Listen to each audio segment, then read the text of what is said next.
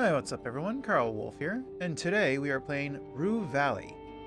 Today is February 2nd for me, and for some that is Groundhog's Day. I keep trying to say the S on the grounds.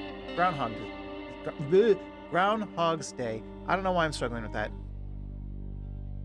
For those who don't know what that is it's just this groundhog, Phil, comes out of his hole, and if he sees his shadow, it's 6 more weeks of winter, and if he doesn't, then it's early spring. But what I care more about is the movie Groundhog's Day, where it was all about a guy being stuck in a time loop, which is what this game is, a time loop. Which is why I'm playing it today, because of the movie. So let's play it. We do not support the use of unprescribed, purple or otherwise, medication for mental health and warn you to avoid such things. So yeah, this will have a lot of like mental health with our main character or whatever, and maybe the others. Oh, get out of here. Get out of here. Okay, and then we have to define our character personality.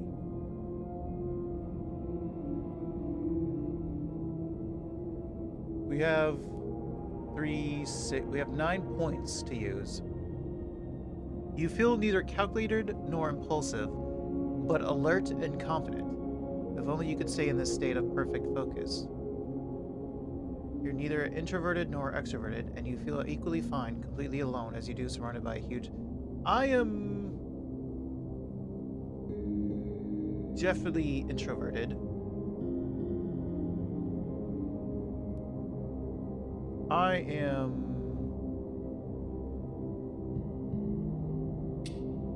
awkward? As a very introverted individual, you neither enjoy nor know how to communicate with others, especially strangers. Yeah, that sounds about right.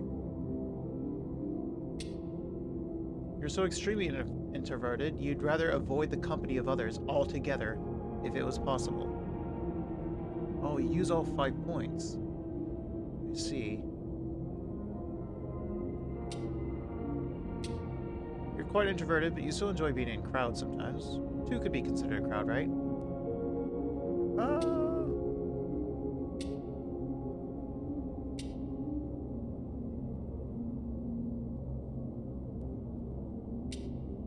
Let's go with... I mean, I enjoy being in a crowd, I just don't enjoy being noticed, right?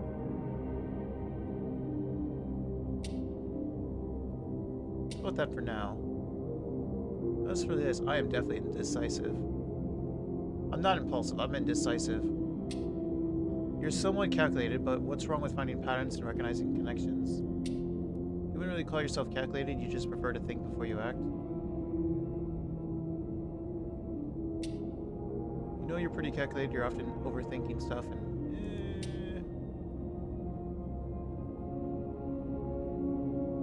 Definitely indecisive.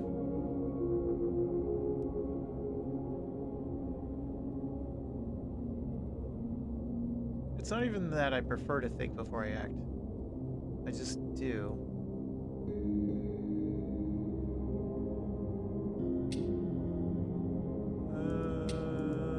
Let's maybe go with this one. Mindful. You're aware of emotions and don't pretend they are not important, but you won't let them overwhelm you. Oh, I have to assign them? Huh.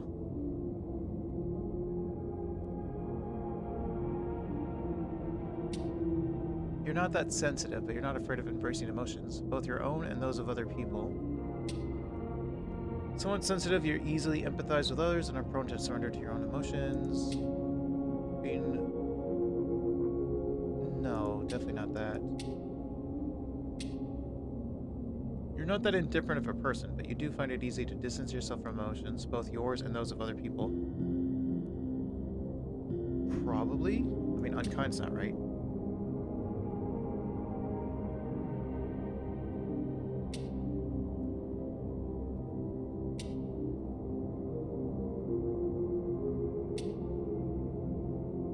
This would probably be more right.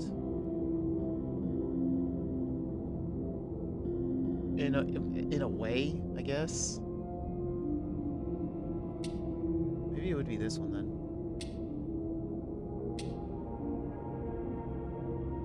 I still have 2 more points to do. So one of them has to be higher. I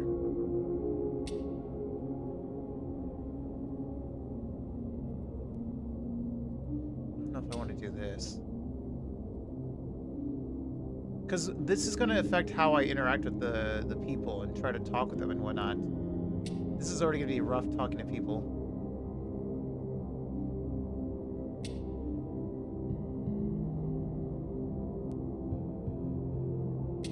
We'll go with that one. Awkward is right. I don't want to go with paranoid. But this is definitely not, that's not right at all.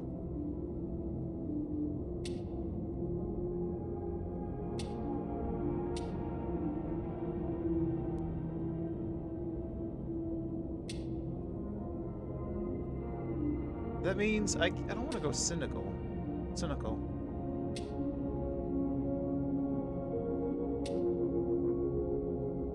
I don't want to do this either, though.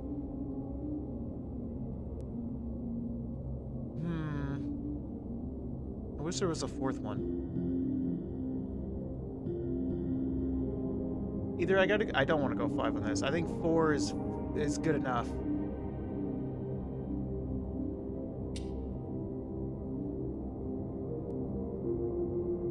I don't know that I want to go 3 on this.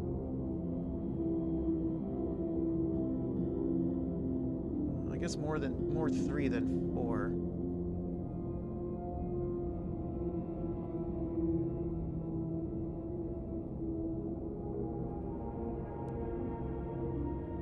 Yeah, I guess. And then this one. I don't really want to go to cynical.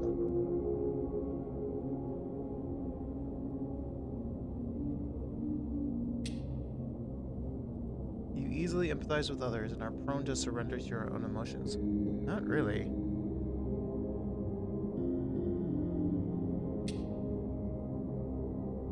You realize they exist, you usually ignore them.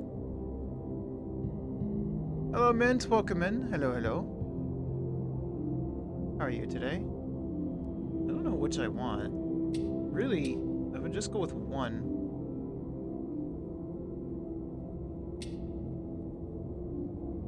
But I gotta use 2. Good, tired, honestly, kind of same. Even though I only woke up a couple hours ago. Not even a couple hours. Over an hour at least. I think I'd rather go with guilt-ridden. I'd rather go with this, I think.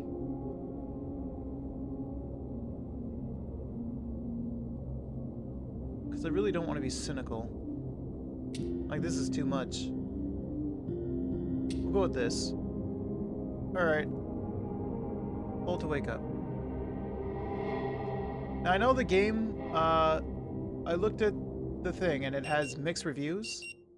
So I carefully looked over the reviews. Apparently a lot of people are saying that this is actually more of a visual novel on rails. And your choices don't actually seem to matter that much. So I'll be going into the game knowing that. So I'll be tempering my expectations. And thank you for the hydrate. And it has a very comic book-like aesthetic.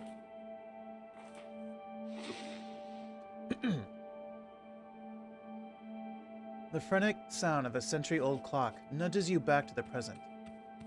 The stale air perfectly complements the image of the old motel room. Still with me, Mr. Harrell? Yes. Okay, we got voice acting. Cool. Traits. Your personality traits determine your dialogue options, and that's pretty much all they do. Apparently, they don't really do much for the end story or whatnot. It's just dialogue stuff. Some options will only be available if you have a certain trait, while others might be blocked by that same trait. Remember, traits are neither good nor bad, they are a crucial part of role-playing a character with a real personality. I understand.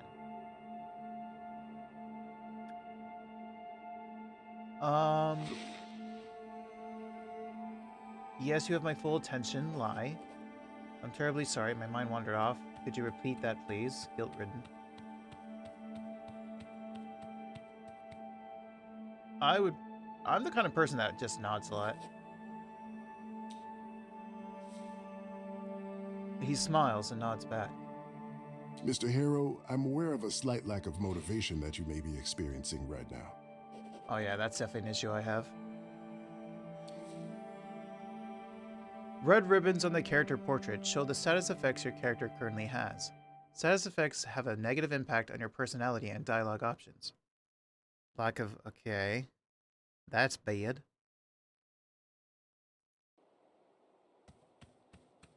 Continue.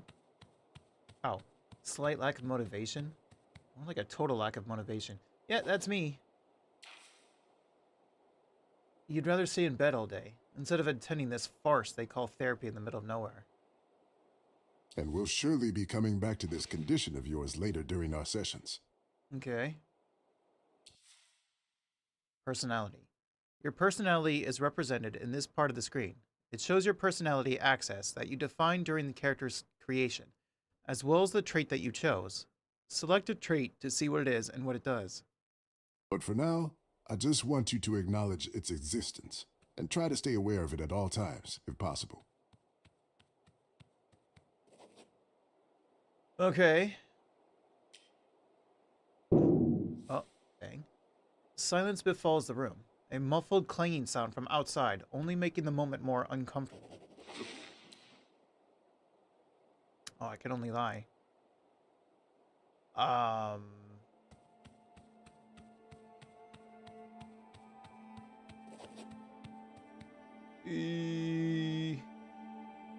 try. That's good to hear. Now, in order to keep us focused, I always limit the session length to exactly 1 hour, hence the alarm. Alright. Wait, the alarm? What, the clanging or the clock?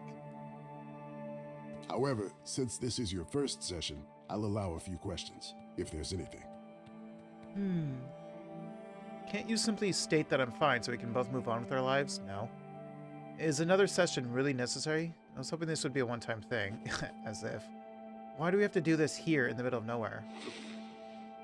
Isn't that because he lives here? Well, you said we're in a hotel, right? Why do we have to do this here in the middle of nowhere? It may be hard to understand the need for isolation at first, but my methods require complete divergence from the clan's regular way of life, as well as temporary distancing from their social groups and circles. Okay. Actually, that makes sense. I understand that. This place is ideal in that regard. However, it's understandable that you need a period of adaptation to both this idea and to your new surroundings. Uh-huh. Right. That's also why I haven't asked you to hand over your phone. Yet. But please don't be alarmed. We'll talk about everything in due time. Okay. Any other questions? I feel no need to ask these, especially this one. No, that's all. He glances at the clock, almost too fast for you to notice. All right then. That's it for today. Through the door, you hear that sound again. You should go and check in at the office. Your room is probably ready by now. Okay.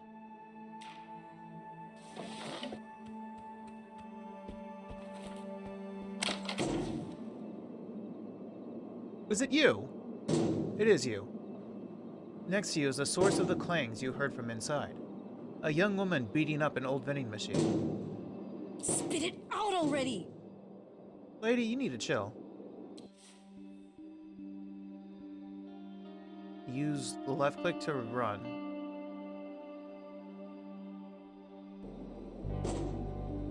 So walk. Hold right click or tab to show available interactions.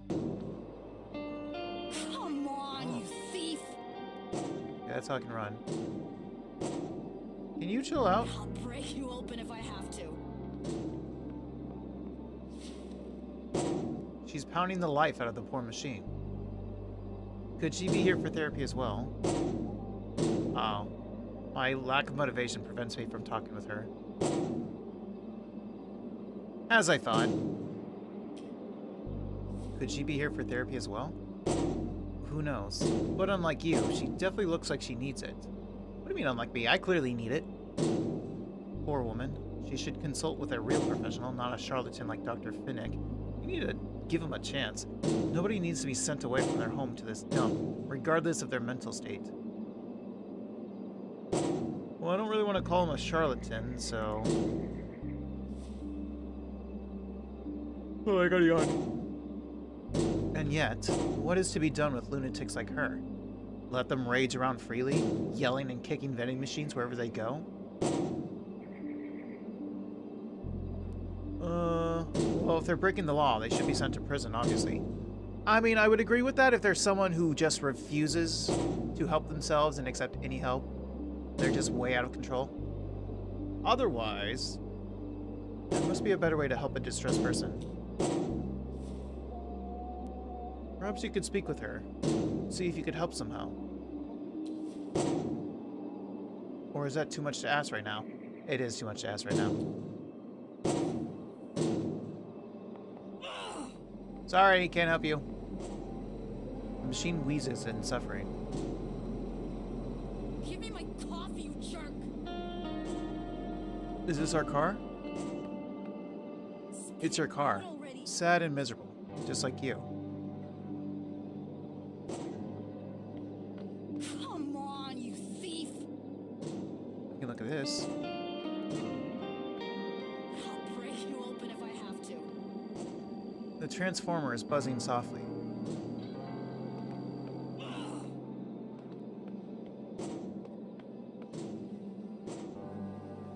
Give me my coffee, you jerk! Plastic bottles, some empty, some others half empty. A partially eaten breakfast, some old clothes, torn and faded. All covered in a mixture of grease and spoiled orange soda. In this murky pool, you catch a glimpse of your own face. Stomp on your distorted image in the puddle? No. Smudge the reflection with your foot? No, just walk away.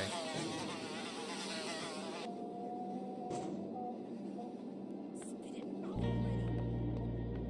Anything over here? How far can I go? Oh, I can go pretty far. Free Wi-Fi, AC, phone, cleaning, clean rooms, cable TV, vending machine. That's a bit weird. How they just should have spaced it more. Give me my coffee, you jerk! Looks uncomfortable. Spit it out already! That gleaming new lock protects nothing but silence on the other side. Come on, you thief! For some reason, this fire extinguisher reminds you of that old pop song. What song? I'm burning inside, day and night. Bring me the hose. Chill only you can provide. Inside, provide.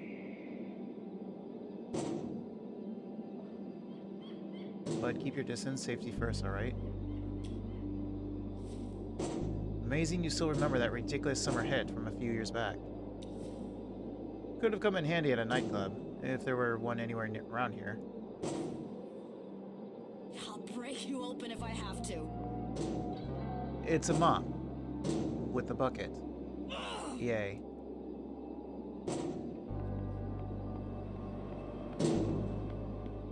Give me my coffee, you jerk! How do I go upstairs? Spit it out already! It's cold like a sleeping serpent. Can I go up there? Come on, you thief! The colors have been bleached by the sun, but you can still make out the image of an orange setting sun, as well as the words Rue Valley written above the illustration. Hello bro, welcome in. Thanks for today's check-in and congrats on first. Inspect the illustration. The picture is quite detailed, but the colors have been obliterated by the sun, making it impossible to discern the main subject, let alone the finer details. You squint your eyes and try to make sense of the confusing shapes, but everything seems blurred and distorted. However, as you keep looking, you finally start to see a magnificent stage. A ballerina dancing gracefully, a lively group of musicians, and an audience dressed in formal attire.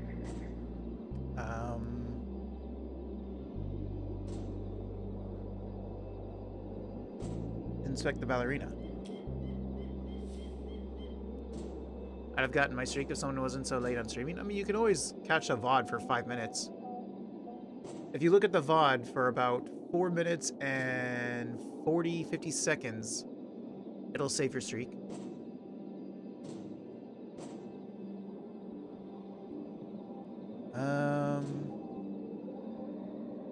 Oh, a ballerina wearing a tutu stands in the center of the poster, on point, with her arms gracefully extended above her head, almost like she's waving to you. Check out the stage. The stage is adorned with elegant curtains, and a strange chandelier is hanging from the edge of the poster.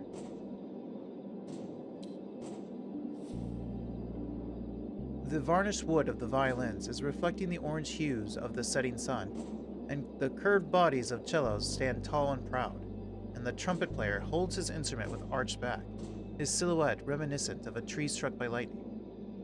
Look at the audience. Not when I'm sleeping during streams from around midnight.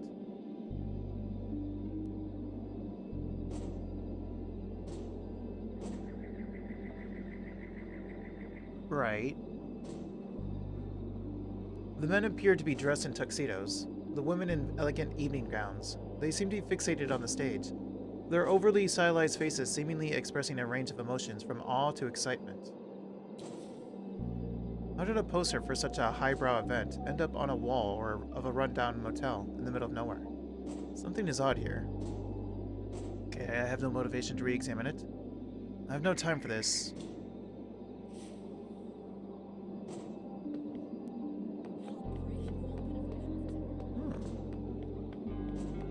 I have to walk the stairs every time, but can I be up here?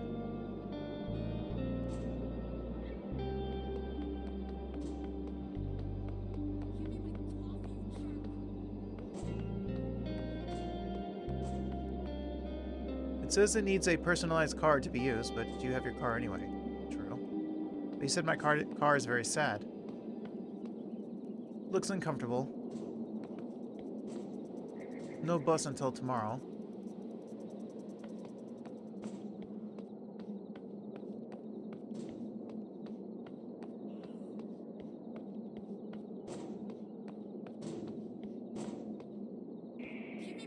Yes, Rue Valley Motel. Our Coral Destiny internet antenna is down? All the attention of the girl behind the counter is occupied by the ongoing phone call. No, the repair tech already came yesterday. Said the internet will be up by noon today. She says to the person on the other side of the call. I mean, I kind of need her attention. I need my room. Try to get her attention. What? Oh. It's best to let her make the first move. She'll soon notice you on her own. End the phone call and ask if she can help you.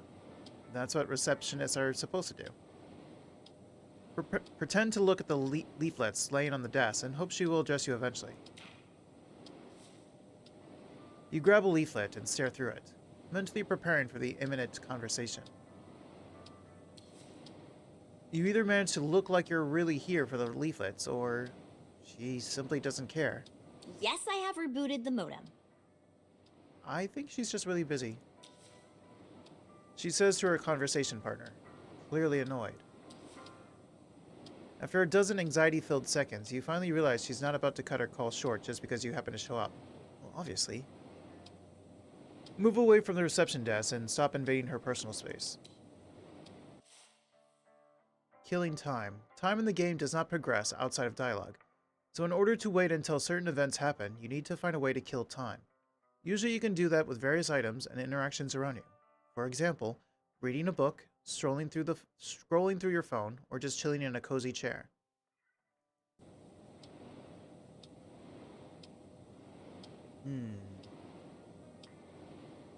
Well, what's this?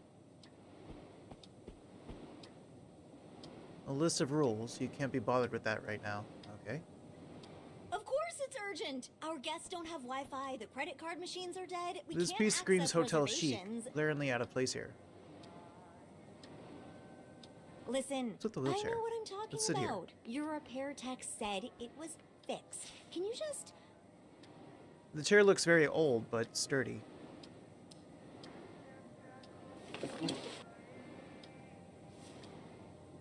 A chair is not a bed, but let's be honest, it's better than standing. Mess with your phone while you wait? Sure. The phone beeps to life with a lock screen that is obviously years old. If it wasn't a collection of pixels, it would be mussy with age and neglect. Scroll through your feed to kill some time. Until she finishes the call. You start scrolling through stale memes, boring news articles, beach photos of ex-acquaintances, and poorly targeted sponsored posts. Scroll some more. In one picture, a grinning middle-aged stranger is apparently showcasing his newest baby. Thanks to a clearly applied filter, both of them sport donkey ears. Cleverly.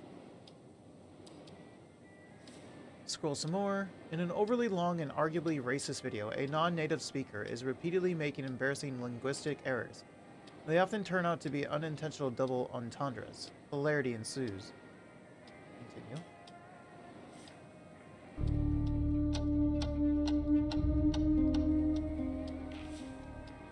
After a while, you realize that neither the pictures nor the posts are loading correctly. Check the signal.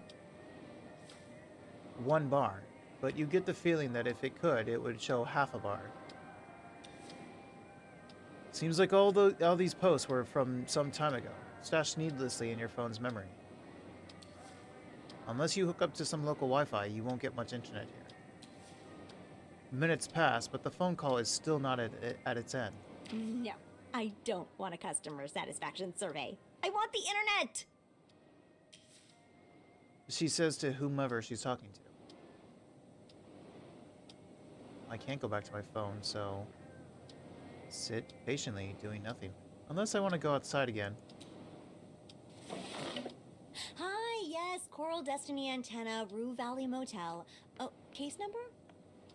It's 6AUG27. Better wait inside her, The she might tech start said it'd be another up by noon drill. today. But Alright, it's I'm going back to 8 seating. PM now. Sit down again.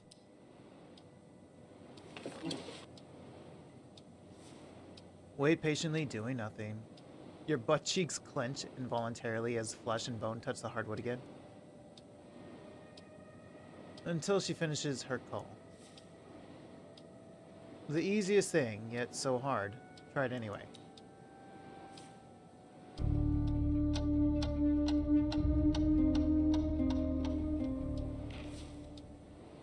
Time is relative. It flies when you're having fun, but lately for you, it's been practically standing still. Wrong chat.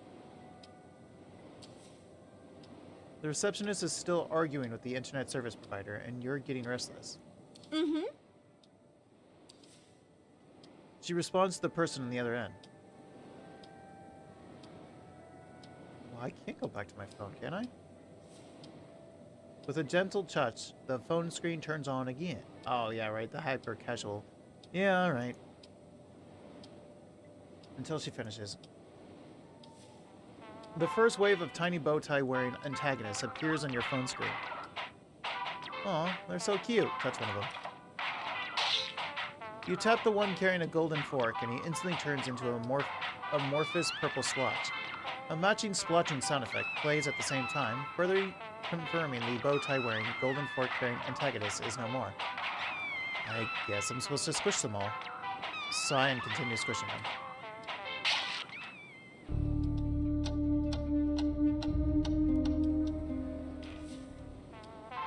As your mind spins around the absurdity of this game, and while your fingers roam aimlessly across the screen, a group of tiny bow tie wearing antagonists gather near the piled boxes at the bottom of the screen.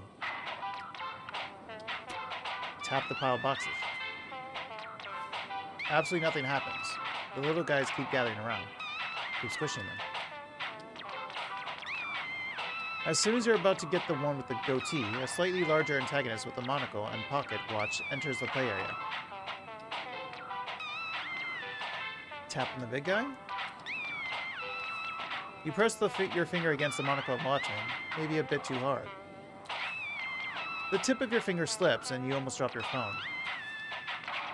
You look at the screen after your heart almost skipped a beat and see that the whole screen is taken up by bold fat letters saying, "Game over." Temporal disruption? What the hell's going on?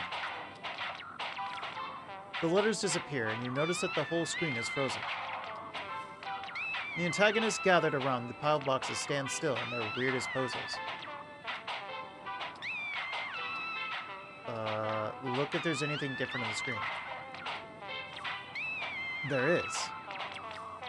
A small timer at the edge of the screen is ticking down. And it's gone. The screen comes alive for a split second. The antagonists unfreeze and continue to antagonize the pile of boxes.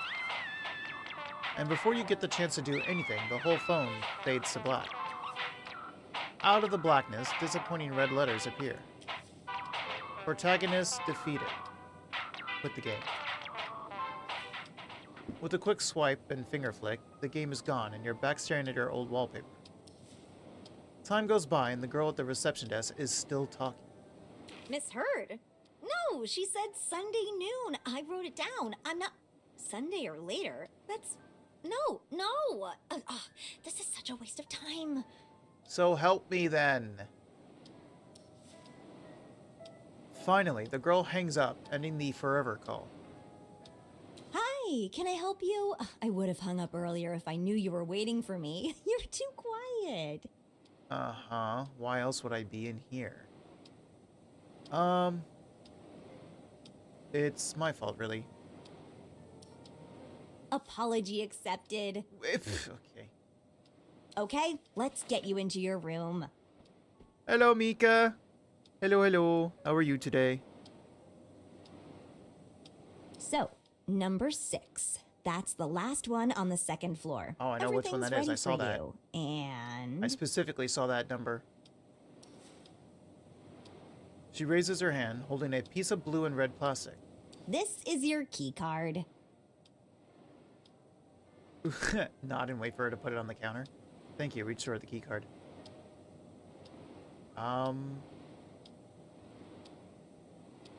Shouldn't she just put it on the counter? Or, like, reach out to me? Nod and wait for her to put it on the counter. Oh, I see you're confused by this. You were expecting an old-fashioned key, weren't you? Just hand it to me, woman. She's excitedly waving the card around her head. Well, we decided to modernize for a number of reasons.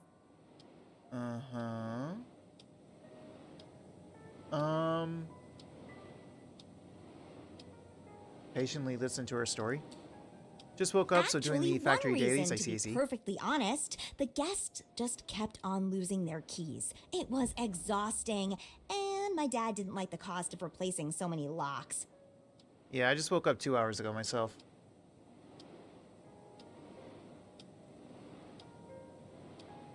It's my fault for looking like I'm... You're not saying that out loud, are you? Continue listening to her rambling. So, yes, we decided to use electronic key cards. Cost us a lot to implement, but now when a guest loses their key, we only need to replace a piece of programmable plastic. Continue listening. How great is that? It makes my life so much easier. She takes a deep breath, planning to continue, but a notification sound from her phone interrupts her. She immediately grabs the phone, smiles, and starts typing a message, as if she suddenly forgot she was talking with you. She definitely did. But after a few seconds, she puts the phone down and hands you the keycard. So, here's your key card, and I'll need your signature here. Thank you. Items you pick up are presented here. While not in dialogue, you can select them and interact with them. Also, some items will show more information on their icon. For example, availability of internet connection on your phone or battery level. I see. Oh, I see. Sign. She puts some kind of document on the counter. Thank you. I'm here if you need anything. Enjoy your stay. Bye. Alright, time to go. And I saw that. Very specifically saw that number.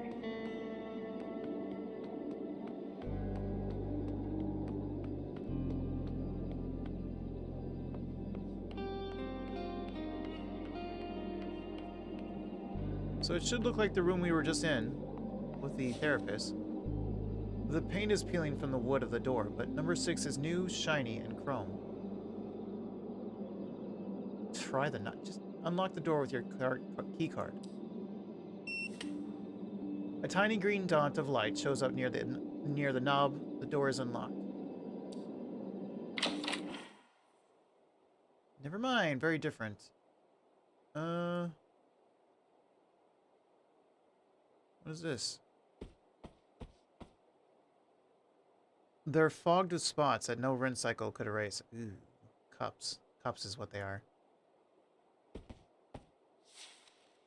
Hundreds of strangers have slept in this bed, leaving behind flakes of dead skin. Still, you can't wait to jump into the sheets and contribute to the collection. I mean, they wash them, surely. Unfortunately, between you and the object of your desire, or on the folded sheets, lies a dusty suitcase. Your suitcase. The smallest one you own. You own more than one? I can't deal with this now. Put it away. Yeah, it's such a chore, but the more you prolong it, the worse it will get. If you don't unpack now, it'll feel even harder and more pointless to do it later. Step by step, a simple act of unpacking will become an insurmountable burden, and even thinking about it will make you feel weak and powerless. Do you really want to crawl back into that deep black pit? I can't go back to that. Never. Open the suitcase. Oh, Saucy. Congrats on second. Thank you for day checking. There's not much in the suitcase. Spare clothes, a phone charger, a toothbrush, and a couple of other items. You really weren't planning on staying here long. Well, you better see if they have laundry facilities.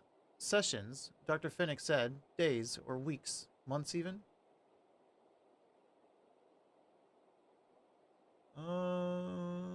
Unpack the suitcase. I did it.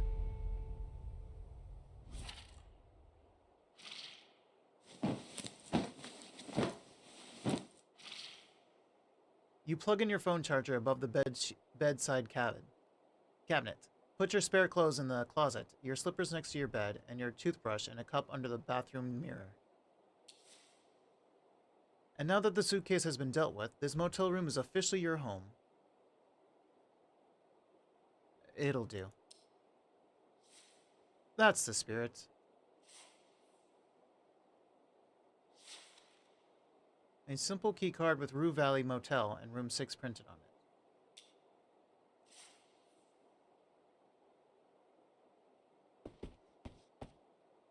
A list of rules. You can't be bothered with that right now.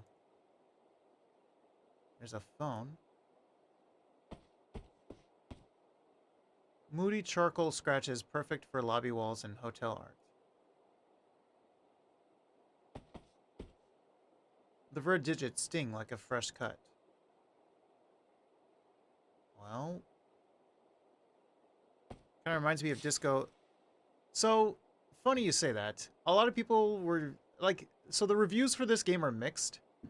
And when you look at the reviews, they do mention Disco Elysium, which I think I have that on my wish list. They mention that for like style-wise, but story-wise, it is definitely not Disco Elysium. They kept saying it. They kept saying like it was important to know this is not.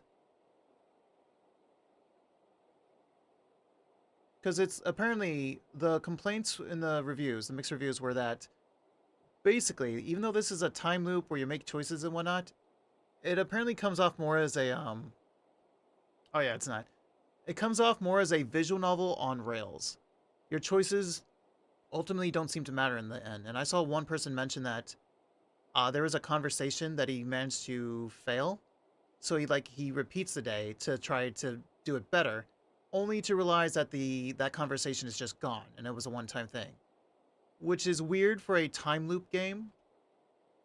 So I'm going into this game knowing all that, knowing that apparently there are stuff that don't repeat, and that ultimately the ending is the same no matter what, I believe. Which is fine. I'm fine with that. So mainly, your choices really only matter as far as dialogue goes, it looks like. Especially with your whole personality thing that I had to choose at the beginning. Because at the beginning, you have to choose how calculated you are, how introverted or extroverted you are, how sensitive or how cold, indifferent you are. This one was either calculated or reckless. I went calculated. Like, you pick your stats. Despite the tight sheets and crisp-looking pillows, the bed reeks of dust and age. Fall onto the bed. I mean, if it's more like a visual novel, which it is, it has this like comic book style. I could have done this on a visual novel day. But oh well. Adventure game day is fine. You fall into the bed with all your weight. It croaks and squirms, and a cloud of dust and skin particles rises up. As soon as your head touches the rough pillow, though, tiredness overwhelms you. Coming to this nowhere motel to attend therapy you don't need has drained you both physically and mentally. Hello, Kai. Thank you for a daily chicken. Yeah, so we're in a random town, I guess in the middle of nowhere or something, staying at a motel because we're taking therapy, and the guy had us come out here, apparently so that we can have a bit of isolation from our everyday routine and social circles. Apparently this is his method. You are desperate to get some sleep, yet after weeks of wakeful nights, you know it won't come that easy. Just close your eyes and hope sleep will come. I mean, there's no Wi-Fi, so...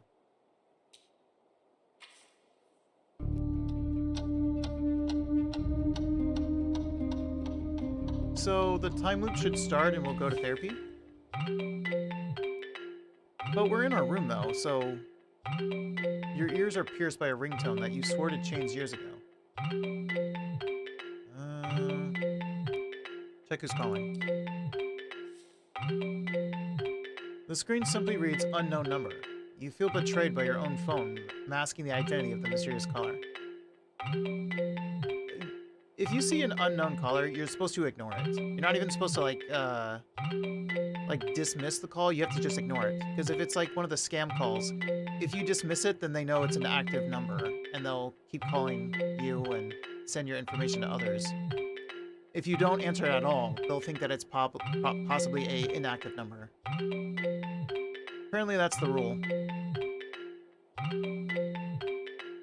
Yeah, if you dismiss your number or call to yell at them or do anything that shows you're active, then you're just letting them know you're active. It doesn't matter if you tell them you're not interested. You know what? Answer the phone. Hello, sir. Am I speaking with Eugene Harrow? And I regret it immediately. At least he said our name, right? So he knows us. I finally can ignore calls. Back then I had to worry if it's from my school or not. I see. Yeah, I don't really have anyone who calls me other than Raid Boss or my sister. And even then, not really, so... I get hundreds of scam calls every day that I just have to ignore constantly. Apparently I saw on Twitter or X or whatever that there are steps to take that can fix that. I should get around to doing that. I bookmarked the post, so I should get around to doing that. Even if I ever get work, it would be obvious if the phone number... Yeah, true. The line crackles heavily, as if the man is speaking from the distant past. What can I do for you?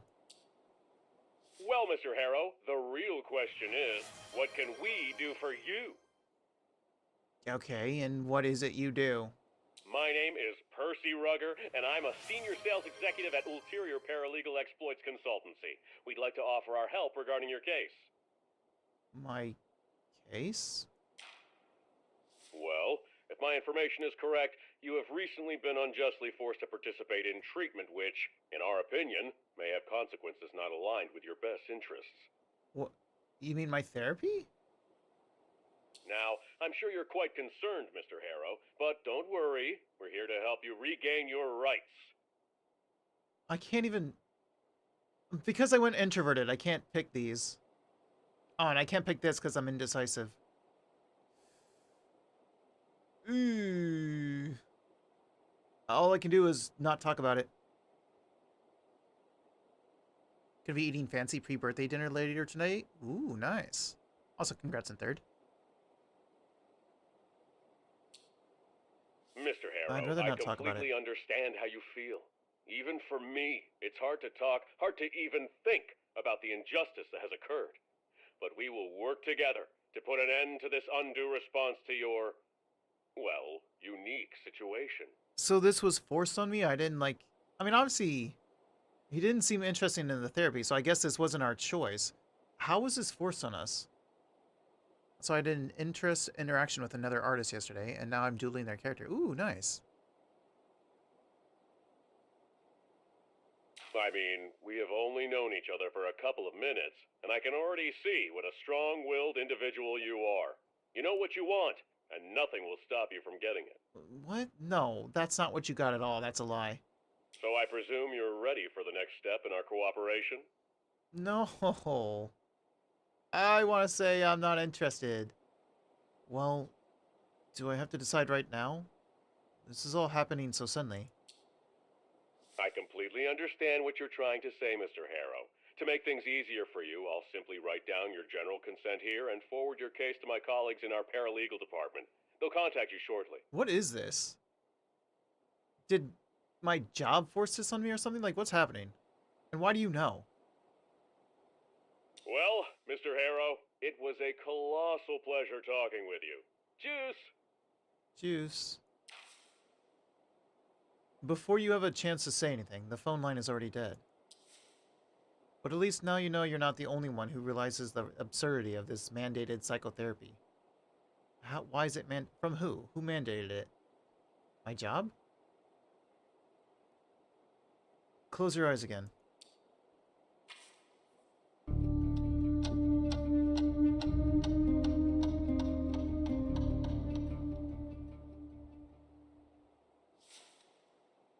I wanted to commission them, and then we end up in a semi-heated discussion. And they got intrigued by my commission. She drafted something for me. What the hell? Interesting. And as her mind begins to drift, reality fades away.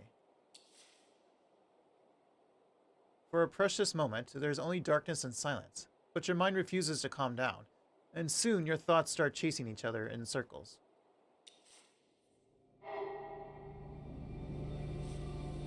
The mind map. Okay, I did see this mentioned in the reviews. This is your mind map. It is a representation of all the memories you have and how they are connected. When a new memory is available, you can recall it by selecting and activating it. Once the memory is activated, it can open dialogue choices in relation to that memory. Okay, so this is for the time loop. But I didn't get to keep it, so I'm drawing them something because I felt bad that they spent time to do that, and I only just met them for a day. Mika lives quite the life. An art attack.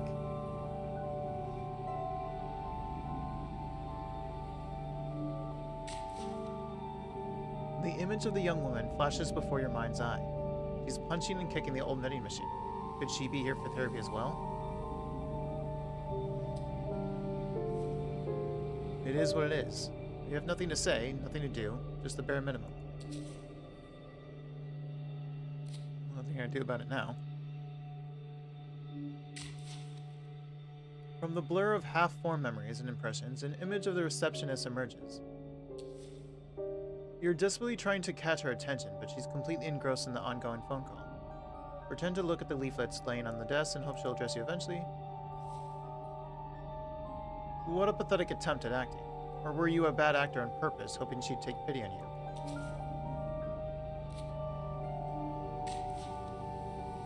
You see yourself lying in bed in your new motel room, holding your phone next to your right ear. My name is Percy Rutherford, and I'm a senior sales executive at the Interior Paralegal Exploits Consultancy. We'd like to offer our help regarding your case. My case? Oh, come on. You know what he's talking about. Out of the swirling images, the bushy eyebrows of your new psychotherapist emerge, bouncing up and down as he talks.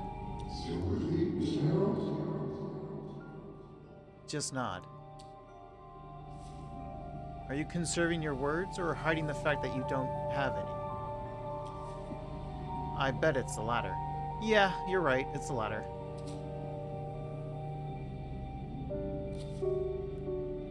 As your consciousness keeps spinning around, the carousel of recent experiences warps into a single vision, suspended between sleep and waking.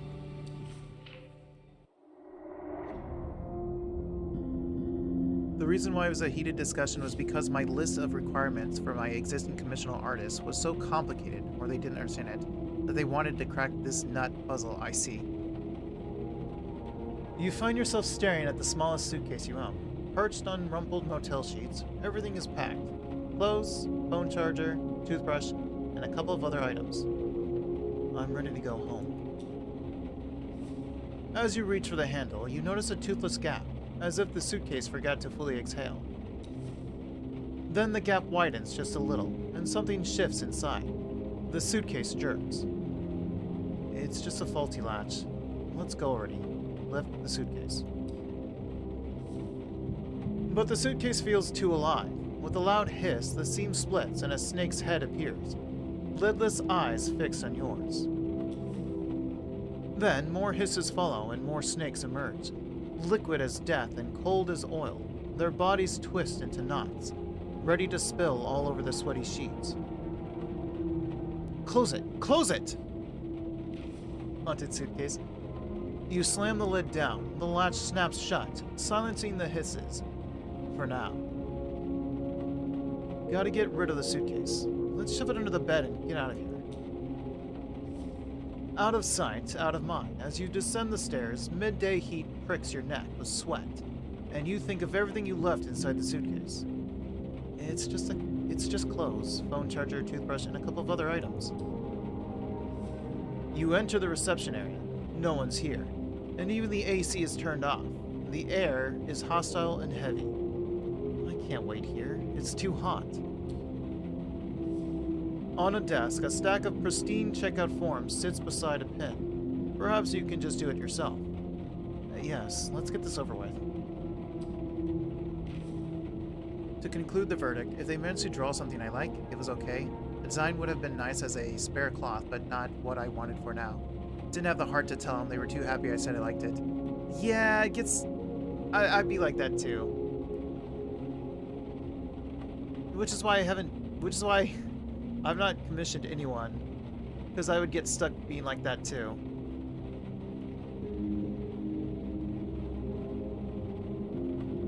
Which is why I picked the indecisive personality for my character here. Name, date of birth, length of stay, but a single mischievous drop of ink escapes the pen and begins swelling into a blot, a puddle, a pond, spreading across the form as sweat spreads across your shirt. Snatch another form and start over. You slap the new form over the old one. The blot seeps upward.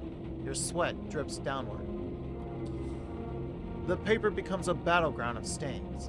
Your tongue feels swollen. Your throat dry. You know what? You're right. It is. I'm a drink.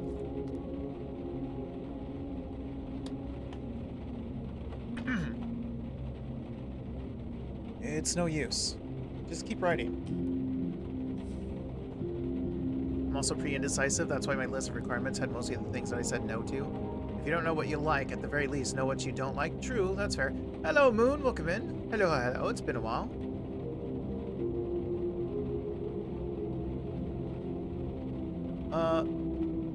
You write all the words in black, on a completely black paper, and sign in black. Not your fault, after all. But it is. You did what you could. Now it's time to leave and find something to drink. Get out already. The parking lot shimmers in the heat, asphalt soft underfoot. Across it, the vending machine glows like a mirage, its glass fogged with condensation. Insert coin. Press the button. The machine hums, light flickering, but no bottle comes out. Insert coin. Press the button. You're gonna have to kick it. You drop another coin. Clink, press, hum, still nothing. Just kick it. Insert coin, press the button. The world narrows to the clink of metal, the press of your finger, the machine's empty whir. Maybe this time it'll work. Oh, what's this? Gonna finish that surprise doodle for the person? Good luck. The checkout. You tried to leave this damn motel and all that therapy nonsense behind, but everything kept falling apart. Ugh, I can't even recall it. Don't worry, it wasn't even a real memory. But it is an embodiment of my feelings. More like random neural activity in your brain. Synapses sparking from nothing. Best forget about it. It didn't feel random at all. Could be. But are you strong enough to remember it? Brave enough to confront it? Not yet.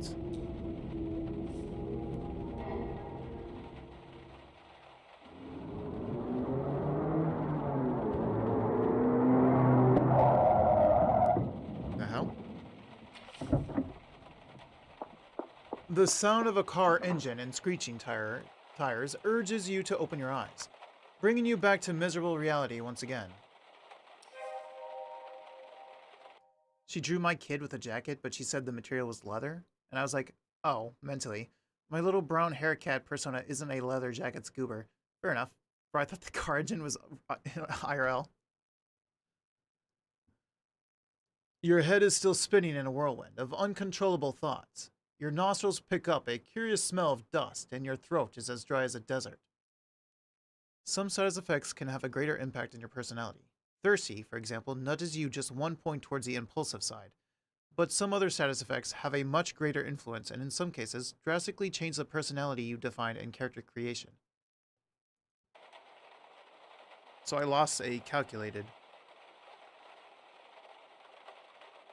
a indecisive.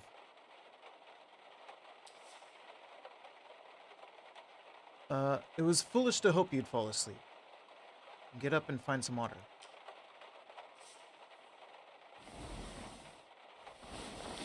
I mean, I could step outside and look up and open my mouth.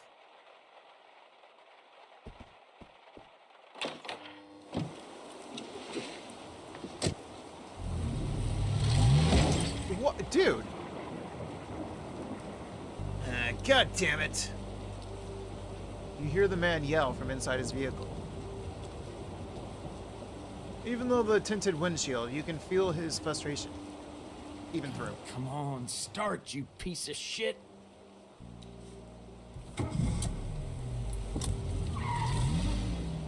What the hell? Hit and run. Do you still want to drink? I mean... Judging by the careless driving you just witnessed, the man is either under the influence or another patient of Dr. Finn's. He seems to be in a hurry.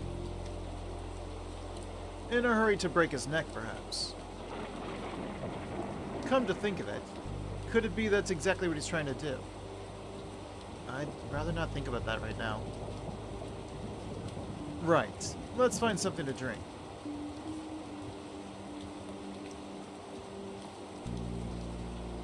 Here, just look up. Okay, never mind.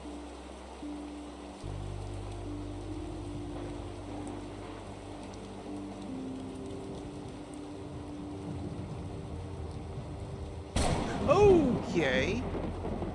You jump, as if someone jabbed you in the stomach.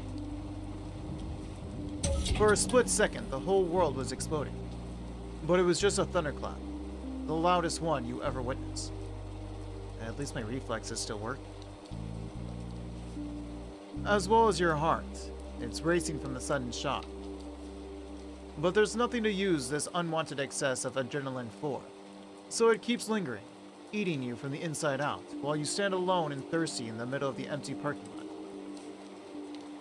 Yeah, they really don't, do they?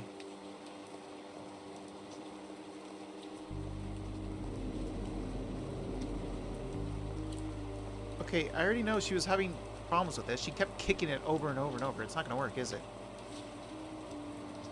The battered machine seems to be decades old, except for a newly installed, comically large reddish button. Check the label on the reddish button. It reads, "Drinking water for the people of Rue Valley, free of charge, courtesy of Coral Destiny." Okay, we'll press that button then.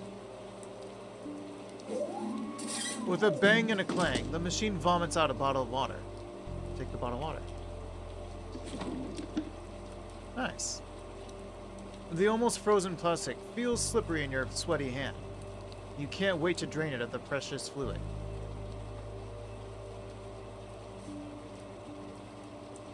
Can't wait? I feel like I should go back to my room first.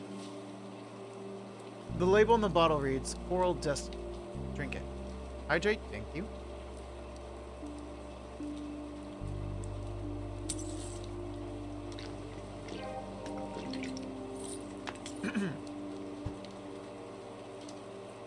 Your thirst screams at you to gulp down the whole bottle right now. But there's no need to hurry. Take it one sip at a time.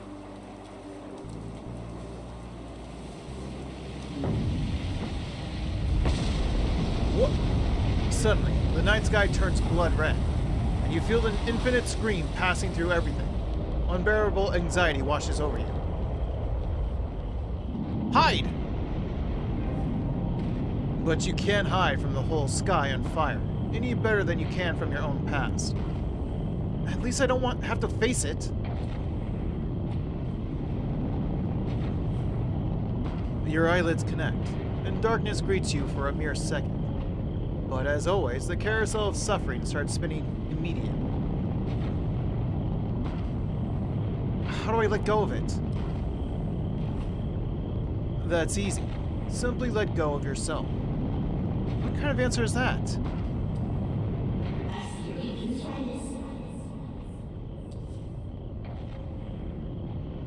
My volume isn't all that loud and it sounds like it's right outside. The receptionist says whimsically, emerging from the whirlwind.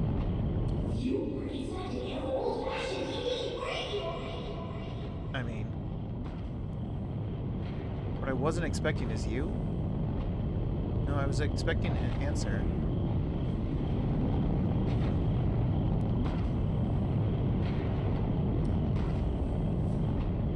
But the receptionist disappears. Instead, the fiery sky begins burning its way through the darkness, cutting several straight, narrow slits in your closed eyelids.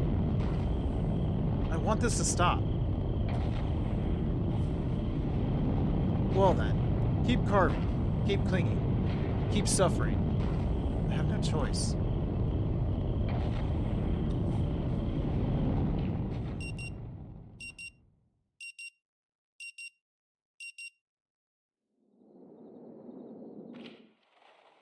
Still with me, Mr. Harrow? And I'm back. Stop the carousel and focus on something else.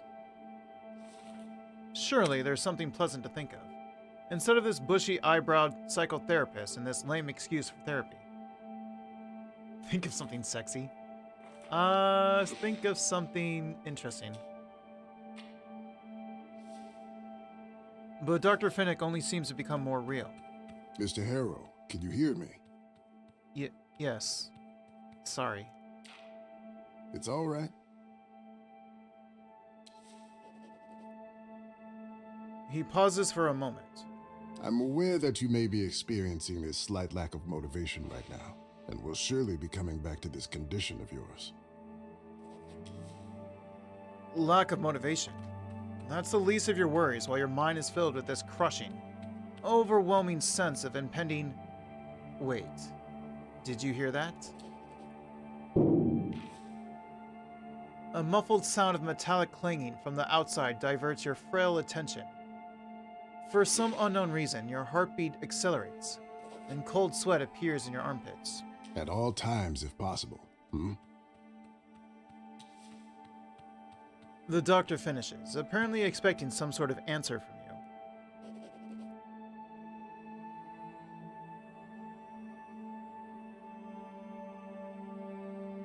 Do I just nod again?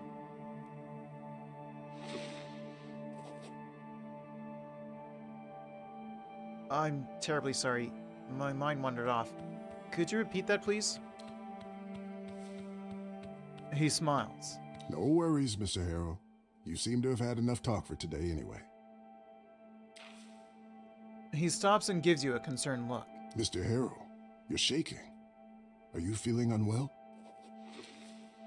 Well, you endured the whole session stoically so far. But this one moment of anxiety, it could completely ruin your chances of being sent back home anytime soon. Try and act like the stable, well-adjusted person that you are. Failure.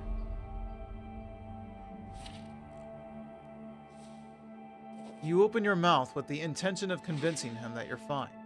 But the stress is just too high to control, and it instantly overwhelms you.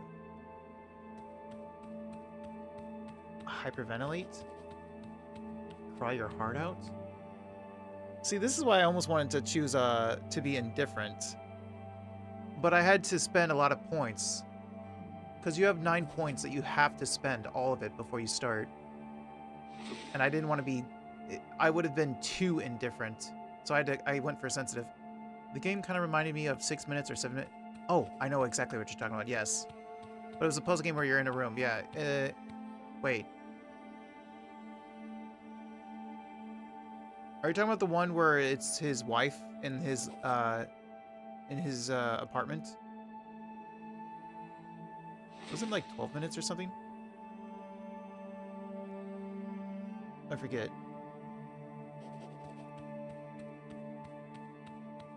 Yeah, I know but I do know the game you're talking about then. I've watched people play that game. Where it's kind of unnecessary for me to play it, but I'd still like to play it maybe. But yes, I do know that game, and that was the game I was thinking of when I saw this one. Cry your heart out.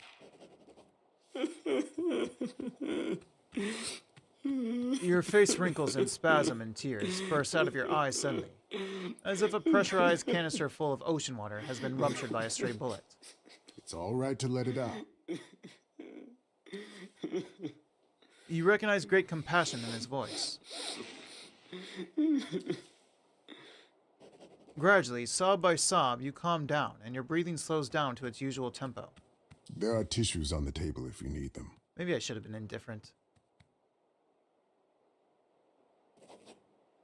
Thanks. Use a tissue. Feeling a little better?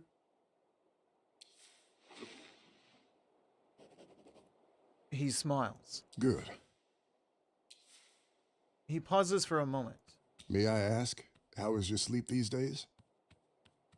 I haven't slept in months. Is that so?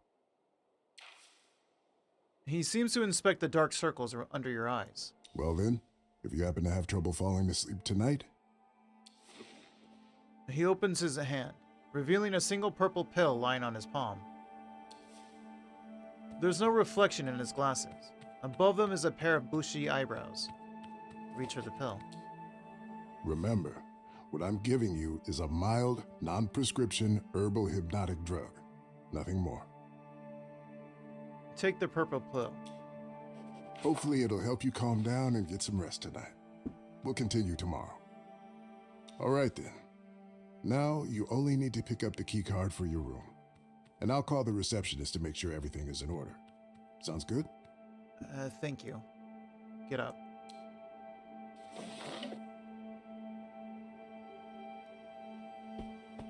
Bye. Actually... Let me actually look at your room this time. It's an older model, built for an office work and the occasional social media brawl. The journal's title reads, Frontiers in Integrative Psychotherapy.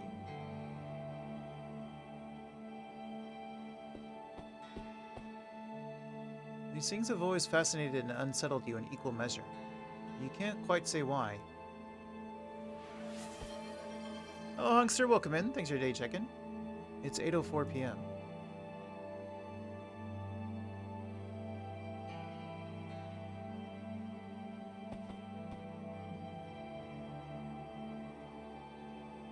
It's brand new. Probably opened just before you got here. Okay, let's leave. Got you lurked while working, mate? Appreciate it.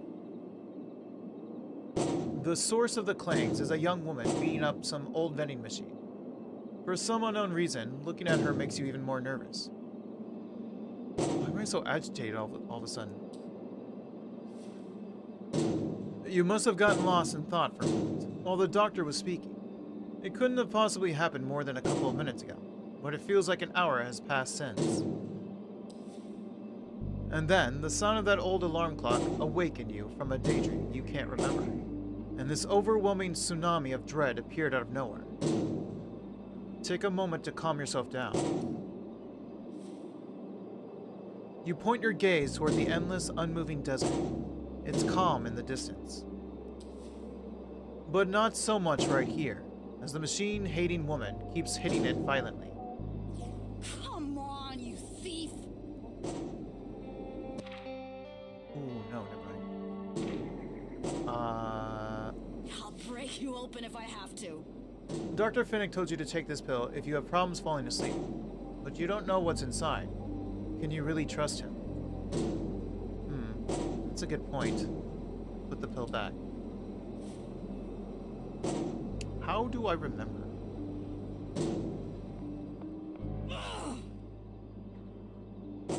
She's still wailing on the poor machine, and it's driving you crazy. Just get away from her.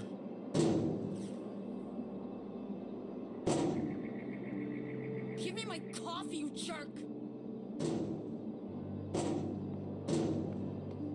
Spit it out already! Well, everything's the same, and I can't talk to her. Come on, you thief! Yes, your colleagues already suggested I reboot the modem. I even All the tried a attention of the backup girl behind the router. counter is being hogged by the ongoing phone call. Of course it's urgent. Our guests don't have Wi-Fi, the credit card machines are dead. We can't... She pauses for a second. Oh, hold on. I have someone on the other line. What? That's different. She presses a button on the phone. Hello, reception? Oh, what can I do for you, Dr. Fink? If it's about the Wi-Fi, I was saying Finnick. Fink. Okay, so Fink. Dr. Fink.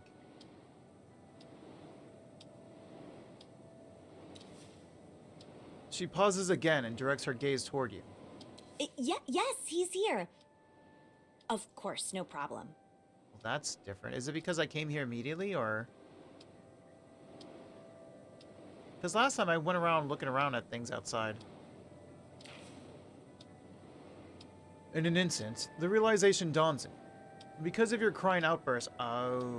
because of your crying outburst at the end of the session, Dr. Fink must have just warned the receptionist of your condition.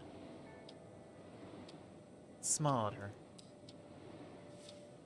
She smiles back at you as she touches the button again. Hello?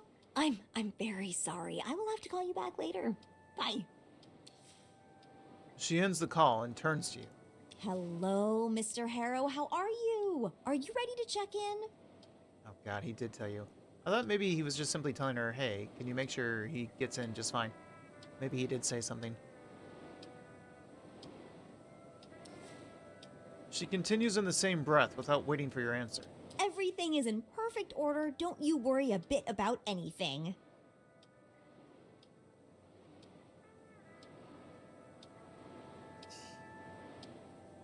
I mean, it would be an awkward thank you, but thank you. You're welcome. Let's get you into your room. Her voice is full of enthusiasm. So, number 6. That's the last one on the second floor. Everything's ready for you. And... And... She raises her hand, holding a piece of blue and red plastic. This is your key card. Okay, well, last time I waited for her to put it on the counter, she went into a little spiel about it, so I'm just gonna reach for it. Thank you. Reach toward the key card. You stretch your arm politely, hoping she'll hand you the card. But she's completely ignoring your gesture and is excitedly waving it around. Really? Oh, I see you're confused by this. You were expecting an old-fashioned key, weren't you? Well, we've decided to modernize for a number of reasons. How am I confused with my reaching for it? Suddenly she curtails her excitement, as if she remembered something. Oh, you must be very tired. Perhaps I'll tell you about it some other time. It's a really interesting story. Yes, I'm exhausted. Here. She hands over the key card and puts some kind of document on the counter. I'll just need your signature. What do you mean read it first? Foolishly? I'm not gonna read it. I'm not. Oh, I'm paranoid now? Oh, I'm paranoid. Am I anxious? Well, that's unfortunate. Read the document first. They won't get you this way. And don't forget the small print. Oh, are you a lawyer, perhaps? What? No. She interrupts you curtly. Not really. She's right. You're not a lawyer. So who are you kidding? Just sign the damn document and prepare for the unknown consequences. Sign the document begrudgingly. Thank you for your trust, sir.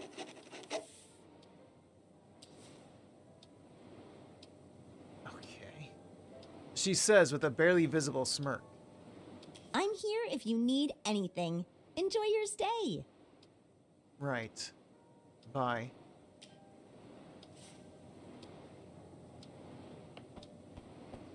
I'll break you open if I have to. Still busy with that, huh? Well, good luck.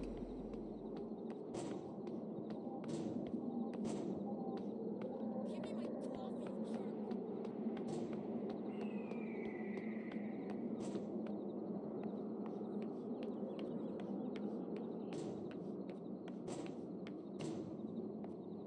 Come on, you thief. The paint is peeling from the wood of the door, but number 6 is new, shiny, and chrome. Unlock the door and enter.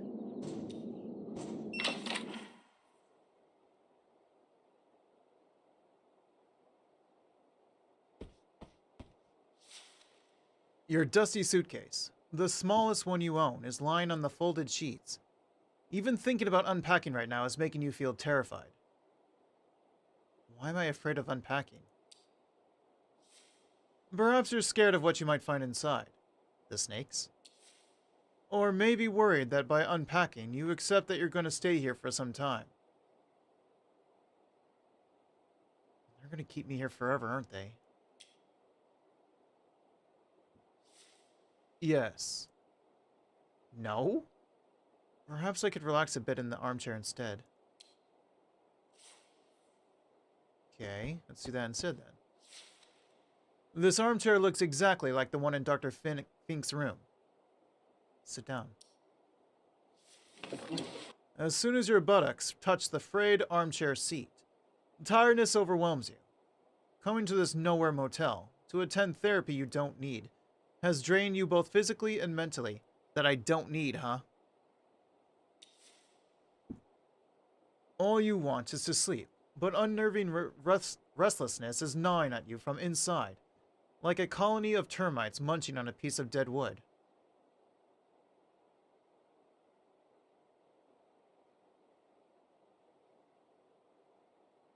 Just close your eyes and hope sleep will come.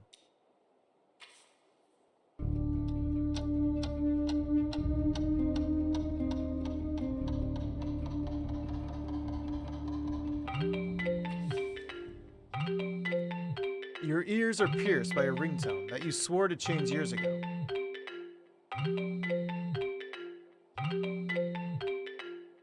Check who's calling. The screen simply reads unknown number.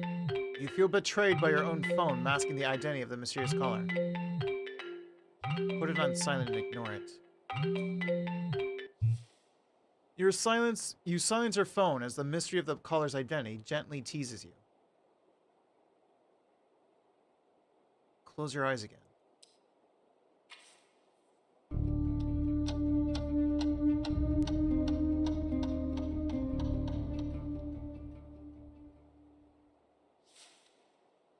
And as your mind begins to drift, reality fades away.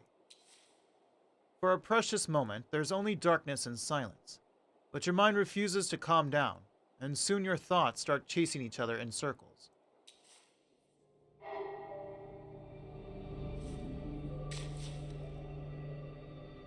Judging by the careless driving you just witnessed, the man is either under the influence or another patient of Dr. Fink's. He seems to be in a hurry. In a hurry to break his neck, perhaps. When did this happen? This evening, but later.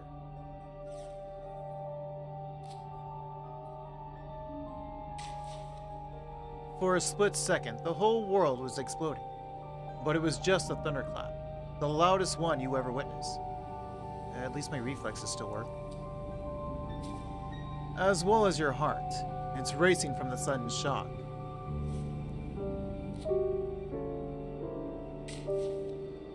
Suddenly, the night sky turns blood red, and you feel an infinite scream passing through everything. Unbearable anxiety engulfs you. Hide!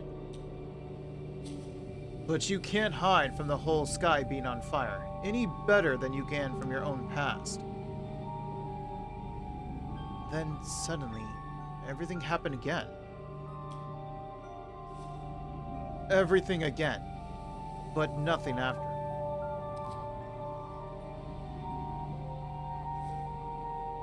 The meaning of what you've just experienced is still hard to grasp.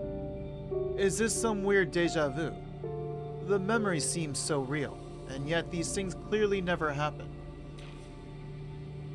Have you actually gone completely mad? And they were right to send you to Dr. Fink. But what if the careless driver really does show up? What if lightning actually strikes the motel, and the night sky turns red? The combination of several specific memories can create an idea, and with enough inspiration or willpower points, you can turn that idea into an intention. Intention opens new dialogue options that will lead you through the journey of completing that intention. Keep in mind that not all that you intend can be successfully achieved.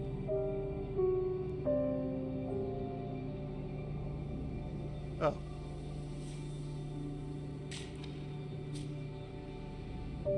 How could you remember something that is yet to happen? But then again, why would you imagine events so specific? Hold to commit, can I? Not enough willpower. You want to get up and find out if these strange memories will play out in reality, or if it is all but the fever dream of a lunatic. Yet, you can't. It's all too much. All you really want to do is forget you ever had these weird visions.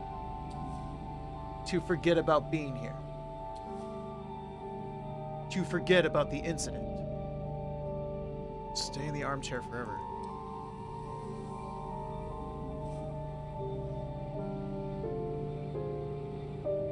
But we're thirsty.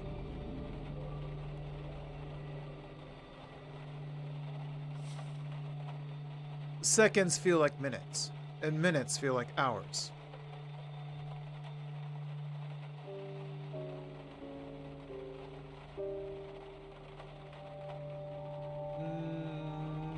Close my eyes again?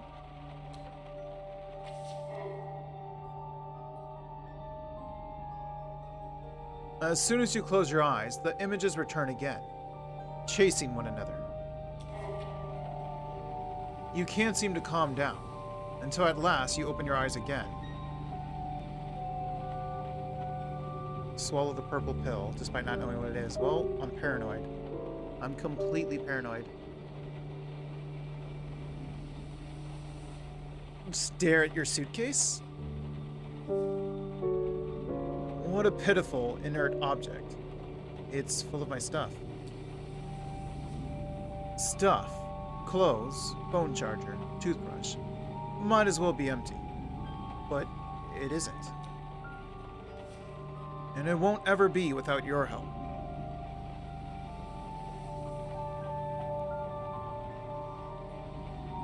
Will the closing my eyes just keep repeating? There's not much point in messing with my phone. What if I close my eyes again?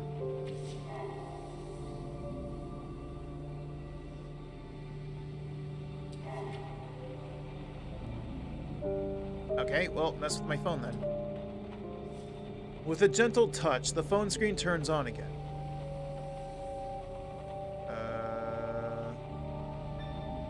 Scroll through your feed. That always makes you drowsy. And you start scrolling, but every post looks like you've already seen it before. Same old, same old. Well then, back to the phone. Play a quick match of hyper-casual protagonists while you wait for sleep to come. As soon as the first wave of tiny bow tie wearing antagonists appears on your phone screen, an uneasiness starts building inside you. Playing this game right now, for some reason it feels unsettling. This was supposed to be relaxing. It's not your fault. You're simply too nervous to play a stressful game like this right now. There's nothing else to do but swallow the purple pill. Can't have red or blue, just have them both. The purple pill. Swallowing a pill without any water is not a pleasant task, true. But getting up only to get some water definitely feels like too much of an effort. Well, I can't get up, so no water for me. Force the pill down your throat. Using saliva as a lubricant, you help the purple capsule and find its way into your stomach. You have no idea how long it will take until its effects kick in, so there's nothing to do but wait. Well then, back to the phone. With a gentle touch, the phone screen turns on again. But okay, well that was pointless. Alright, well, close my eyes, I guess. As soon as you close your eyes, the images return again, each one chasing another. No, they don't, it's blank. But gradually, your thoughts begin to slow down, and your consciousness lightens its feverish grip on you. I tried doing that before, swallowing a pill without water. It do be unpleasant. If I did it before, it was when I was probably a kid or a teen, and I've never done it again since, because I can't even remember.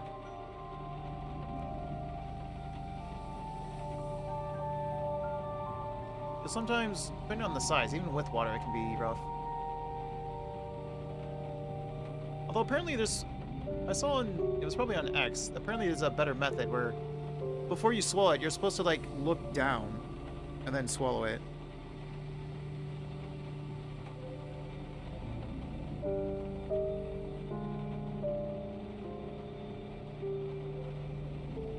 Let's see. No turmoil, no fear, no remorse, no pressure, no embarrassment.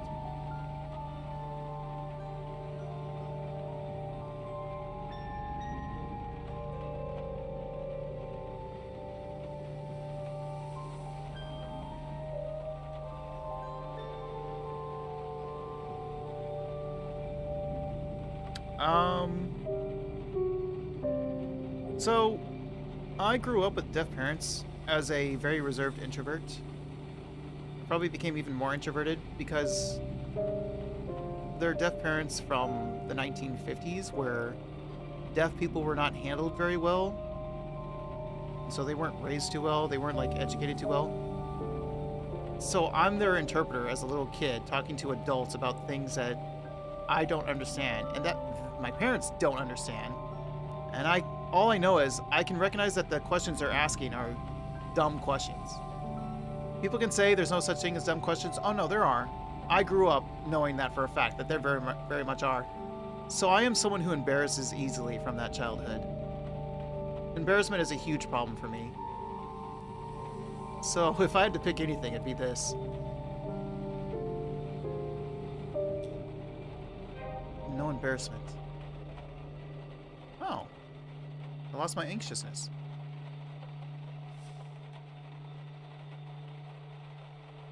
Was it the purple pill?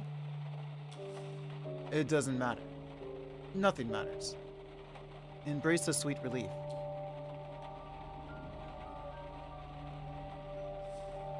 Like a leaf on the wind, you're tossed this way and that.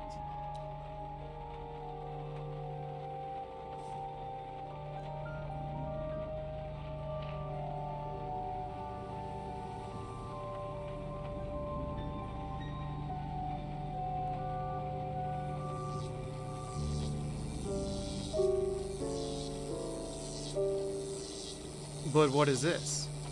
A tiny spark of light seems to have taken root deep inside you. It must have broken away from that mighty forked bolt of the brightest lightning you ever saw earlier. A spark still without shape, still without purpose, but full of potential. The sound of the loudest thunder jerks you out of your slumber. The speck of energy, now fully grown, is pulsating in your chest. You remember this feeling. Inspirations. You can use these inspiration points in the mind map to turn ideas into intentions. To get inspired, you need to explore and experience something new, no matter how insignificant it seems. But unlike real willpower, inspiration is a fickle thing. Once spent, it's gone for good. Ah.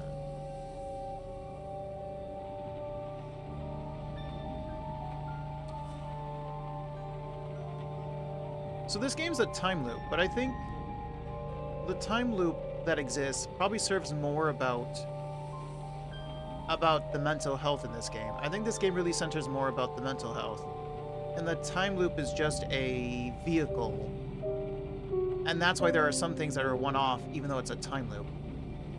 In which case, I understand and I'm okay with that.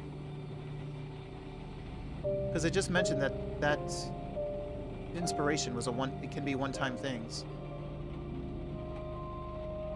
And as you finally recognize what it is, your pathetic attempt at forgetting about what you experienced earlier is shattered.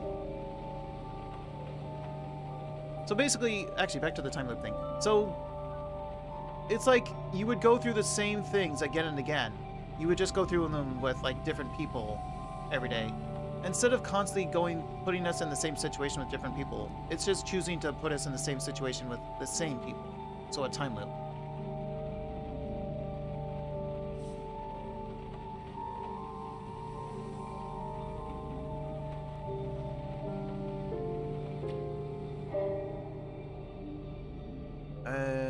Well, I guess this one then.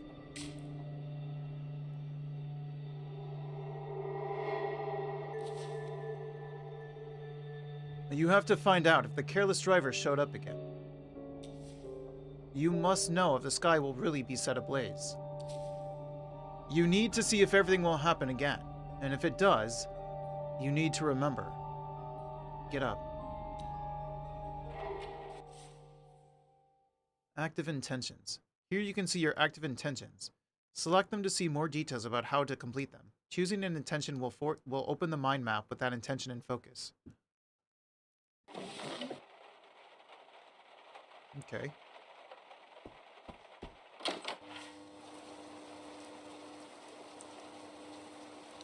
The rain has slackened off, and you see nothing out of ordinary. Nothing you could put your finger on. If the careless driver visited the motel, he has surely left already, while you were sleeping. I should have found the strength to get up earlier. There. It's not your fault. You were incapacitated. Glance toward the parking lot. Oh, I see the skid marks. As you stare at the reflections on the wet, dark asphalt, the memory begins unfolding in your mind again. He enters the car, starts the engine. And then he hits the transformer while driving in reverse, smashing his rear lights before driving away in a cloud of smoke. If this really happened, you may be able to find some evidence down there. That's right. So, like, there'll probably be a dent in the transformer.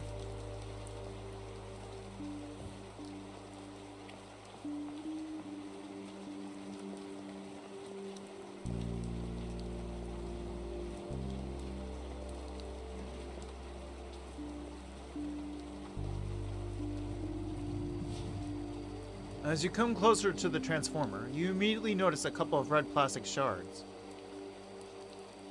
Well, that's not his light, is it? Because I don't think his truck was red. That would be his backlights. Idiot. Look at the shards. There are several small ones scattered all around, translucent triangles and rhomboids. The largest of them is lying right next to the transformer, shiny and wet, boldly staring at you from the dirty asphalt. Inspect the transformer. The transformer doesn't show any obvious sign of the impact. Really? Sturdy. Inspect the largest shard. This thing is so sturdy it broke the car then. Like the car's light. This shard is obviously part of a broken taillight. This means he's been here already. There's no other option. Or is there? It could have been lying here for days, from some other vehicle. True. I knew I would find something here, and I did. Be indecisive? Surely we wouldn't want to believe this right away, right? Because we didn't see him here. And rain and thunder is common.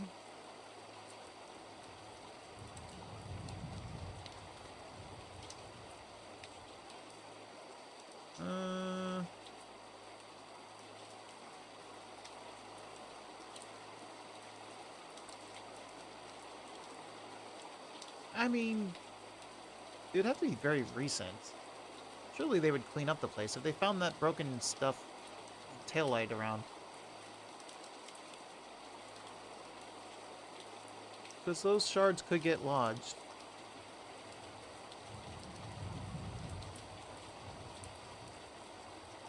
I think our character would go with this one, though. Or is there? It could have been lying here for days from some other vehicle. Could be. If only there was a way to know for sure. Uh-oh. Well, I think we know for sure now. And then, before you can wrap your head around all this, the skies are once again set ablaze. Exactly as you remember, only confusing you even further. What will happen now? Will you find yourself back at Dr. Fink's office in a moment? Will you remember anything? Or was this a one-time thing and the evening will now continue, as if nothing has happened? Befuddled, you cast your gaze on your wristwatch. It's 8:47 p.m. From now on, you will have the exact time displayed here. Pay attention to it because in Rue Valley, situations change when the time changes. Characters might leave some locations and arrive at others. Their mood might change and they might act differently at different times.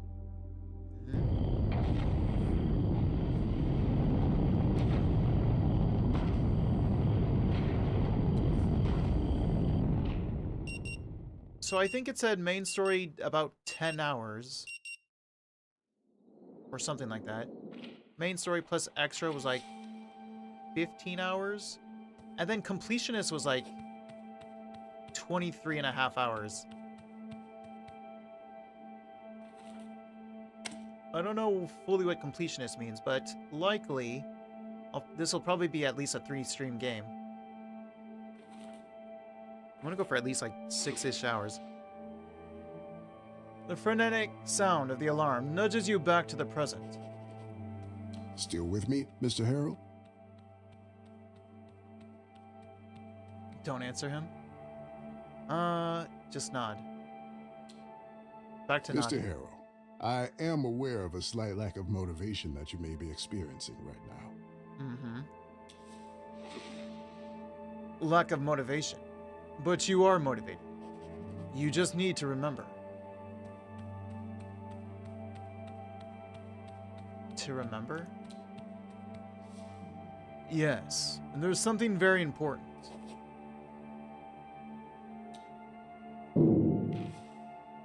A muffled sound of metallic clanging from the outside interrupts your train of thought. And suddenly an image of a young woman punching and kicking the old vending machine emerges in your mind. But like the first rock in an avalanche, it's inevitably followed by others, and more memories start emerging. The receptionist, the thunder, the mysterious driver, and finally, that of yourself, standing in front of the transformer under the fiery sky, hoping you won't forget everything again.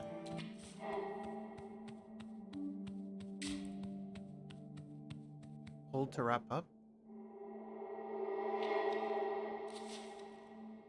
As you struggle to put the memories in the correct order, your mental fog dissipates, and two simple words form on your lips. Time loop.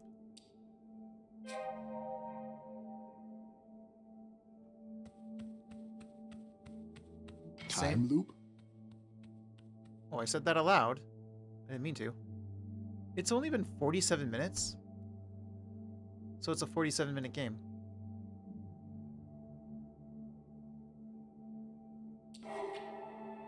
Dr. Fink's voice pulls you back to the old motel room. I don't think I follow, Mr. Harrow. Would you care to elaborate? You just had to say it out loud. Good luck explaining it.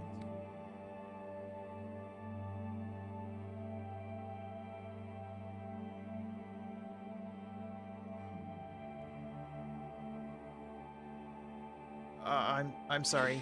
I thought I said pine lute. Pine lute? I'm surprised to find out that you play a musical instrument. Have you made any recordings? No, you don't want to hear it. Believe me, I'm a beginner and it sounds awful. I'm quite embarrassed about it. Very well, as you wish. Get up.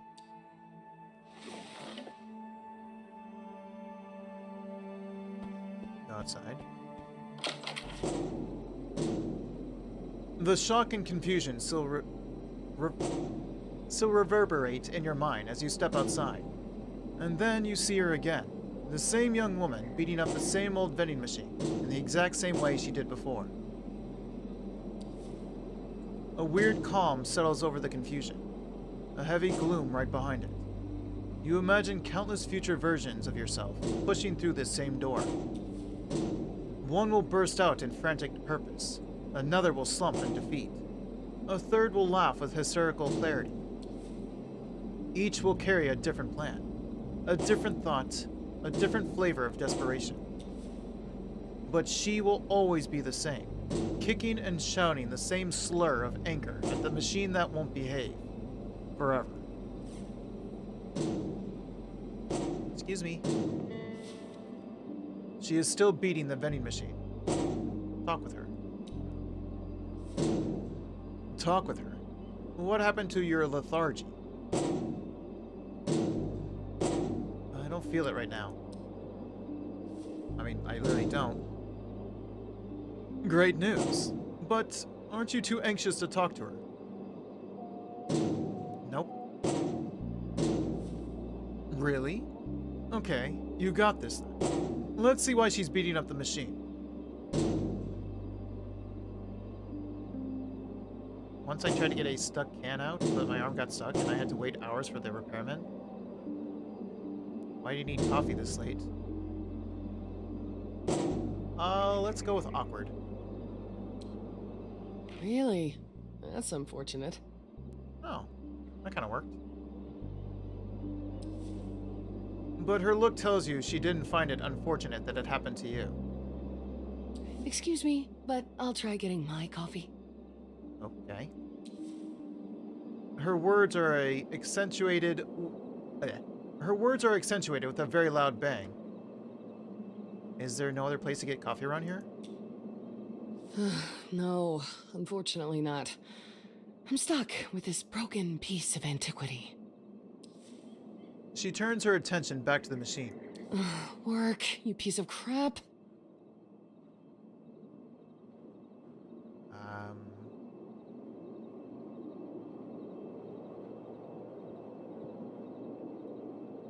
I don't know if I want to say the first thing. But the second thing is, well, if it's any consolation, I was hoping for a snack from that machine.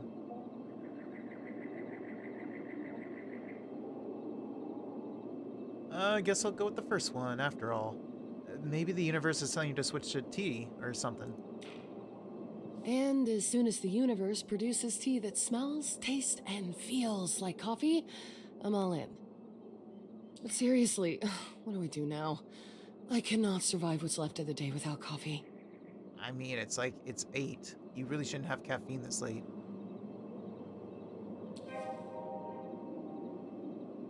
Maybe you can fix it. After all, it's just an old machine. Undoubtedly, the malfunction is caused by something mundane. Leave.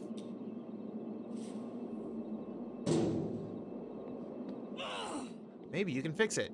Nah, leave. Give me my coffee, you jerk! Was this interactable before? The sign is hard to miss, even from a distance. As you approach the motel, you felt like a moth being lured in by a flame. If only you had known that this place had in store, you'd have stepped on the gas and never looked back. I mean, I still could. Never looking back. Just driving into the sunset at night. Driving straight back to all the problems and messes you've been dodging. Back to square one, let's be honest. Okay, thanks for that.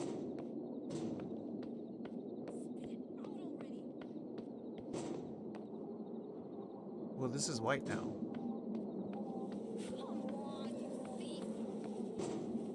Garbage, probably thrown out by the residents of the motel and forgotten by whoever was supposed to pick up. Okay. We can sit. The bench doesn't look very comfortable, but you're glad that there's a place to chill around here. Leave.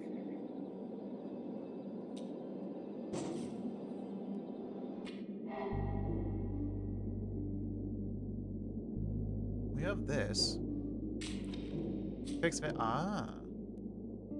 The vending machine seems to be stuck. Apparently, the lack of coffee is turning some people into monsters. Maybe you can do something about it. What? I don't know what I need. Can I? Not enough willpower. Oh, would it be highlighted if I do? You check your watch and saw that it happened at 8:47 p.m. Well, I can't fix a vending machine at this point. Hello, Shoujo. Welcome in. Thank you for the lurk.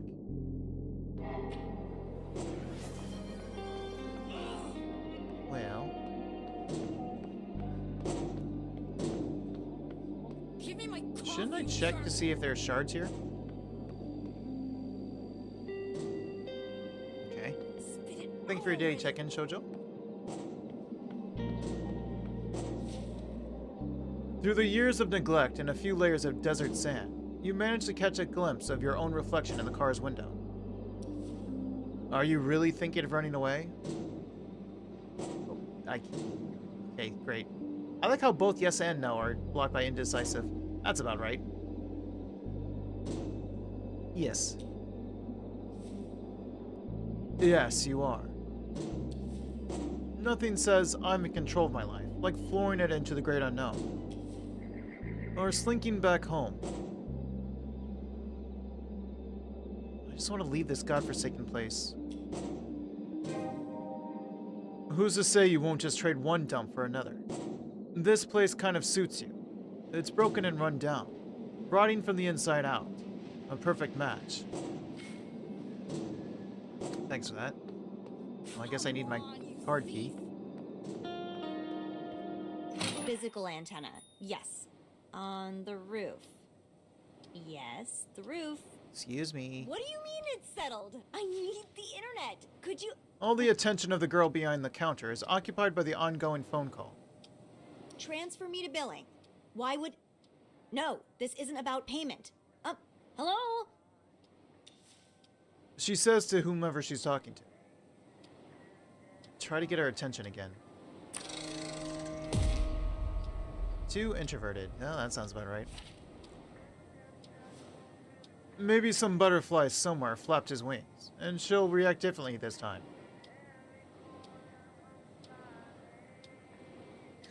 Look at the pamphlet on the desk and smile loudly.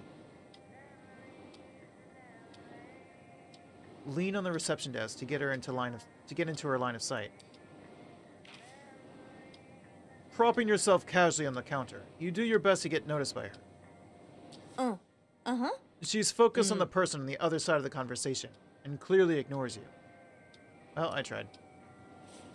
I just don't exist. I have no presence. What's this? Leave this godforsaken place? Oh, wait. It is repulsive, this place, isn't it? So does this need to look filled in? So I can't do this. Oh, never mind. I can do this. Alright, bye. Hi. Yes, my problem. I'll break you open if I have to. Good luck with your coffee. Even though the car is a mess, it still has gas. And it's better than walking. Oh, I have choices.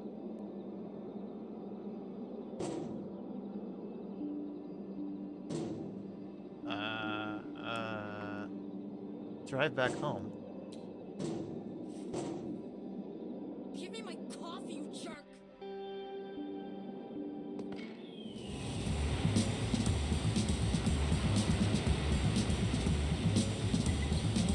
The desert stretches out endlessly, a vast expanse of orky gravel, barren and desolate.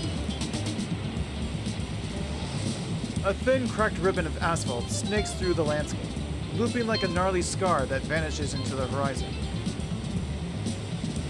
Silence presses in, thick as molasses, interrupted only by the uneven hum of the car's engine and the faint whispers of wind through the dry brush. Turn on the radio, get some music going. The static makes only one thing clear. Oh no, the static. So there's no stations out here? You're more likely to catch a signal from space than any kind of radio station here. Check the fuel gauge. The tank is half empty. Is it enough? You can almost feel the juice running out. Open the window. The dust makes the air outside even thicker than inside. It's suffocating no matter what you do. Just drive. You keep pretending that everything is fine, that everything is normal, that you're just driving home. It might not. But no matter how hard you try, there's no running away from your poor decisions. They've got better mileage.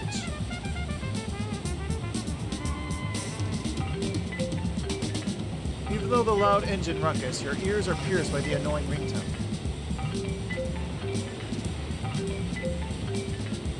Ignore the call. Ah, that annoying ringtone. Nothing like it to whip you into pressing on full throttle. Put your phone on silent. Or not.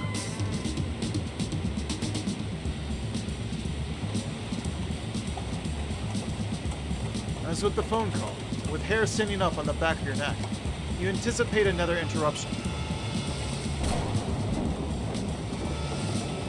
The thunder that still sends chills down your spine. The end is near.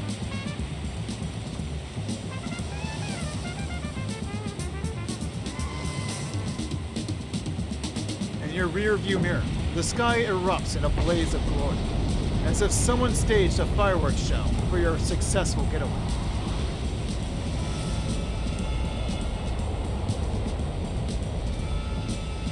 Or the apocalypse. flames streak across the sky, unraveling the twilight itself, casting eerie, dancing shadows on the road ahead, a vivid reminder of the chaos you left behind. Hit the gas.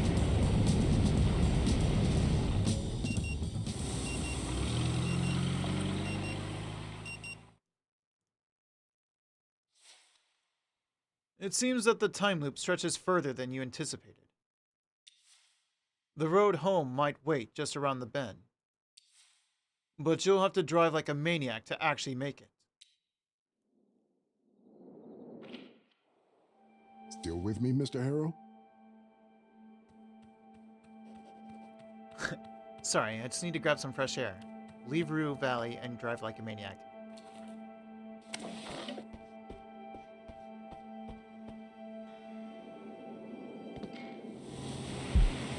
Go faster! Faster! The car leaps forward like a frantic old gnat, tires spitting dust and gravel with disdain. As the speedometer soars, the landscape blurs into a homogeneous mass of red rocks and greasy shadows. The foolhardy tempo calls to mind another careless driver. It must be one of those Rue Valley things, pushing your luck, even when you're fresh out of it.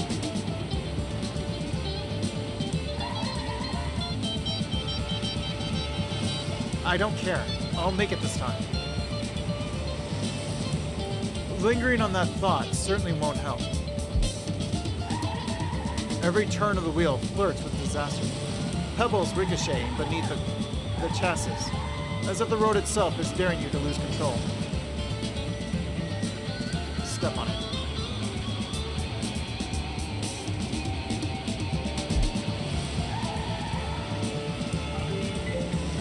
Adding insult to injury, the phone buzzes incessantly, trying to yank you back onto the track. Toss it out the window. Toss the phone out the window. Making sure that this will be the last time you hear from that guy. You knew there was no turning back. Your mind races ahead, running faster than a car ever could. Press the pedal as far as it goes.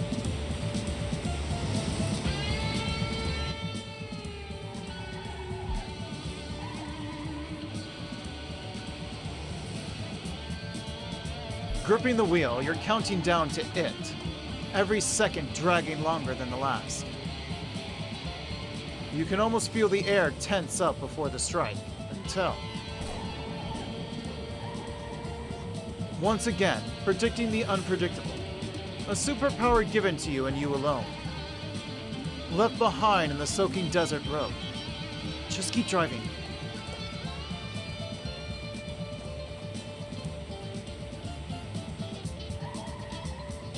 You bash through the desert as the last droplets of rain on the windshield start to fade away.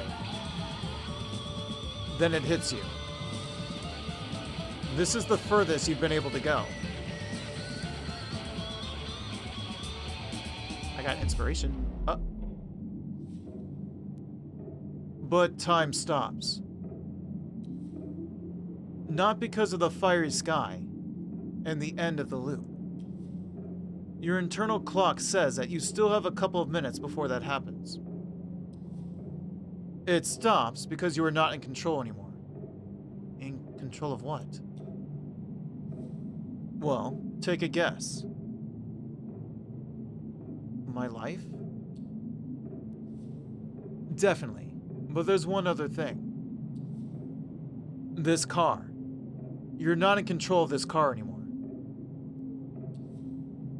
Powered by inertia and the slippery asphalt, the vehicle acts on its own, swerving and sliding with an astonishing choreography.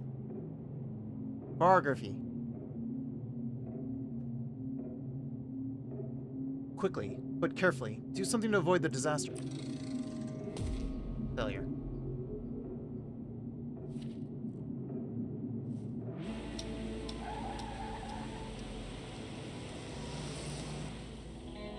You grab the wheel and manage to straighten the car, but the inertia is still there, pushing you straight to the curved road and into the abyss. Well, turn. No, brake! Or maybe both? Curse my indecisiveness. Caught between speed and shock, your hesitation leads you too close to the guardrails. A jarring impact sends the car spiraling down the cliff.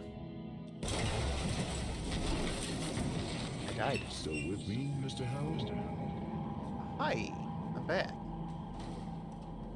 His voice cuts through like a lifeline, but just as the comfort of his words wraps around you, it twists and morphs into a jarring, clanging noise. It yanks you back to reality as the remnants of cliff rock debris drum against the car's shell with relentless enthusiasm. Through a dense fog of pain, your nerves frantically fire, despite desperately trying to wake up your unresponsive body. Take a deep breath. You try to breathe out, but even a shallow breath feels like inhaling shards of glass. Punctured lungs. This will require some serious surgery. Try to move? The wreckage envelops you in a tight grip, but you sense that at least a couple of your limbs are free. Attempt to move your fingers? Every movement sends a jolt of agony, a grim reminder that somehow you're still alive. But your arm is all messed up. There's a pale bone sticking out of a blood-stained flesh. I can't even scream. If I had done this one first, I could have screamed. Cry? You squint as a few tears come out. It doesn't help. Move your legs. Oh, God, stop it. Oh, God. The command falls short. Your legs, twisted at impossible angles, are useless. Shattered bones grind with every twitch. You're not going anywhere. Better not to move at all. Better. Produce a sound? Any sound? With charcoal lipstick on your lips, you try to break the silence. Help. You try to speak, but the sharp tang of blood fills your mouth. Your teeth, or what's left of them, are swimming freely around your butchered tongue. Well, now I can't speak.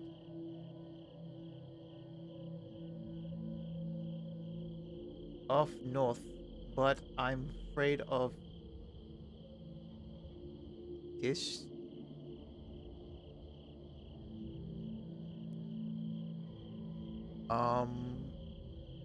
This is not good. You're right about that. Stay silent. Play it safe. Just lie down and do nothing. Probably the best choice in this case. But what's that noise? Focus on the noise. Both from nowhere and everywhere, you hear a rhythmic beating. It's my heartbeat. Yep, and then you feel it. The warmth of liquid pumped by your heart, soaked almost every part of your torn clothes. A lot of liquid.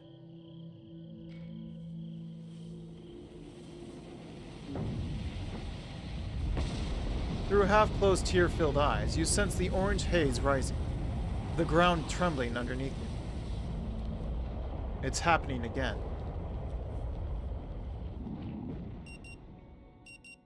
And we're back.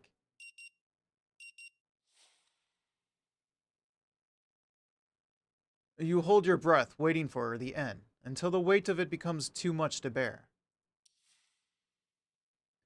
Miraculously, you fill your lungs with the musty yet familiar air tinged with the stale scent of old cologne.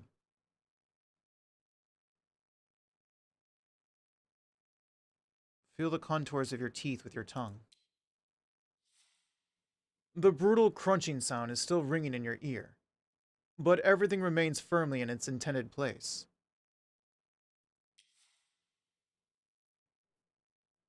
It's nearly enough to coax a smile on your face. Yet it doesn't. Keep breathing. The air has never felt so refreshing before. Yet you must continually remind yourself to breathe until this instinctual rhythm kicks in. It's a breathtakingly beautiful sensation. Try to move. Though the unfathomable pain still lingers in your mind, you muster up the courage to lift a finger. Paralyzing doubts aside, it's effortless. You're alive and well, for all the good that it does. It seems that the loop goes as far as to mend your injuries. The fleeting sense of relief swiftly exits the stage, making way for the overwhelming tide of disappointment. You open your eyes only to meet his, yet again.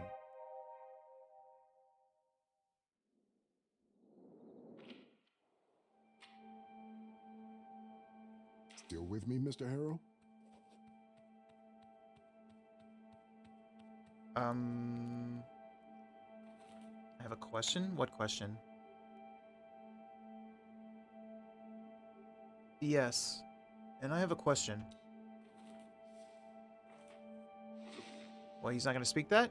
Of course, Mr. Harrow. Feel free to ask anything.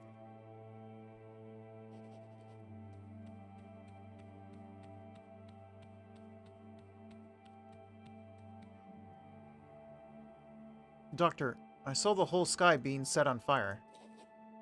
Oh? So what would you say that fiery sky means to you?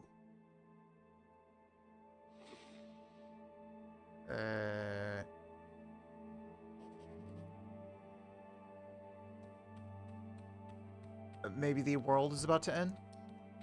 It's understandable why you feel that way. After all, you've been forced to leave your whole life behind and come here. In a way, that is the end of one world. Uh-huh. Tell me, how did you feel when the sky was burning? Terrified? He doesn't know anything about the fiery sky. You can play his game if you want to. Talk about your feelings. But will you find out anything useful?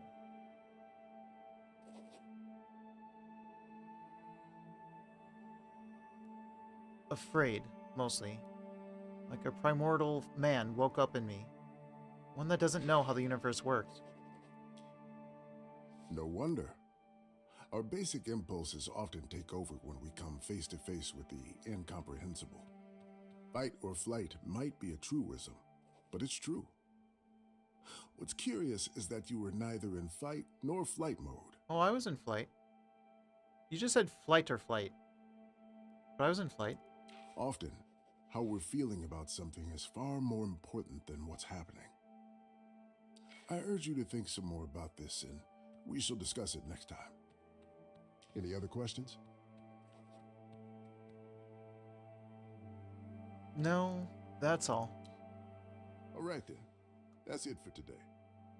You should go and check in at the office. Your room is probably ready by now. Okay.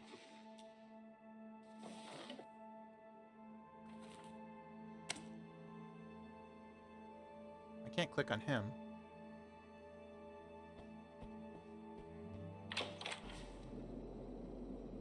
Well, she's not... Okay, there she goes.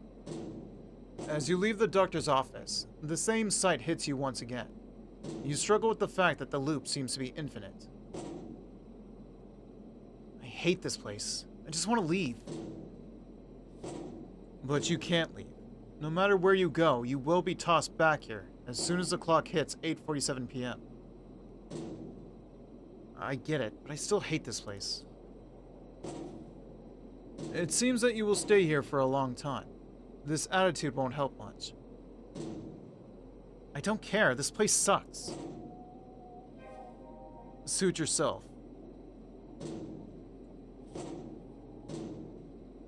Spit it out already! Your body, fragile as it is, no matter what you do to it, reverts back to the state it was at 8 p.m. Pretty useful. I guess. Rue Valley sucks. All the energy you put into your pathetic attempt to escape has transformed into pure hatred towards Rue Valley. You can't escape, but you are sure of one thing. This place sucks. I have...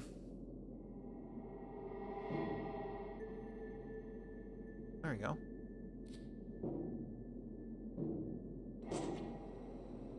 Come on, you thief! Undeterred, she keeps hitting it.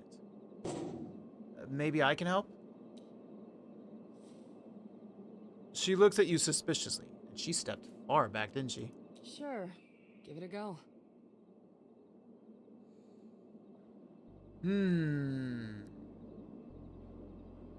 Grab it and shake it. Whisper to the machine. Slap the machine. The trick is to know which buttons to press. Grab the power cable coming from the back of the machine.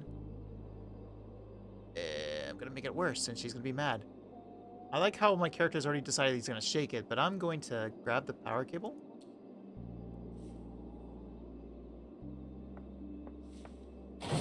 It's thick and dirty. Now what?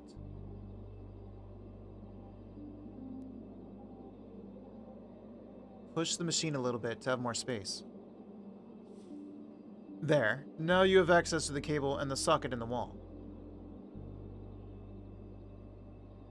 Unplug the cable with one hand while holding the socket with the other.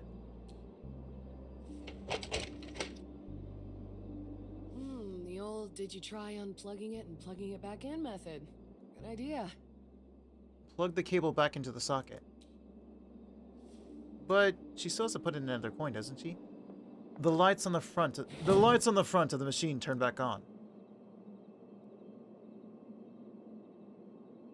Press the coffee button cautiously.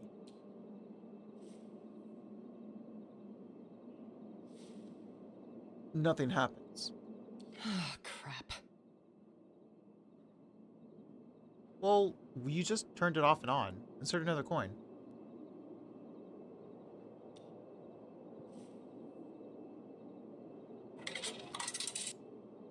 Press the coffee button. As you push it into the slot, you can hear the clinking sound of metal hitting metal. Alright.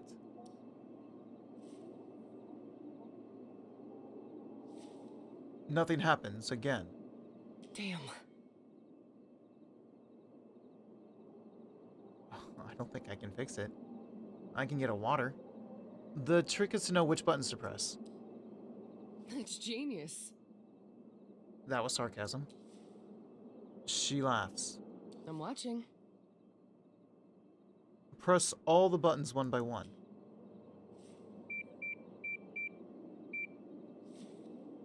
Button by button, the machine refuses to react to your commands.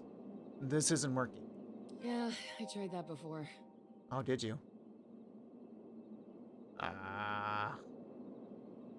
Whisper to the machine? I'm just gonna make a fool of myself. Well, she was hitting it. Maybe I should just grab and shake it. No, she said she tried all the buttons. Surely she would have tried that too, actually. The machine rattles slightly, its mechanical hum protesting the unexpected disturbance. Still, with each shake, its metallic exterior embraces the playful motion, following your swaying like a dance partner. Well, I guess it needs more than a hug. Swirl it clockwise.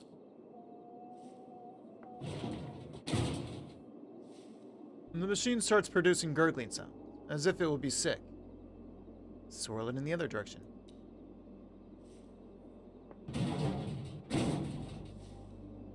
The gurgling from the inside dies as you change direction, but returns immediately louder and accompanied by hissing.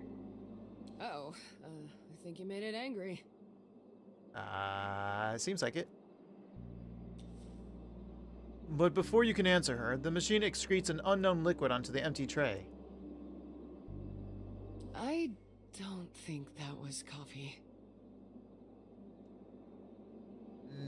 Let's just slap it. I'm offended by everything it's done so far. I'm offended by its unwillingness to cooperate. In an instant, the information from the nerve endings of your palm reaches your brain and the pain overwhelms you. Oh my god, are you okay? Did you hurt your hand? I think it's just pain. Yeah, that's good. Just keep cool and breathe. You know what they say. Pain is temporary, but Seriously, please don't do that again. Oh, she's actually quite nice. She just really wants her coffee. And thank you for the hydrate, Saucy.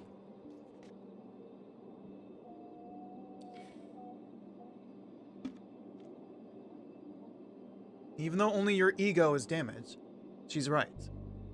As you keep your hand clutched close to yourself, you are at least content that, come 8:47 p.m., she will not remember this. Well, whisper to the machine then. It's listening. You are a good machine. You are just confused because nobody taught you how to be yourself. I know your purpose is granting my wishes, so please give me the coffee. You reflect our energy and behavior, so I'm ready to make coffee with you. Okay, well, I'm going with this one.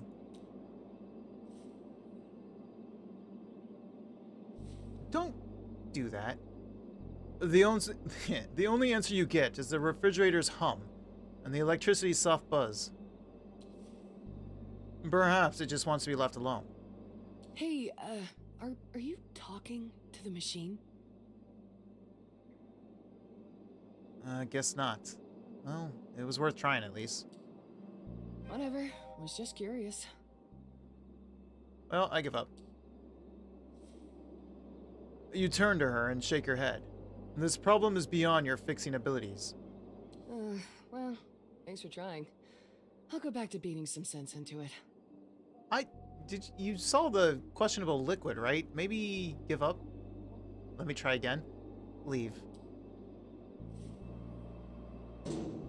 Well, that produced nothing.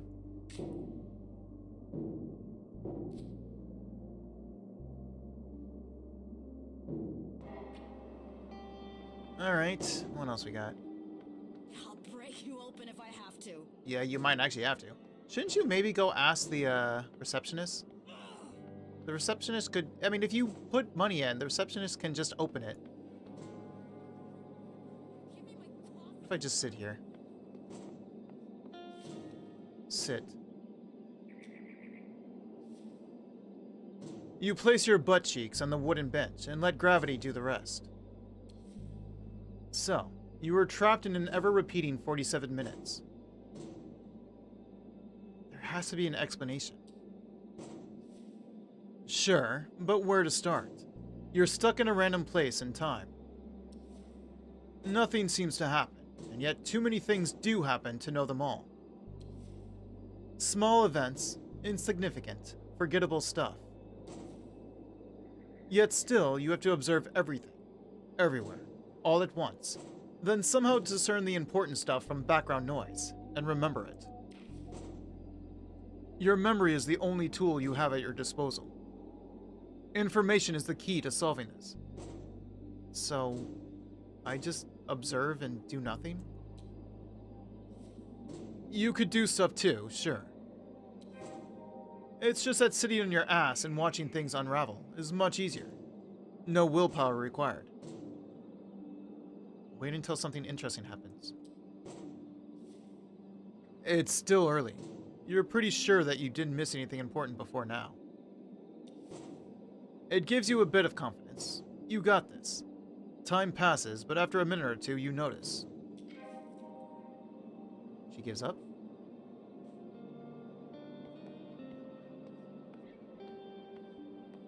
So she stopped by to get a coffee, right? She saw the vending machine and stopped by. The woman seems to have lost the battle with the vending machine. She left the motel and drove south. You can't help but wonder where she went. Wait and see what else happens. The woman from the vending machine is gone. You took a mental note of that. At around 8:08 p.m. Good enough. Now let's see what's next in line.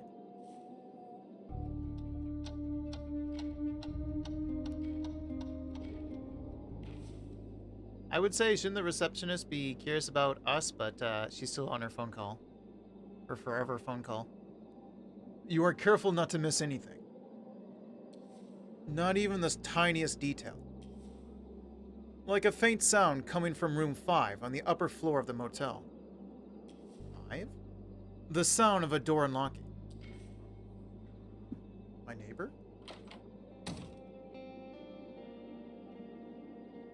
Big man. Kinda looks like a businessman. Not because of what he's wearing, but just his sort of build. That stereotype. A stocky man in his 50s walks down the stairs and enters the reception area. You know what? Get up.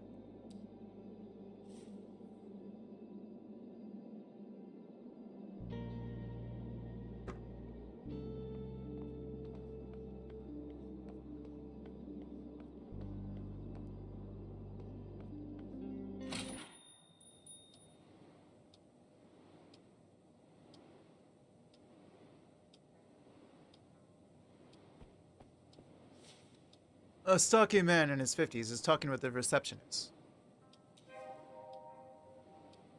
It only takes a glance to recognize him. That's the same guy you saw entering the reception area. Robin, the Wi-Fi is not working in my room. Well, yeah. I'm really sorry. The whole motel's been without internet since Friday. Since Friday? You've had no internet all weekend? That's crazy. I know. The internet antenna just stopped working all of a sudden. I would break my streak. All right, no time to lose. Let me take a look at that antenna. Oh, you can fix it? Oh, no need for that. A repair technician already came yesterday and fixed it. She said the internet should be back up today around noon. Well, it won't be. But the day's already over. I know. I just got off a call with customer support. Then why'd you even bother saying that? And? Well, the first operator said this issue falls under another department and he could connect me to them, but since it's Sunday, probably no one will pick up. But since that's the only way, they put me on hold with that awful elevator music, and then... Okay, she's a yapper. Can we cut to the conclusion, please? I was just about to tell you! They said the case is still being processed, and I supposedly misheard the technician who must have said tomorrow or later. I'm gonna go and agree with you that you definitely did misheard, but okay. Let them gaslight you. So, no telling when it'll be back up. That's right. Sorry. Continue listening. This is absurd. Why is this happening now, of all times? Well, what's the matter, my guy? I have a crucial online meeting Oh, at 8:35. there it is. Missing it is not an option. I absolutely need the internet. So let him fix it then. I'm very sorry about it. After all these years, I finally got a shot at restoring the Rue River aquifer, and now I'll miss my only chance. Why did she talk like he was like screaming at her? He's not. He's still being relatively calm. He's not being any kind of Karen or anything. That's possible? I thought our Blackwater situation was one of those unsolvable problems. No. We've had a process developed for 5 years already. Ever since then, the only thing missing is funding. See, he's kind of nice. A little frustrated, but nice. And now that I've finally gotten the chance to pitch it to someone with both the resources and the interest to back it, everything's falling apart because of the broken internet antenna. Oh, he's trying to fix the place. That's my luck. I tripped at the finish line and lost the race at the last second. Aw, poor guy. No, come on! The race isn't over! We are not going to lose! I won't allow it! So let him look at the antenna. You won't. Of course not. If the future of my hometown hinges on this meeting, I won't let your defeatist attitude drag us down. Okay. The motel may be offline, but there's internet at the belt. This is a different Robin than the one you're used to. There's fire in her. A steely resolve. She's got game, that's undeniable. The motel may be offline, but there's internet at the belt. I just don't exist. I'm just staring at them. I don't exist. I have no presence. Accurate. The what? The new bar my mother opened. It's a 5-minute drive to the north. Although right now there's a roadblock on the way. So your mother runs a bar, and you just work here as a receptionist? Couldn't you just work with your mother? Or would that feel too weird for you? But I don't even have a car. Oh, right. Well, the good news is the roadblock won't be a problem then. And the bad news? You'll have to ride a bicycle there, and it looks like a storm is coming. Can I do it for you? You'll need a personalized card to use the bike. Here, take my card. Damn. You go, Robin. Oh, thank you. How do I use it? Just lean the card against the marked surface on the steering wheel and wait for the green light and buzzing sound. Oh, wait, take these noise-canceling headphones too. My mother is not in the best mood today, so it might get loud at the bar and can't have you getting distracted during the meeting. If it gets loud, is the meeting even going to be able to hear him? He needs not only voice canceling for his own ears, he needs like voice canceling for his mic. Thank you. I hope... let's hope I'll make it there in time.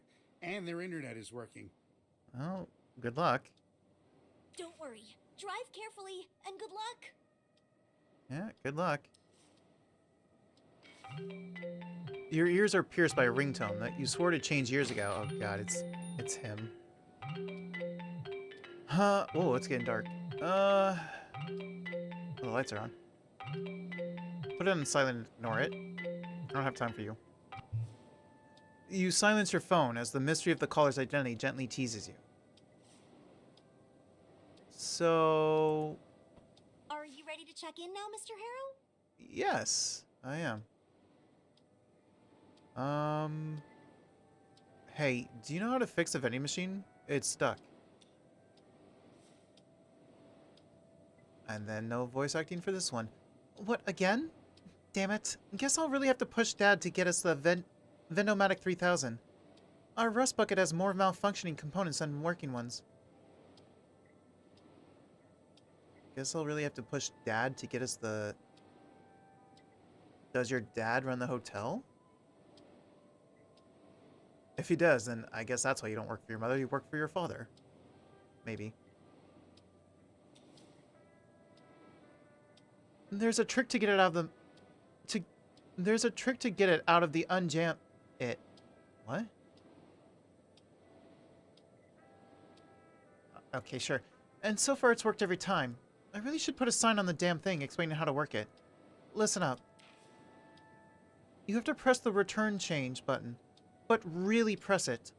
All the way until you hear the plastic crack. Then simultaneously press the coffee button and the more sugar button 3 times. Easy. How did you even figure that out? This is like people online figuring out how to solve the most intricate games. With the most weirdest puzzles. That sounds like a tough but lethal combo. Oh, that sounds like a tough but lethal combo in an arcade fighting game. Still easier than the crazy maneuvers you pulled, though. Thanks. I'll raise a cup of coffee to your health. My pleasure. Enjoy your coffee. Who was the guy complaining about the internet? She giggles. Recognize him? Yep, that's Jason Burns. She pauses, watching for a reaction, then leans in and whispers, almost apologetically. The dumper. The dumper? Pulling back, she adds. He's in room 5, our only other guest besides you. So, what do you think of him? Well, he's been a regular here at the motel, visiting every now and then for years now. And despite what everybody says about him, I think he's a very kind and polite person.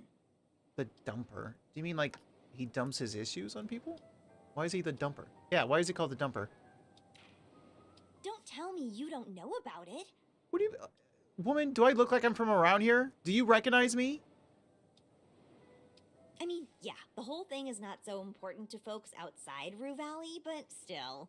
What do you mean, but still? Drop the but still and just stick with... Yeah, I have no idea what you're talking about, but I guess I'll just pretend. Ah, yes, now that you mention it, I may have heard about it. Well, of course you did.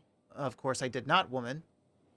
So, one day when I was like 3 or 4, people turned on their taps, and instead of clean water, this black nasty stuff came out. Uh-huh. Soon, it turned out that the Rue River aquifer, the source of all our water, had been polluted. People were furious. There were protests, town meetings, lawsuits, everything. It was a huge deal. Mm-hmm. That's when Jason Byrne's name came up. He previously worked for Apex Ore as some kind of waste manager, and they said he was the one responsible for all of it. That he dumped a bunch of chemicals into the ground and let them leak into the aquifer. Ah. And he was probably framed and is trying to do something about it to get his name cleared. Or he was guilty and feels horrible about it and is trying to fix it. After that, people started calling him the Dumper. It stuck. That sucks. And, well, the water is still bad, so... yeah, I forgot to tell you, don't drink it. Oh. Well, I mean, good thing I went for a bottle of water in the vending machine and not the tap water. She grins. When did he arrive at the motel? Oh, today, about an hour before you got here. Okay. Just a half an hour later, he came back down asking if I could clean, dry, and iron his shirt before 8. It's gotta look presentable.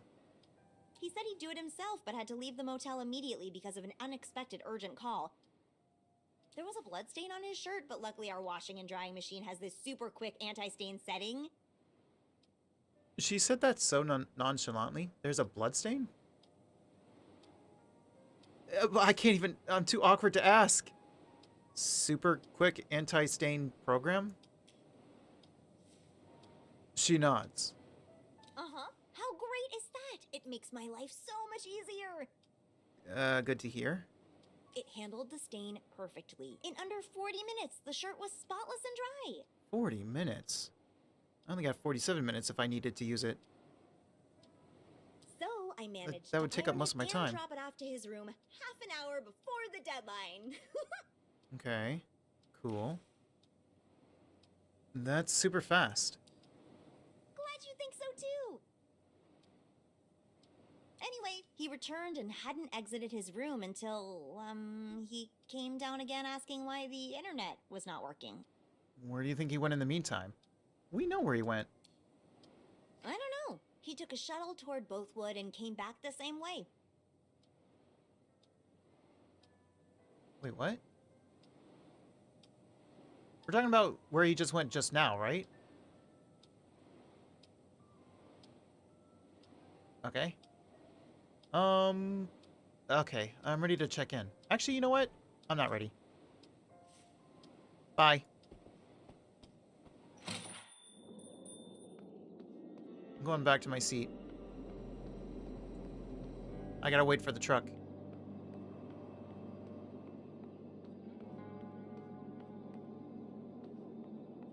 And so we seat.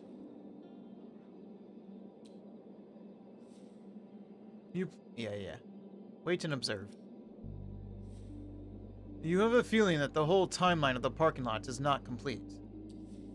You'll have to go back and start earlier to make note of all the moments.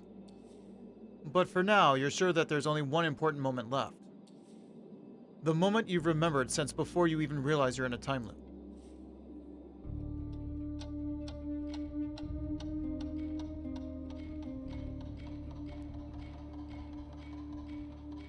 There's the rain.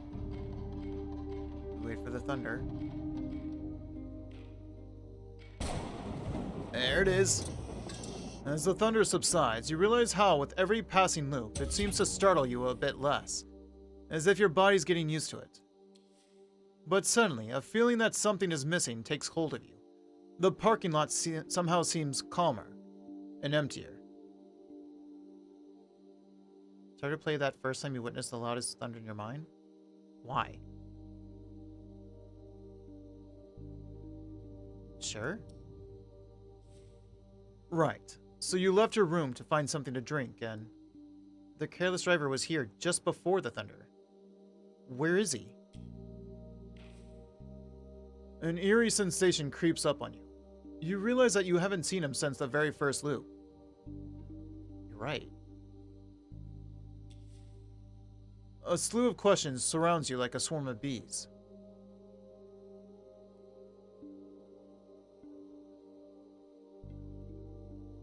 Could he be aware of the loop as well? So many questions, but one thing seems certain. Somehow, he's special. I have to get up, apparently. Well, I have just a few minutes.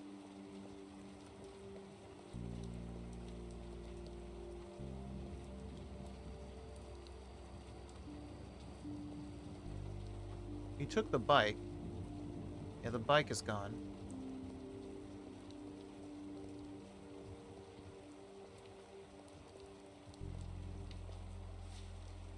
The worst of the deluge is over, but the rain continues to drizzle. Tiny droplets pecking the asphalt, like a cloud of angry mosquitoes. You won't get far without a car.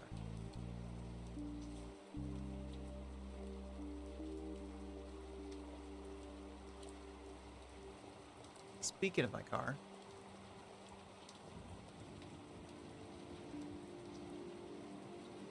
well, my current thought is to fix the vending machine. Oh. She drove south, right? So I could go north and see where he is. There wasn't an accident with, the dumper, was there? I already forgot what his name was. Wait, Jason? I think she said Jason? I could drive north, or I could try to fix the vending machine right now and see if it works. Let's drive north. I want to see why he's not here, if it's, like, nearby.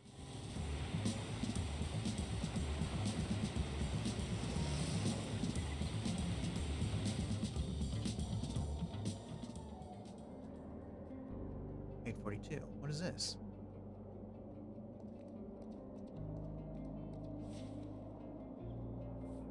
Each bollard bears a Coral Destiny logo, faintly glowing in the dim light branding with a purpose. They'll slap their name on anything. What's next? Giant logos projected onto the overpass? Well, some futuristic speaker drones. Please remain calm and wait for the roadblock to end.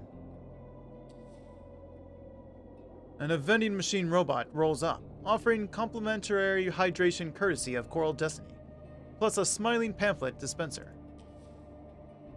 That was oddly specific, and a little terrifying.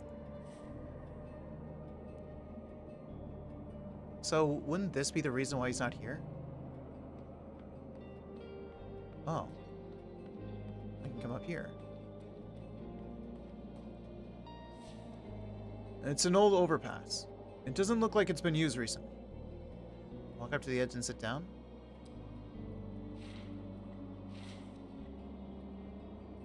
You take a seat on the steel structure and let your legs swing loosely over the road. Okay, get up. What? I'm on this side.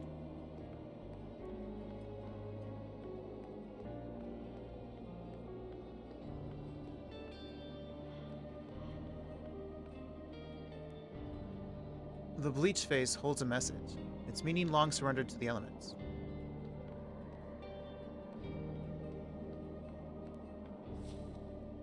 You'll have to continue slogging on foot. Walk the rest of the way.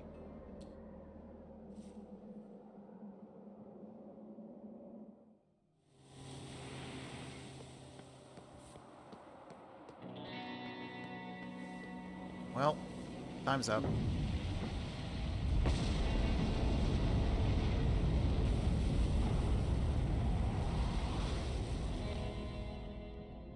When does that come up? Wouldn't that be why that guy was in a hurry then? To get through before that comes up? You tried to leave this damn motel and all that therapy nonsense behind, but everything kept falling apart.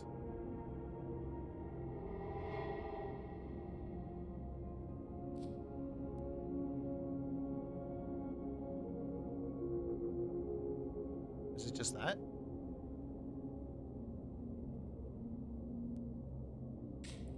Hold to wake up.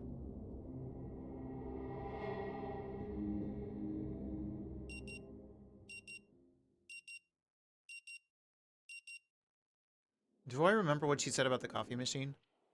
Something about pressing the change all the way until it cracks. Press the coffee and then something about the sugar 3 times.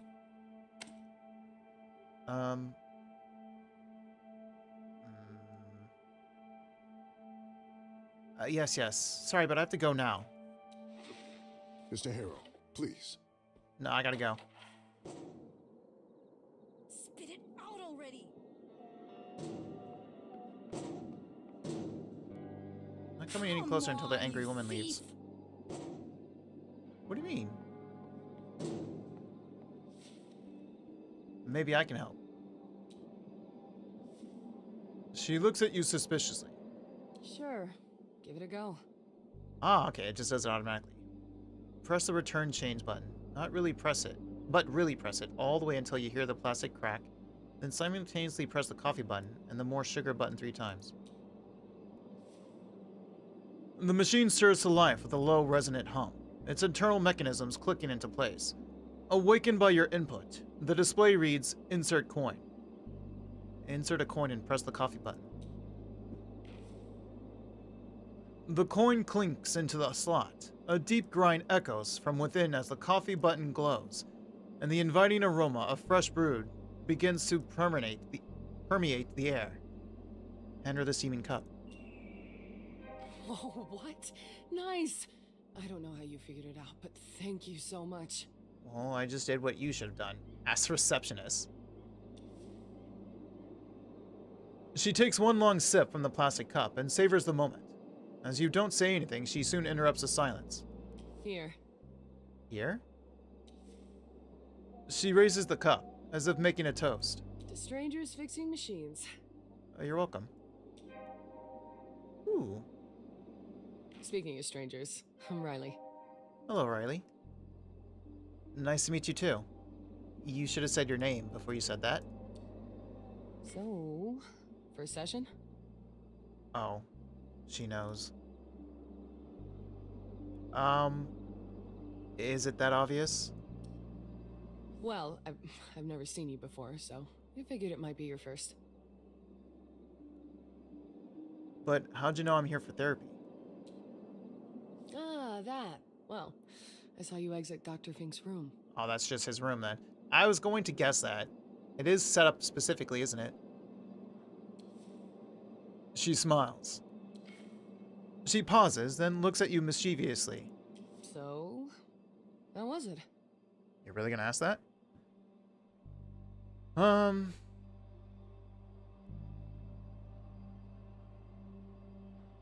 Well, I've been told it's for my own good, so...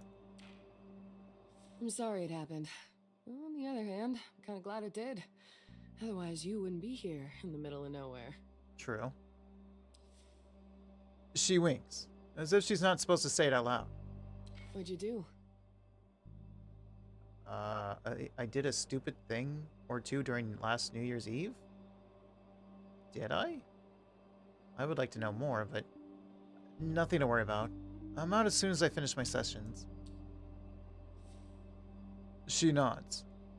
Well, good luck. I hope Dr. Fink helps you figure it out soon. Yeah. Not that I have any personal experience with therapy. I only ever go during our mandatory assessments. Mm-hmm.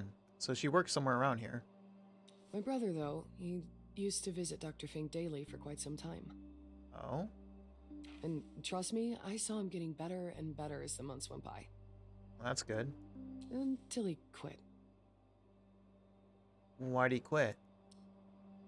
He had a minor disagreement with Dr. Fink regarding some of his, beliefs. But other than that, therapy really helped him get on his feet again. But enough about that. She puts on an uneasy smile. So, how do you like the motel?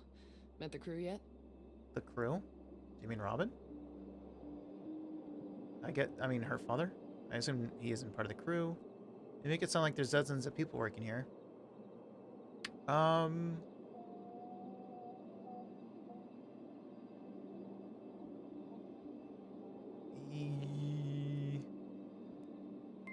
Effie! Hello, Heavy Heat Seeker. Welcome, welcome. And welcome in, Raiders.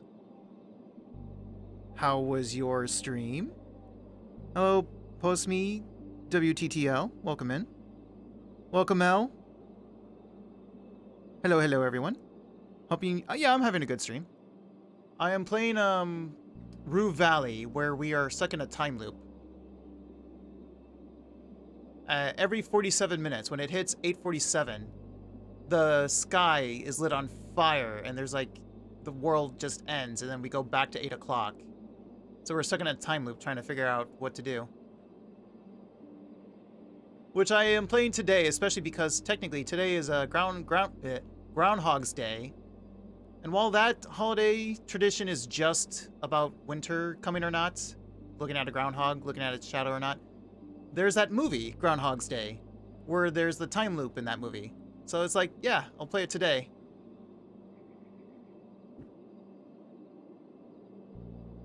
And Raiders, for those who don't know, my name is Kyle Wolf. I'm a daily streamer and variety gamer, especially a story gamer. I play visual novels, RPGs, adventure games, point-and-click adventure games, survival games, and horror games every Sunday. Today's technically my survival game day, where I normally play Minecraft, but like I said, Groundhog's Day, the whole time loop thing, the movie. So I'm playing this today instead. And tomorrow, I actually need to be a shorter stream, so I'm playing Minecraft tomorrow, because I'm going to be watching Markiplier's movie Iron Lung tomorrow. So I need a shorter stream tomorrow anyway. But welcome in. Do make sure to get some after-stream care. Get some food, water, or sleep if it's that time. You make it sound like there's dozens of people working here. Fond of overstatements, aren't you? There's a couple of Flemings here. Uncle Ben, of course, Robin's dad. Okay, so her father does work here. So I guess he probably runs the place. EP time, sleep well. Aunt Anita was around until a year or two ago, but she's not a part of the place anymore. You mean her mother? So the one that runs the bar now. Uncle and aunt? Are you related to them? Hope you have a nice stream. The game looks sick. The game is cool, and it has this like comic book style to it. Be precise. It's like a bit of a visual novel with the comic book style and everything. There are mixed reviews on this, and apparently the issue is that this game is kind of on rails. People are expecting to have choices that matter and everything, but it seems like at the end, I mean, your only choices are really just about what you experience and when, and the dialogue. But it seems like the ending is ultimately the same and whatnot. And like your choices really only affect dialogue. So really nothing else matters. So a lot of people don't like that. Going in knowing that, I'm not going to be too bothered by it.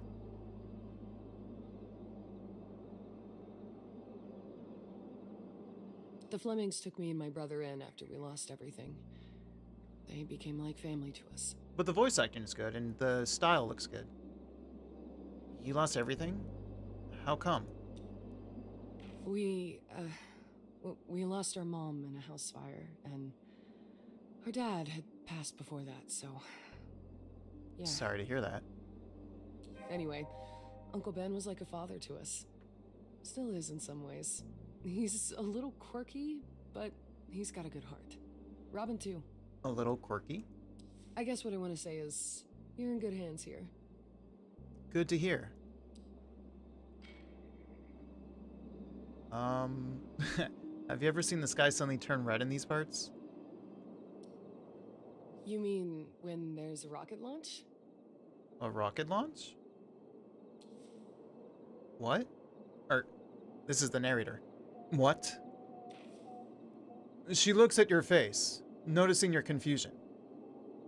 You must have heard of Coral Destiny, right? Of course. So they did something. So I have to go stop Coral Destiny. Sounds familiar. She nods, obviously happy you know at least something about the world around you. Well, Coral Destiny operates a spaceport not too far from here. And when there's a rocket launch, you can see the whole sky ablaze with this mesmerizing red hue, like a portal to another world. They operate a spaceport, but then they also operate some water, because they have their logo on the water bottles. And they're offering free water in here to everyone.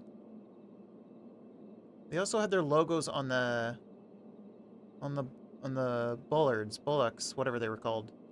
The poles that block the road.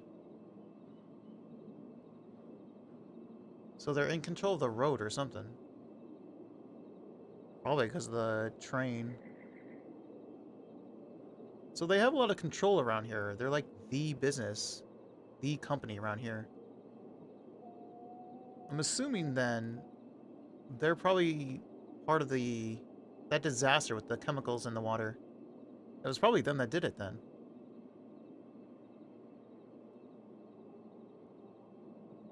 Even from here, it looks amazing. And your timing couldn't be more perfect. There's a launch scheduled for tonight at 8:45. Okay, well that's some big news. Some big revelation. Unless... Oh, they may call it off because of the storm, but I doubt it. Where was that dialogue? She looks towards the dark clouds gathering on their horizon.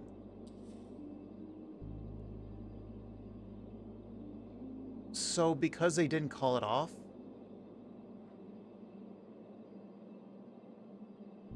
I have a feeling they won't cancel it.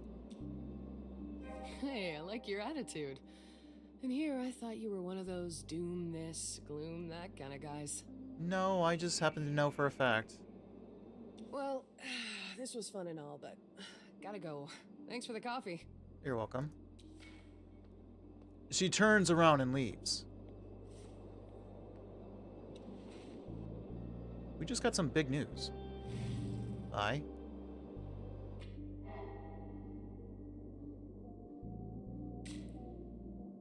He did not show up again. Somehow he defies the loop. Somehow he's special. I don't think he's that special. Something changed. Gathering information might be your best shot at figuring this thing out. The least you can do is find a bench and observe what's going on. Again? At 8:47 p.m., Coral Destiny launches a rocket into space. It seems that launches like this happen often around here. It's doubtful it has anything to do with the time loop, and it's nothing more than a coincidence. I don't know about that. But is there usually a powerful thunderstorm that happens before it? Coral Destiny. Mentions of Coral Destiny Space Agency are prominent all around here. Her name is Riley. Ben raised her and is like a father to her. She leaves the motel at 8:08 p.m. The combo for resetting the machine worked. Julio? The best thing is, because of the time loop, you won't have to face the dreaded caffeine crash, too. True. Wait, that face. Isn't that Ben Fleming? The owner of the motel is named Ben. He doesn't seem to be around here. He is the father of a receptionist. Isn't that...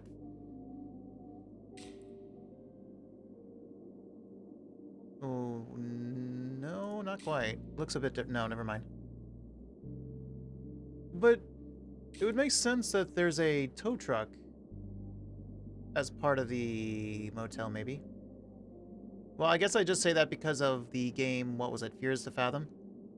The hotel one had a tow truck that was working at the hotel. Her father's name is Ben, okay. That's all we got for you. Oh, hello, what are you? Oh yeah, Jason. The stocky man is named Jason the Dumper Burns. He's a regular at the motel and seems to have quite the reputation in Rue Valley, being somewhat connected to Apex Ore and the oh no, it's Apex Ore.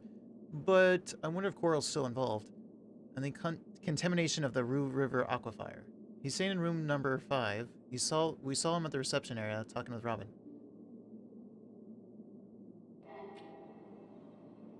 I think I should go north, though.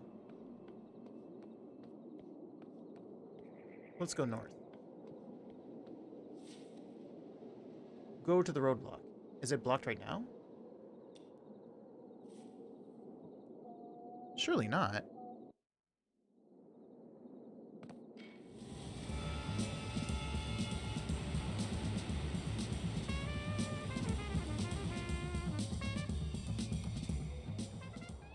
It is. it's only 8:11. But then how did that guy get to the motel and back? I'm assuming he came from the north. I mean, maybe he came from the south. I guess we didn't see where he came from, but he left north.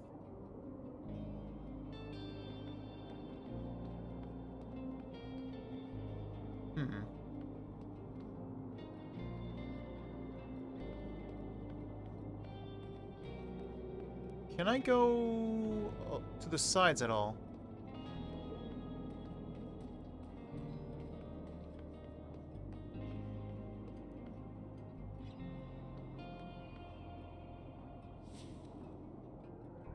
The view is striking. The endless sky stretches beyond Rue Valley, an indifferent witness to everything below. In the distance, the desert sprawls, its surface broken by hills. Silent, ancient monuments standing watch over time itself. Below, the river winds through the mountains, a sinuous dancer draped in flowing silver, moving to a rhythm only it understands. Enjoy the view.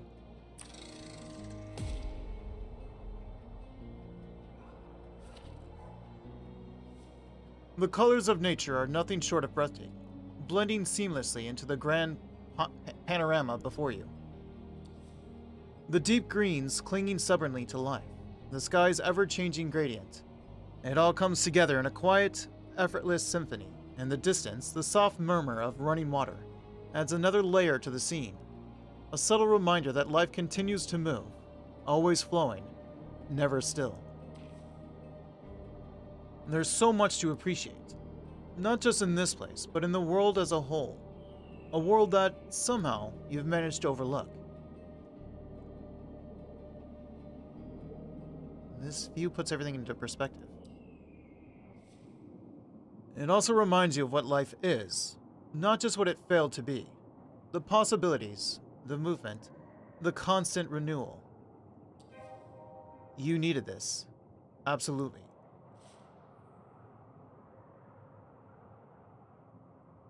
I can't go that way.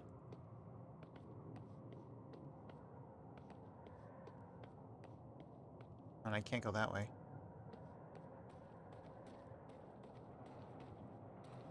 Well, how far north can I get on foot? Maybe I can make it to the bar.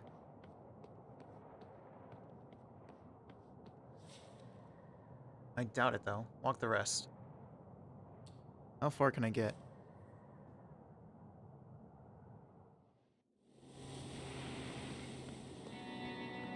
Maybe I'll see that guy.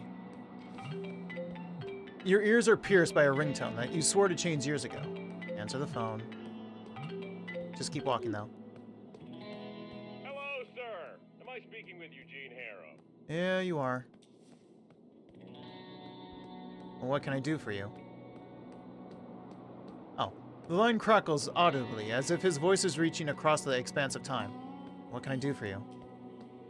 Well, Mr. Harrow, the real question is, what can we do for you?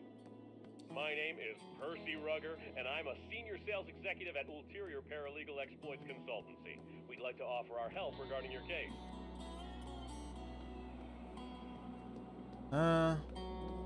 That sounds great, Mr. Rugger, but I have a question first, if I may. But of course, Mr. Harrow.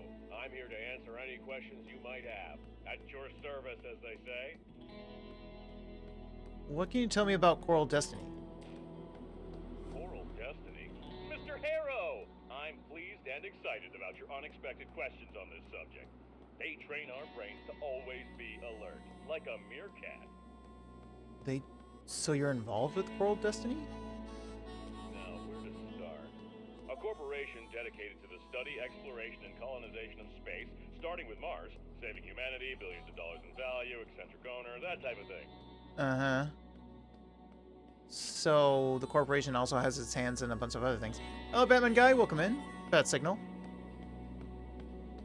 Hope you've been doing good, Batman Guy. An eccentric owner can mean a great many things. You must have led a very secluded and or busy life if you don't know anything about Elise Watson, Mr. Harrow. Elise Watson. This line is far from secure, so I'll just say that privatizing big state-owned businesses runs in the Watson family. The fact that you had to say that feels like you wanted to say other things. So it runs in the family. Unlike her dear father, Miss Watson rarely appears in public, but when she does, she always speaks in such a low voice that she's barely audible. So she's mousy? Couple that with her plan of getting humanity a new home in this unique moment in our history, the whole our cradle but not our grave, and you get a mysterious aura of great vision and leadership. Uh-huh. Now, I suggest we get back to the matter at hand. If my information is correct, you have recently been unjustly forced to participate in a treatment which, in our opinion, may have consequences not aligned with your best interests. Do I work for you guys at all? May have consequences not aligned with your... Why do you care?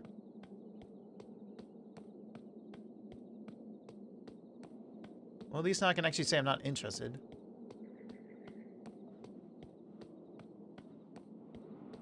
I'd rather not talk about it. Mr. Harrow, I completely understand how you feel. Even for me, it's hard to talk, hard to even think about the injustice that has occurred. But we will work together to put an end to this undue response to your, well, unique situation. Why do you even know? Like, shouldn't I... I should be the one reaching out to you. Why are you reaching out to me? Why does this matter so much? I mean, technically, I actually do need the therapy, but... I mean, we have only known each other for a couple of minutes, and I can already see what a strong-willed individual you are. You know what you want, and nothing will stop you from getting it. It wasn't at first, but I'm getting there. So I presume you're ready for the next step in our cooperation? You know, despite being foreign introverted, I'm actually talking a fair bit.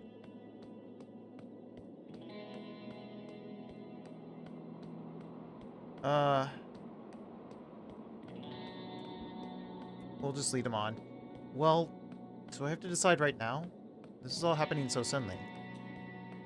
I completely understand what you're trying to say, Mr. Harrow. To make things easier for you, I'll simply write down your general consent here and forward your case to my colleagues. I like in how our it's still just paralegal 8:15. department. They'll contact you shortly. I thought I'd be watching it go minute by minute, but not even. Well, Mr. Harrow, it was a colossal pleasure talking with you. Juice! Bye. Thank you for some of the information. Before you have a chance to say anything, the phone line is already dead.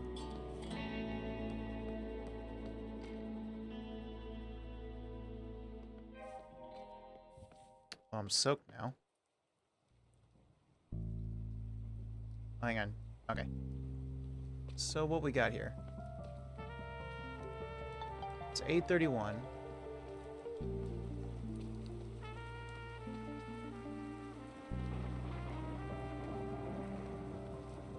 Slouching like an old relic, the corroded frame reveals only two words: Apex Ore.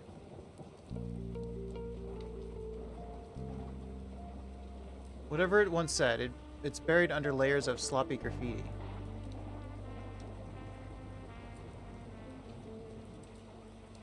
Neglected, overlooked, and maybe a little sorry for itself. Okay, but which way do I go? This looks like this could be coral.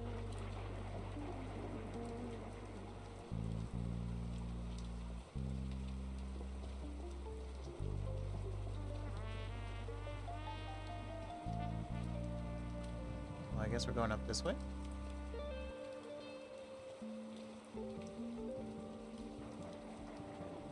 What's this?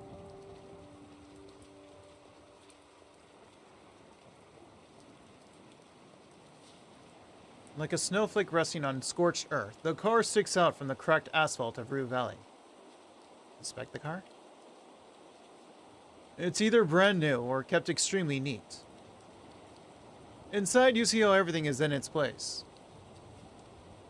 Handbrake pulled, gear shift in neutral, steering wheel perfectly straight, keys in the ignition. It's in neutral.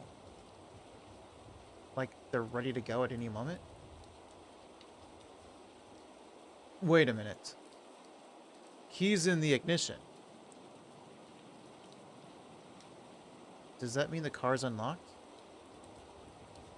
Only one way to find out. Open the door. As you grab the door handle, the softest click informs you that the door is open. But come on, you're not going to steal someone's car. Or are you? Of course not. Close the door. But I could.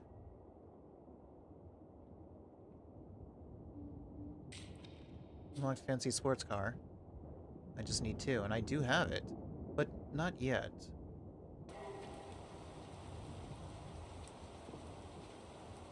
What's with this? One has to wonder how this flower ended up in such a forsaken stretch of concrete.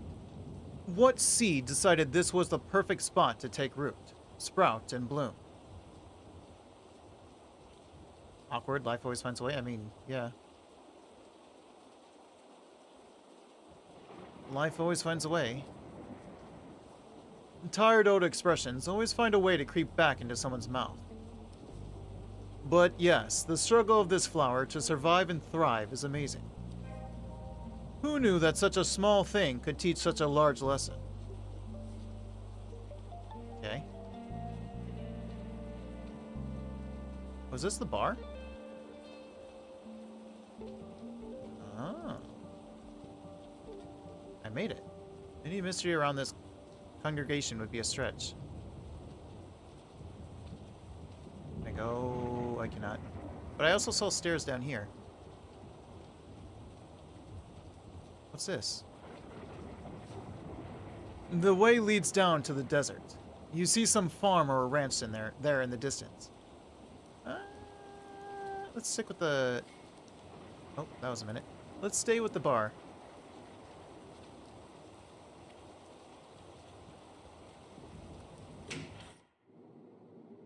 Oh, kind of a nice place, actually.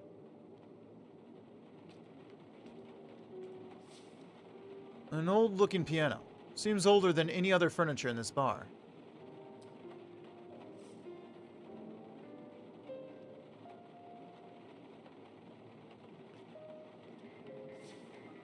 The annoying sound from the arcade machine is both repulsive and inviting. Leave the machine be. Is that... There's no way.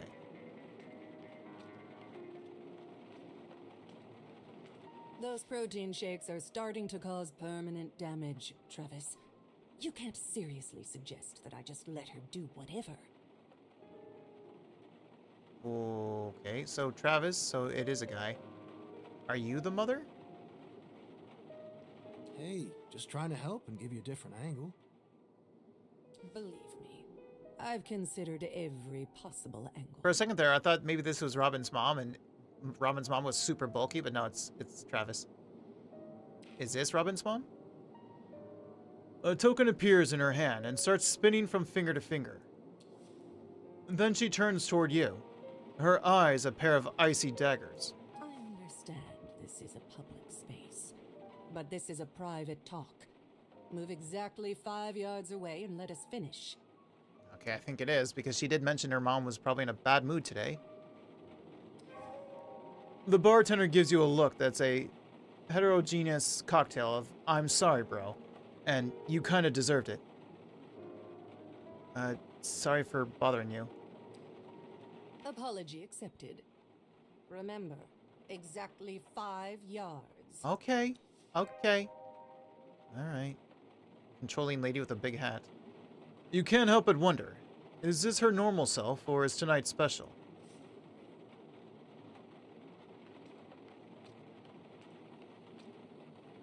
The huddled balls cling together, patient as prey before yawning black holes.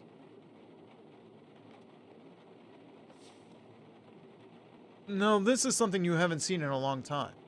An old jukebox. Actually, you're right, I haven't seen that in a long time. The kind that hums softly like a sleeping animal. To top it all off, it plays CDs. The best part, it's still on. Still glowing, still alive. Maybe I can play a song that'll make her happier? But I don't know what that would be yet. Look at the CDs in the jukebox.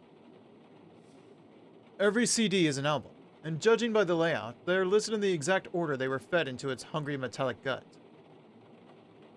Oh, I don't really want to pick one yet.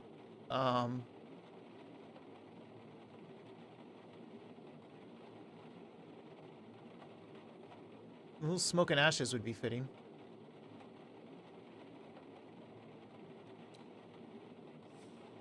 Ah, this one. Featuring the infamous hit Gutter Saints, the anthem of 2023. Played everywhere until your ears bled guitar riffs. You hated that song. Not at first, but it became background noise for the year you tried to forget.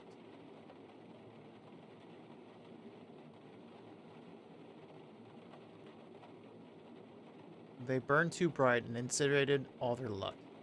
To be honest, it was a rough time. I was juggling a lot of shit. Life spins vinyl and skips tracks. You just tried to keep up. Okay. The Midnight Shift, which is kind of what I wanted to pick first. Never heard of it. Most likely some ambient filler. The kind you put on when there's no crowd to keep the silence from echoing off the walls. Could be a hidden gem. The only way to find out is to listen. And isn't that true for everything? Well, I didn't listen. No way. You know this one. This is your childhood. This is family road trips. Old highway lights sliding past the window like ghosts.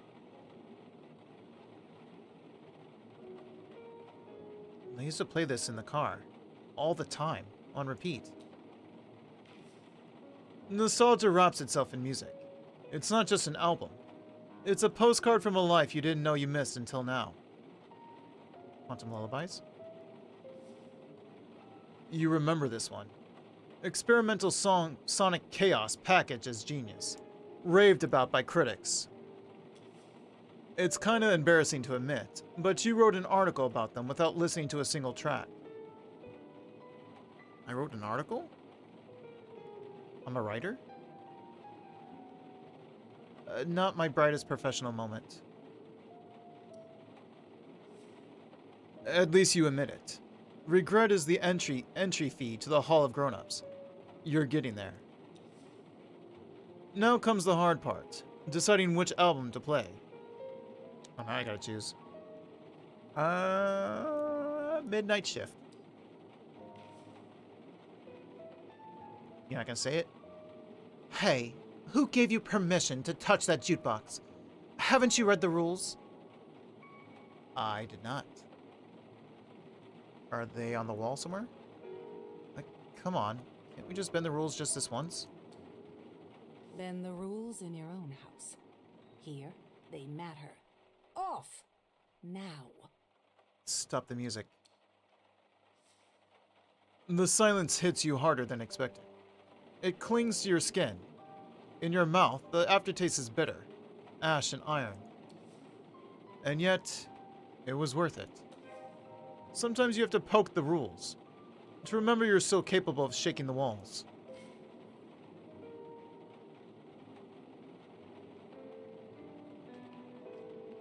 Where would the rules have been? What do you mean, didn't I read the rules?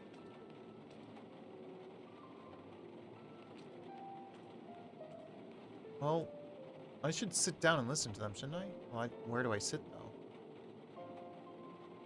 There's a door there, but there's no... That's clearly staff only. So I need them to not be here so I can sneak in there?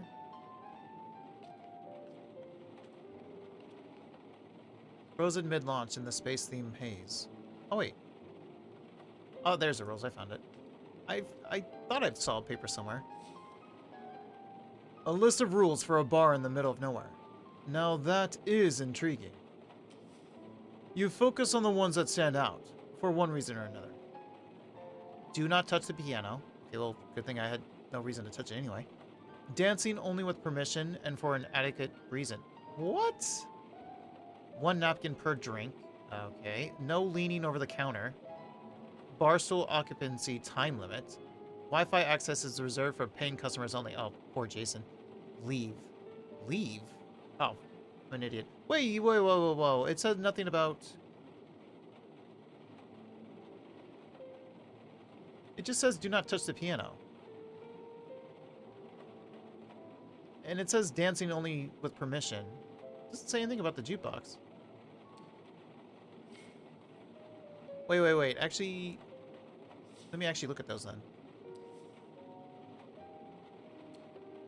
Do not touch the piano. This includes all forms of physical contact. Even cleaning is forbidden. Only authorized musicians and piano tuners are allowed to touch it.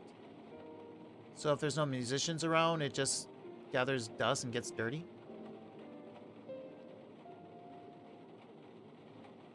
How does one get approved if they can't even play it first? Simple. They bring their own instrument, perform in front of an audience, and, if worthy, they get approval.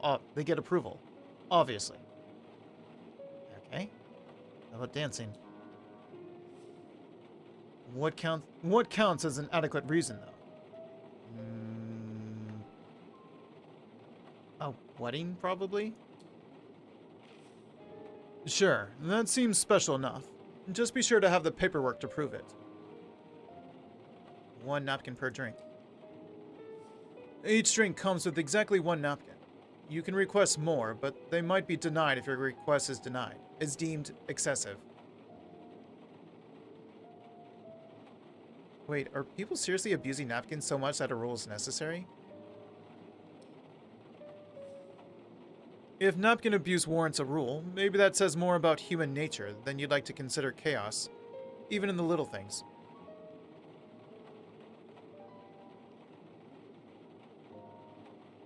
There's a shitload of this. Let's skip to the end. No, let's skim. Skimming through it is, then. No leaning over the counter. Leaning over the bar counter is considered intrusive. Please stay seated or stand at a respectful distance.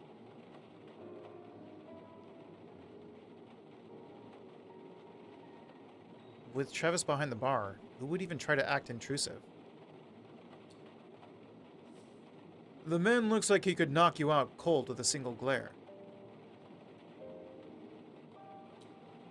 Bar stool occupancy time limit.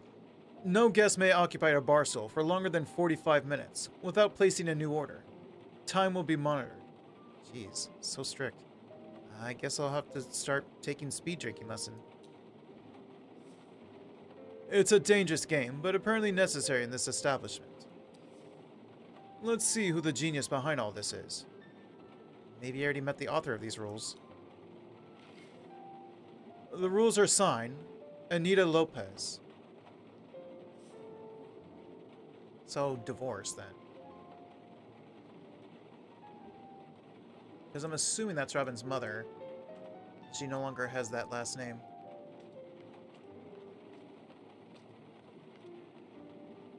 Just kind of abstract art, or just an explosion of paint someone called expression. The kind of door you only pass through when you've got business below the belt. I guess you don't have business. Can I go upstairs? What's upstairs? Maybe it's like her room? Oh.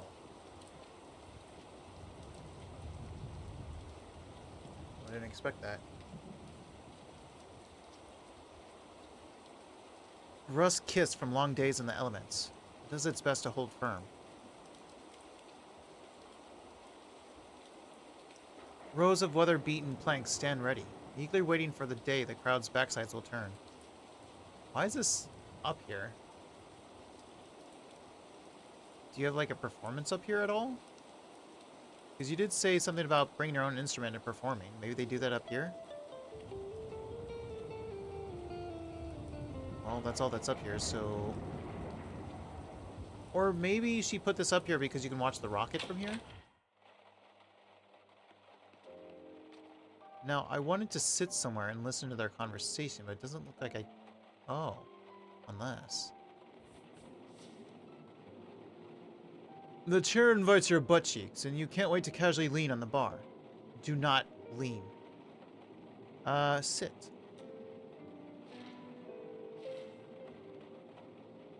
With a squeaking friction between your pants and the leather seat, you place yourself on a surprisingly comfortable chair.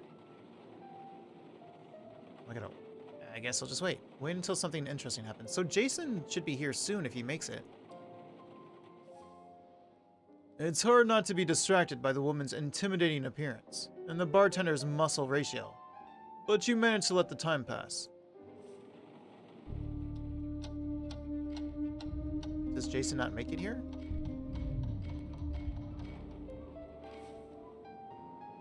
Jason!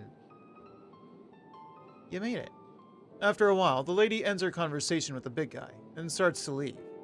I didn't get to hear the conversation. As she heads up the stairs, Jason Burns, completely drenched, appears in the entrance. And as he takes a seat at one of the tables, you realize that it's 8:43 p.m. 4 more minutes until the sky sets ablaze. It's unlikely something else worthy of note will happen before then.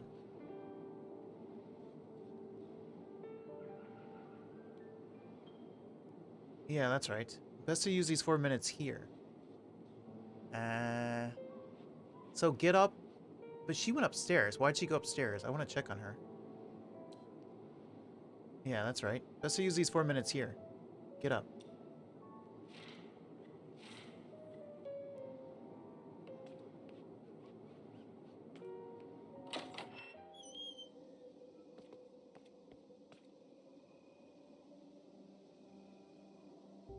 She stares far into the distance.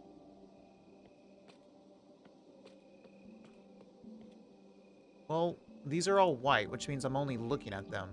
They need to be orange for me to interact with them. I was hoping maybe I could sit up here and... I guess not. So she's just up here for some reason. What about you, big guy? Hey, welcome to Kuiper Belt. Kuiper Belt. The man gives you a smile full of glistening white teeth. There's a certain vibrancy in his rosy cheeks. Like he's so full of life, he'll just burst. I'm Travis, and you look like you could really use a drink. I don't really have time for that, but... Controlling lady with a big hat, so she seems like a bit prickly. Is that normal for her? Make a big hat over your head gesture? Yeah, she's tough. No question about it. In every sense. She can lay down the law, push you around when she feels like it. Okay. And I'm alright with that. It's part of what pulls me to her, along with everything else. Pulls you to her? To work for her, or because you kinda like her? So, someone built like you, drawn to a bossy woman? That's... interesting. Strength. It's never equal. And it doesn't manifest in the same way in two people. Anita, she's my counterpart in that sense. We fit together like jagged pieces of a puzzle. You know what? That's fair. But today she's been cruel, cutting me down in ways that don't align with that balance. I'm sorry to hear that. Instead of answering, he just nods, lost in thought. Like he's turning something over, weighing it quietly in the depths of his mind. Hey, mind if I ask you something? I could use a fresh set of eyes on this. Now I've seen it all. A bartender asking me for advice.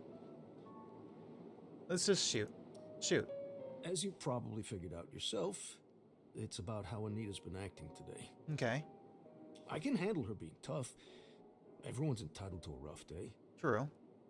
Within reason.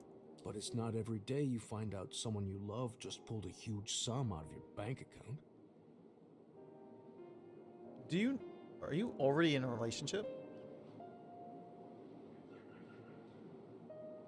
And even that I could tolerate, but when I asked for an explanation, all she gave me was a trust me.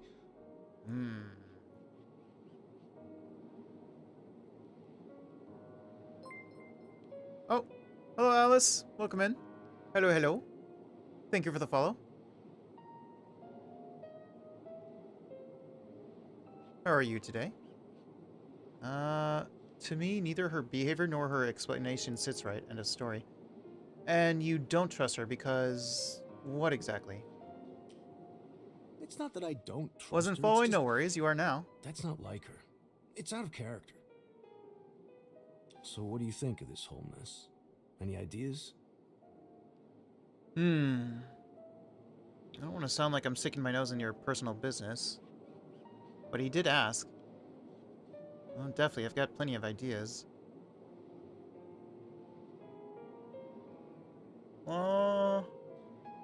Is this going to immediately end it? Because I kind of want to say this before I say anything else. But I don't want to... Oh, definitely. I've got plenty of ideas. That's great to hear, because I'm confused and could really use the help. What do Okay. you think is happening with Anita? And don't hold back.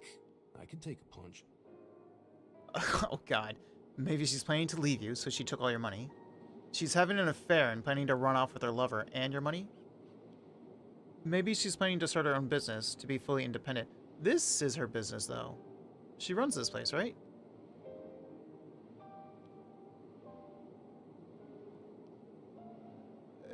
Surely she wouldn't be that bitchy to just, like... Robin said that she started the business, right? The bar. So to take his money and just leave? Surely not. Maybe she's planning to start her own business to be fully independent. Considering how much she's put into Kuiper Belt, I seriously doubt it. Yeah. You don't throw yourself into something like that if you're going to bail. Unless you feel like it's gonna fail. I mean, how many customers are you even getting here? So maybe money's getting low, she's taking yours and bailing? Leaving you with the aftermath? But it's still in her name, isn't it? Not saying it's impossible, just not very likely. Yeah, I think it's unlikely too. Still, with what I know, that's as good an idea as any. What do you know? There's only one way to be sure what's going on. Confront her? Yeah. You're right. A direct approach is usually the best way to deal with these kinds of issues. Well, good luck with that. I'm gonna sort this out right now. Ooh, I would have waited just a bit, but okay, good luck. Wait, he's gone. I can go through the door. Wait, he's gone. This was unintentional, but I'm going. The door stands firmly closed. The sign staff only, almost daring you to step inside. Enter. Locked. Damn it. Leave. What's this? From the book's cover, a woman shrouded in a deep veil of shadows smiles at you, secretly seductively, her face mostly hidden by an intricate golden mask. Above the woman, the title, Lilith Revealed. Below, the author's name, T.J. Sampson. Take a closer look at the book. As you look at the book, the shadows behind the woman form the outline of a face, all smile and teeth. Well, it's kind of too late to take the book, isn't it? Read the first couple sentences. Tonight, the fumes of Dirtside smelled worse than ever. Lillian lost track of how many weeks she had been forced to spend here, among the downtrodden and the discarded. If one wanted to disappear from the face of the earth and the long arm of the law, there was no better place. Oh yeah, that's the stuff. Read the blurb. After her last case ended with a terrible discovery and an escape from the clutches of injustice, Lillian finds herself on the streets of the Grey City, friendless, moneyless, but not aimless. She fights to control her second self and find out who framed her for the murder of so many prostitutes. Oh. Leaf through the first couple of pages. Just your usual first page stuff. Publisher, printer, copyright owner, and on and on and on. Why do they even print those things? I mean, I guess it's important. On the second page, the author's dedication. Again, to Rosemary, both thorned and sweet. Take the book. One man's trash, another man's treasure. Well, that took a minute. I have no key, though. I don't think there's any way to get a key. So it's... Well, I can't even talk to you. So there's nothing I can do with you, so let's go upstairs. And see how it's going up there.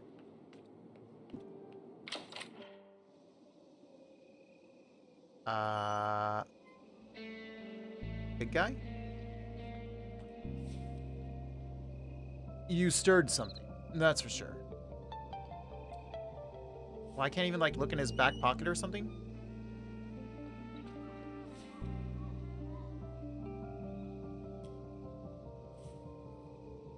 And I can't sit and spy on them.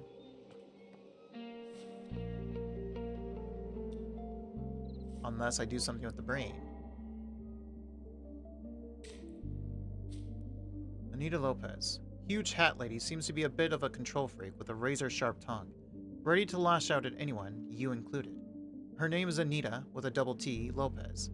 She has some kind of a token that she constantly twirls in her hand. After the conversation with the bartender, she goes to the roof at 8:43 p.m.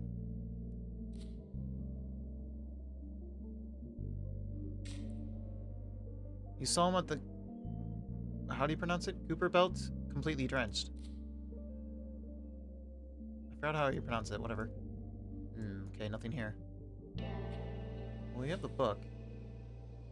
The familiar cover brings a smile to your face. Yeah. I could kill some time with it. Oh, we have 1 minute left. Well, there's not much else I can do now, so... I guess just sit.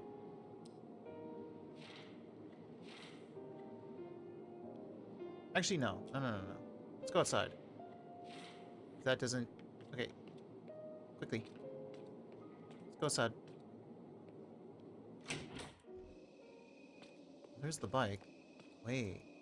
Only I had time to use it. Yeah. There's no time for it. There's no time to take the car. There's no time to go down here. Ah. It's about to strike.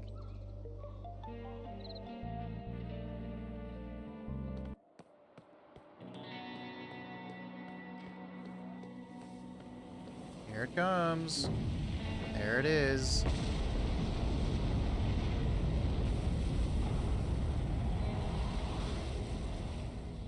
That's gotta be the rocket then. So I can go back out there and steal the car. Still with me, Mr. Harrow? Or I can walk down those stairs and see where that gets me. I have a question. Doctor, can we talk about Coral Destiny? His eyebrows lurched upward in an already too familiar gesture. The doctor must be confused by your sudden interest in the corporation, or is unwittingly expressing his discomfort. Of course we can, Mr. Harrow. Though it took me by surprise, your interest is perfectly natural and understandable, seeing as their star base one is right here in Rue Valley. As part of my full disclosure policy, I have to tell you that I've worked there for a number of years, but can't talk much about my work or my time there, courtesy of a folder full of NDAs I had to sign. So, with that limitation established, what do you want to know? Why are you not voice acting that? You know I'm very good at keeping secrets. So, what can you tell me about your work there? Mainly, I conducted research on how to combat isolation during prolonged space flights, and how to handle stress caused by communal living in restricted quarters. Makes sense? Still, there was some practical work as well. Sessions and consultations with the astronauts and the science staff. And that's the extent of what I can share with you. How far away from here is the Starbase 1? About an hour or so away, if you're a particularly fast driver. Hour and a half if you take the company shuttle. So I can't make it there. If you're a fast driver. So there's no way I can make it. What exactly are they working on there? Oh, many different things. From new rocket propulsion systems to water shielding and decontamination, regenerative agriculture and soil enrichment, effects of limited living space. But this is all publicly available information. I can't tell you anything that you couldn't have found yourself, you see. Anything else?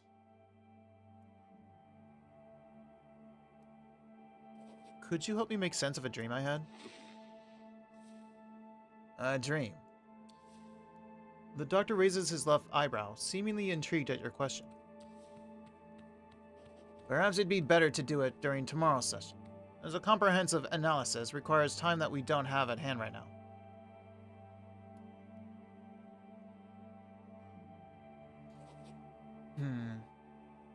Please, Doctor. It would surely help me fall asleep tonight if I unload this burden before I go to bed tonight again.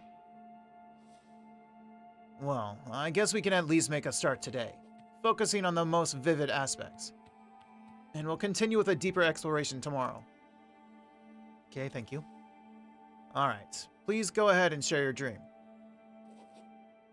Share the dream about checking out the motel.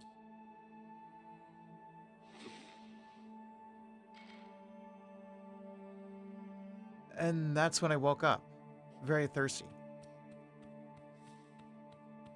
Dr. Fink nods his head, looking at you intensely. Thank you for sharing it with me, Mr. Harrow. The suitcase, the struggle with the checkout forms, and the malfunctioning vending machine. They all seem to be significant. Would you like to share your thoughts on any of them?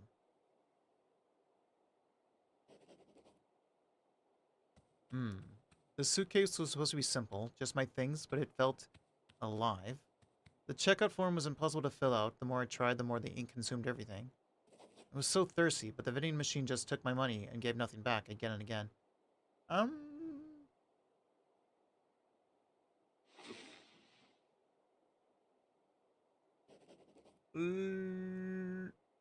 Which one do I want to go with? Which one do I want to explore?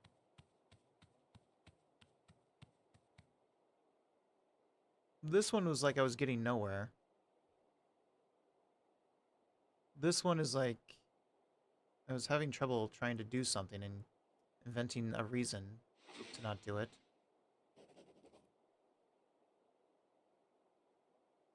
This one was just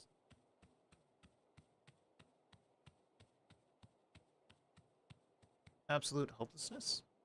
More so than this one was. Let's do this one. The checkout form was impossible to fill out. The more I tried, the more the ink consumed everything. What do you think the form represents in the process of leaving?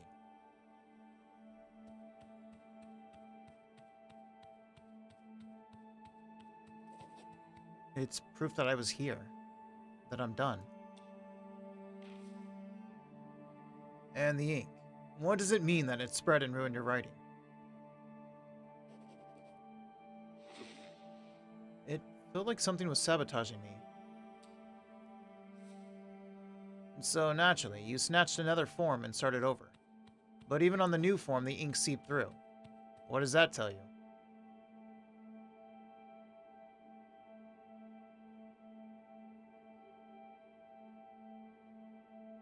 That I always mess it up, no matter what.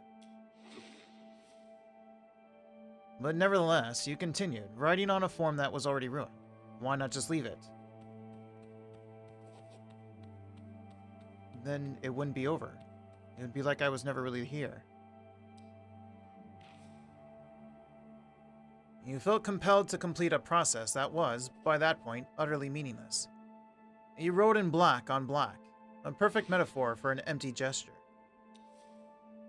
What I hear is a man who needs to be able to tell himself, I did everything I was supposed to do, even when your actions had no effect. The performance of the task itself was crucial. Oh, isn't that basically what people were complaining about in the reviews? You did what you were supposed to do, but your actions had no effect. Everything still ultimately comes out the same. It allows you to confirm a fatalistic conclusion, that you always mess it up, and the outcome was inevitable from the start.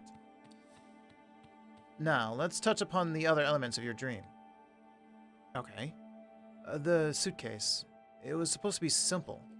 It's just my things, but it felt alive. What does it mean for a suitcase to feel alive? It jerked, like something was inside trying to get out. And when it opened, your belongings had become snakes. What does that transformation suggest to you?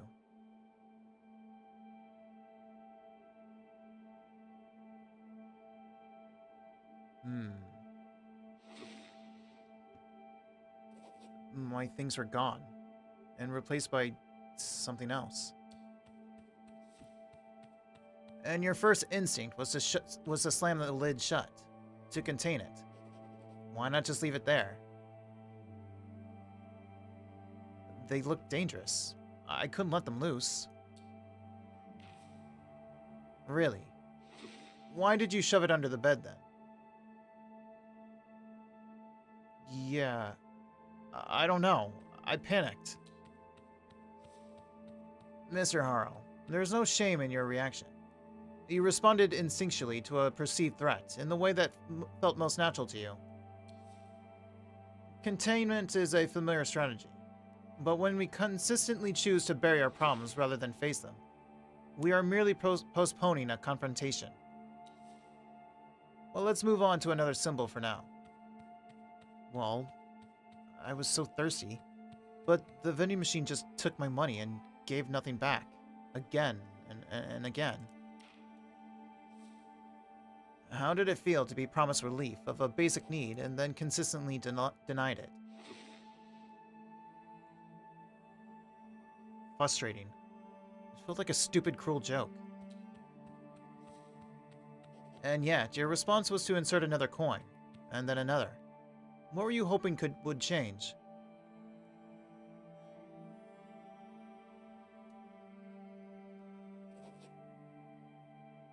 It just had to work eventually? I mean, technically, what else was I supposed to do? It was the only machine there. So you continue the same action, with the same tool, expecting a different result. Why not stop? Why not walk away and find water somewhere else? It was the only option available. Seems like you'd rather exhaust yourself in a battle you know you're losing, than disengage and admit the strategy is flawed. You became so focused on getting what you deserve, that your real goal, to quench your thirst, was completely forgotten. And this is a dangerous kind of denial, Mr. Harrow, because it masquerades as perseverance. You are convincing yourself that sheer stubbornness is a virtue, but it's actually just hiding from the fact that your chosen solution is broken. The doctor's gaze pierces through your soul. Now, let us consider the dream as a whole.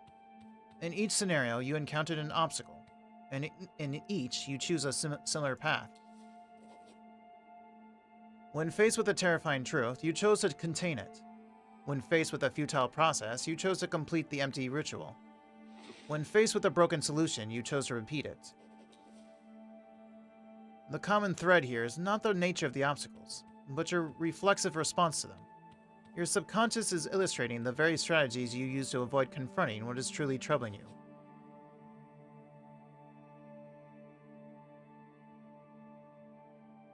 I'm not avoiding anything.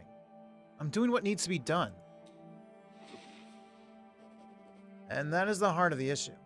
These need-to-be-done actions have consistently failed to resolve anything, and you are treating the symptoms while ignoring the illness. I cannot tell what specific burdens you carry, but I can see the weight of them in your steadfast refusal to admit they exist. That refusal is the one problem that makes all others impossible to address. Until you can face that, you will remain stuck, endlessly performing what you believe needs to be done, without ever addressing what actually needs to be done. He pauses for a moment.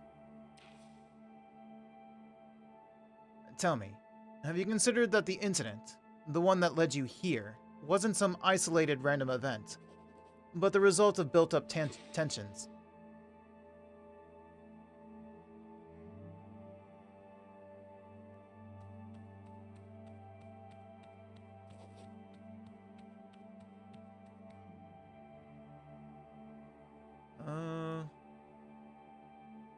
Either one works, but this one mentions the loop, and now he's going to ask what the loop is. I asked you to make sense of the dream, not to diagnose me. I need a solution for the loop, not a lecture about how my own mind is the problem. Well, we didn't say time loop, I guess. The loop you need to break is this very cycle of denial. Your refusal to even entertain the possibility that your mind is trying to show you something. is the very wall you keep crashing into. You'll either find it in you to admit this, or things are not going to get better. Not here, and certainly not out there. He glances at the clock. All right then. That's it for today. You should go and check in at the office. Your room is probably ready by now. It is, but she's on the phone. Okay. So what did that get us? The door slides shut slowly. So slowly. And the world narrows to this metal box. You had to leave the apartment and go down to the corner store, as you haven't eaten all day. The tiny cabin amplifies the fact that you haven't showered in a week. What are you on about? Yes, it's disgusting. But there's just no time for any of it. You have to finish the article. Oh yeah, we're a writer. So we went somewhere to a cabin to write? The deadline was impossible from the start, but you took it anyway because it's good money. Meaning you could maybe, finally, work on your own script next month. And prove to everybody you are still an artist. Not just a content mill, soon to be replaced by AI. I've been telling myself that I'll work on my script next month for years. The elevator begins its descent, but then stops abruptly, just one floor below. Mrs. Gable's floor. She'd brought you soup when you first moved in, and you'd seen her in the hall last week, but pretended you were on the phone just to avoid the concern in her eyes. You couldn't handle the kindness. You didn't bring the phone this time, though, as you only planned a quick visit to the store. But the door doesn't open on her floor anyway. Instead, the elevator changes its mind and starts going up. But upon reaching your floor again, it halts and immediately heads back down, the door never opening. What kind of sorcery is this? At Mrs. Gable's floor, the elevator reverses course once again. Without your phone, there's only one option. Panic? Not yet. Try the emergency call button first. Alright. You expect a call with somebody, but instead a recorded static-filled voice announces that maintenance was notified of elevator malfunction and will be there within an hour. An hour? The deadline is in 3. Is this the incident? And the article is still a mess. A salad of words you'd written and deleted a dozen times. Every word a testament to your incompetence. Every sentence a fraud's confession. Damn. But it was not always like this. You had more than enough shining moments during your diverse content writer career. Remember?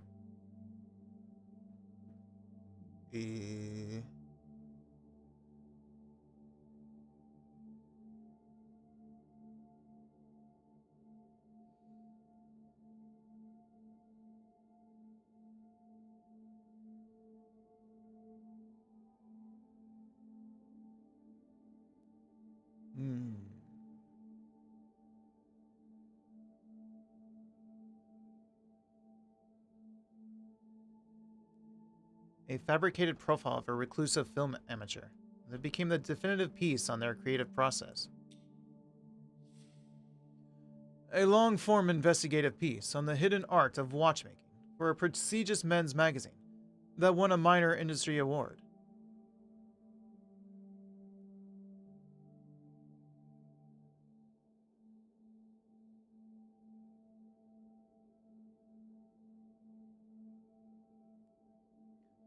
Rebranding a game about isolation and existential dread as a lighthearted comedy about personal flaws using a meme-fueled campaign. A series on elevator safety for an engineering digest that was later cited in National Safety Guideline. Elevator safety. That's it. I know how to fix this. Right. The gig was from years back, but you researched it like a pro. You still know how it works. Oh, hang on. My headphone wire's caught under my chair.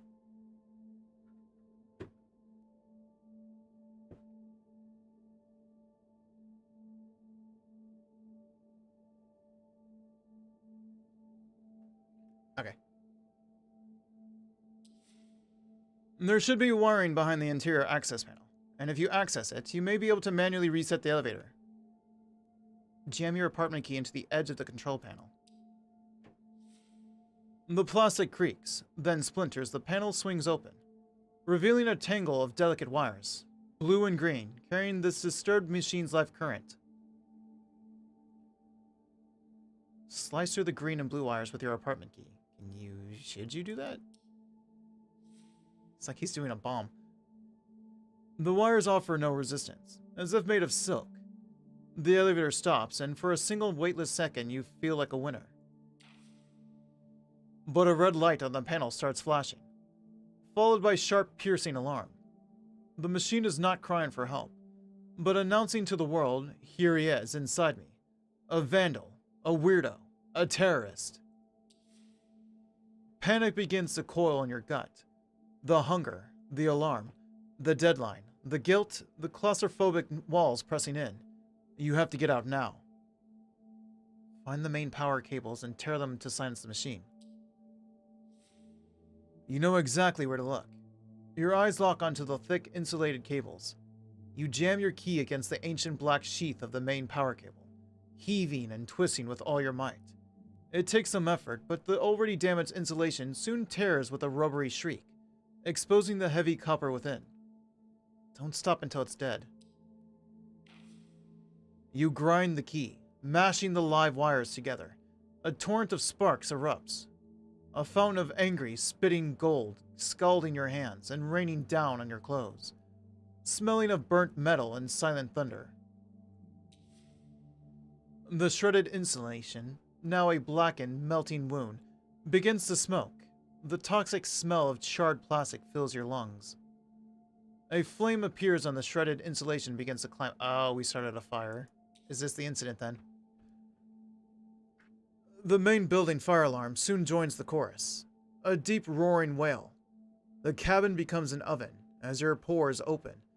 A stale stench permeates the air, and you remember again you haven't showered in a week. Great. The smoke thickens into a solid, choking blackness. Your head spins, the world tilting on its axis as your lungs scream for clean air. The last thing you register is a rhythmic pounding against the door, and a garbled shout. "We have a man in here. He needs assistance."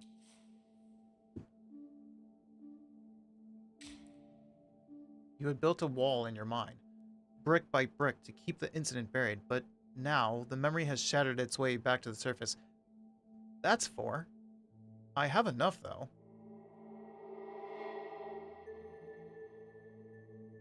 Dr. Fink's analysis of your dream was the key. His words recontextualize your entire breakdown. The pattern is now blindingly obvious, and you're left wondering how you ever mistook this deliberate self-sabotage for an accident. You should talk with him about this. Okay. Well, until I restart the loop, I gotta do something else. Because I can't talk with him right now. Can I use your bathroom? The exit is behind you. That's the bathroom. May I use it, please? Of course. Thank you. Oh. The book's cover is dominated by a stunning redhead. Her face elegantly made up, her dress tight. Shadows gather all around her, but a gun in her hand shows she's ready for any threat. Not to mention that with that collected, I have no idea. She's definitely dressed to kill. Above the woman, the title Lilith Undercover. Below the author's name, T.J. Sampson. Inspect. The book must be old. Given the yellowed and well-thumbed pages, the cover is wrinkled with use, the printing flaking off in places. Open a random page and read the first sentence you see. Your hands stumble upon a bookmark, somewhere in the middle of the book, as good a place to start as any. With a deep sigh of pleasure and relief, she slid off of his sweat-drenched body. Oh, okay. You're not sure what's happening or why, but that's how it is when you start reading a book in the middle. Right. Better not spoil it. Let's start from the beginning. You read the blurb on the back. Lillian Miller is a decorated veteran detective of Gray City PD. When several prostitutes are found dead and horribly mutilated in the poor areas of the city, Lillian volunteers to go undercover. The hunt for the serial killer will send her into a spiral of fever romance, mystery, and self-discovery. I thought she was framed for it. So I guess there's a series of serial killings. And as an officer, as a detective, she volunteers to investigate it. Only to have things that somehow point to her, and now everyone thinks she did it, and that she probably volunteered to cover her tracks, I guess?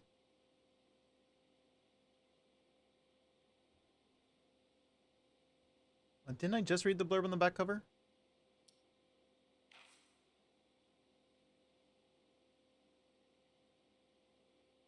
What? Why can I keep repeating that one? Take a look at the first couple of pages. The first page bears the usual book blather. Publisher, printer, copyright owner. Yeah. You didn't need to repeat that. The second page has the author's dedication. To Rosemary and her tea. Without both, this book wouldn't exist. Below the print, scribbled by hand, to Gideon, good fun. You need some of that in your life right now. An illegible signature. Take it. Now let's find a calm and comfortable place to read this gem. No way I'm reading this trash. I'll read it ironically.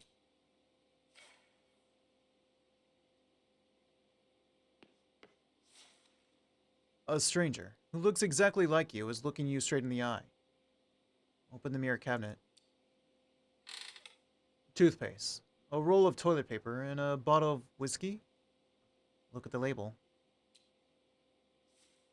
An illustration depicts a stoic, armored warrior, icicles clinging to his mustache, as he stares blankly through a bottle clutch in his bare, frozen hand. Below the figure, in a purple, old-fashioned font, it says, Numb Night, Sour Mash. The recipe stays the same. 40% alcohol by volume, 80 proof.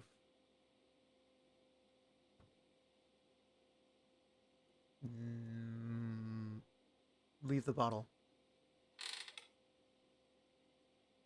Leave. These would just be inspecting them. One therapist's trash is another man's trash. True. Not much use for it, given the state of the water here. True. I guess we'll just leave. Okay, goodbye. It's 8:06 now. Do I have any reason to... What are you doing? You're completely lost. You have zero clue how to stop this loop, and it shows. Like a tsunami crashing in before you can breathe, the emotions surge. A flood of feelings overwhelming and unstoppable. You need to act. Something. Anything to release the pressure building inside you. Breathe deep. Stay calm. Keep it together.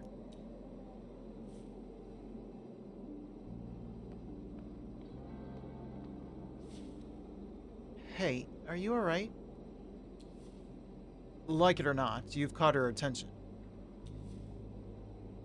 I didn't know it could be that hard seeing Dr. Fink. Was it something in particular? Something in particular. She's asking if something special happened. No. You'll just have to explain. You must explain it to her. I'm stuck in a time loop. A real time loop. This... everything keeps repeating over and over. Who knows how many times? She opens her mouth to say something, but you're faster. The dam's broken and now it's all pouring out.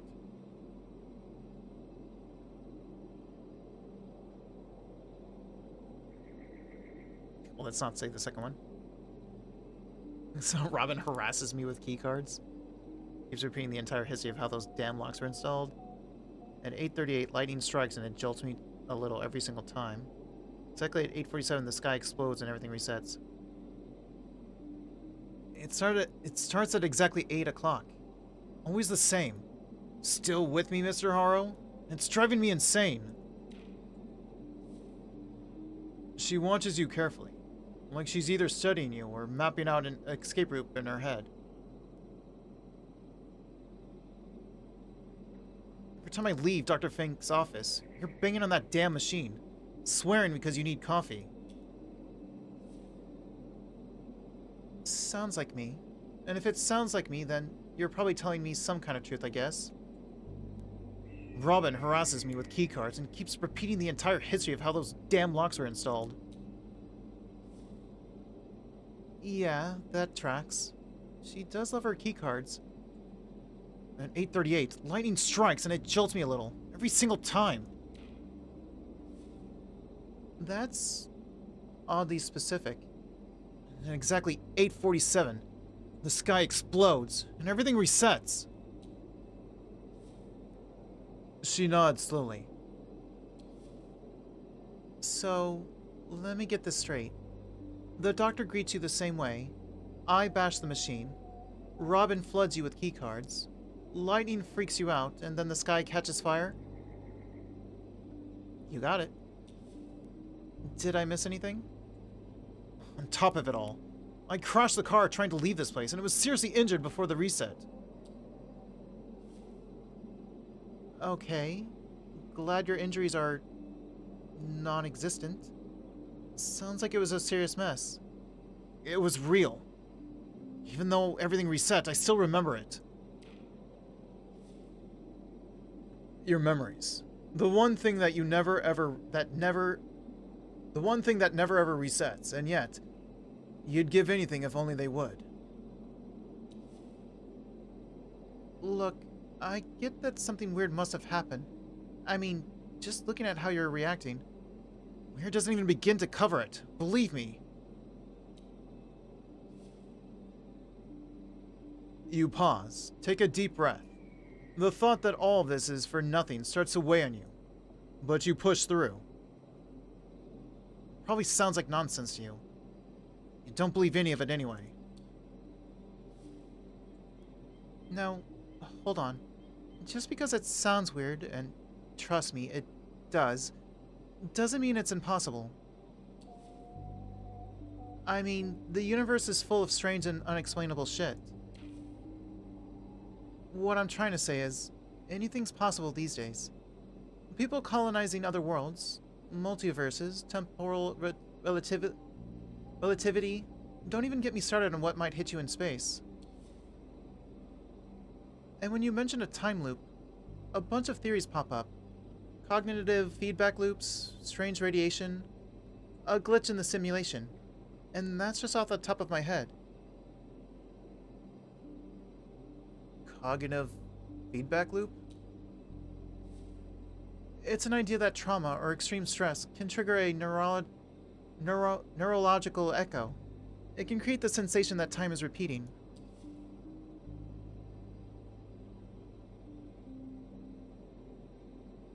It started after I got to Rue Valley.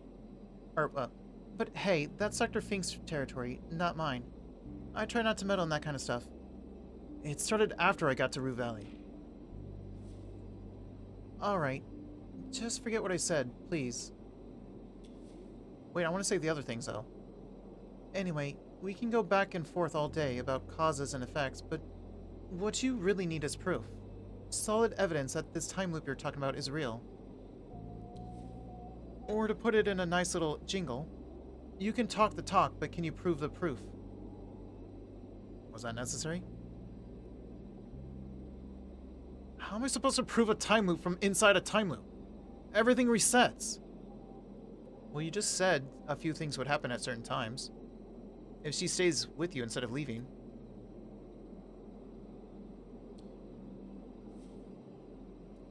Have her tell you something that you couldn't know, so you can tell it to her next time. Okay, fair, but maybe start by figuring out what's actually going on. Then show it. Show it to me, for example. Prove that you already know what's going to happen before it does.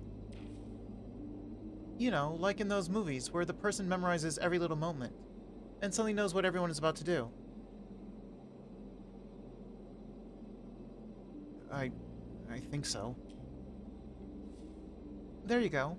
That's something. Even I'd have a hard time ignoring that. That's just an idea, though. I'm sure you'll come up with other ways to prove it. You're the one living through it, after all.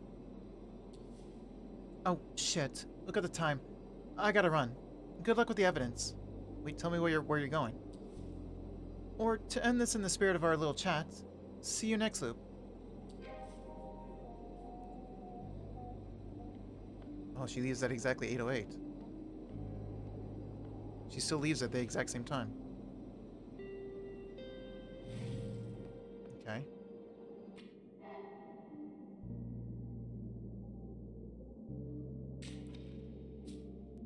It seems that she was not that skeptical about your vent about the time loop. With a bit of effort, you might be able to convince her.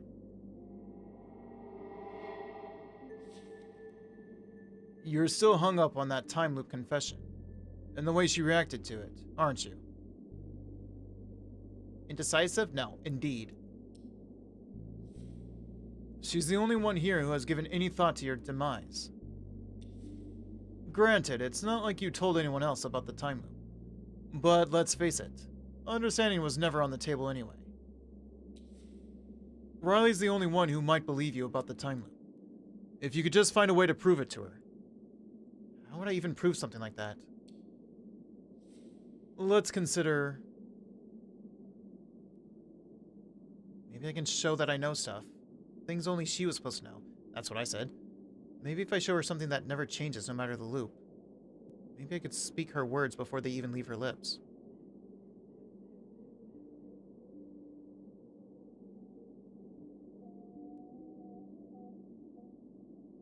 I would go with the first one. Maybe I can show her that I know stuff. Things only she was supposed to know. That's gotta be real tough. You've only got 47 minutes, and she's always on the move. How do you get someone to open up with a clock ticking like that? Okay, well, thanks for shooting me down so quickly. I mean, that was the moment to ask her something. Maybe if I show her something that never changes, no matter the loop. Well, good luck with finding something like that. Okay, thanks. You're real helpful. Maybe I could speak her words before they even leave her lips. Wow, creepy much? Hard to tell if she's gonna bolt or just deck you. And let's face it, she packs a punch. That's all well and good, but you'll need some kind of actual proof. Something you can show her that makes sense in her world. She did suggest you try and figure out everything happening in the loop, so why not just do that? Sure, I could map out what her facts are, specifically how those 47 minutes actually unfold. So do it. Track some key details, and lay them out for her, minus the stalker vibe. Should I prepare a presentation for her? That would give PowerPoint a whole new meaning, but no. How about something more low-key, like plain old paper, lined with key details and events?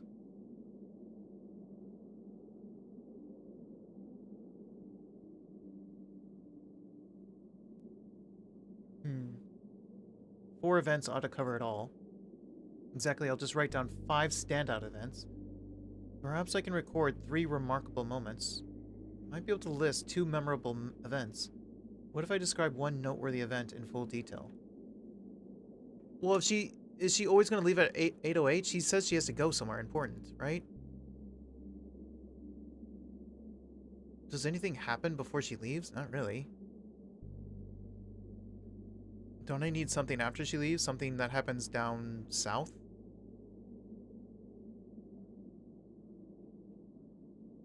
But I've already gone...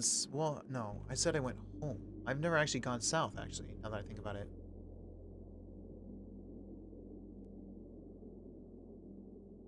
Like, technically going home was going south, but I just kept going, right? So maybe there was something I can stop if I go south. Like the bar up north.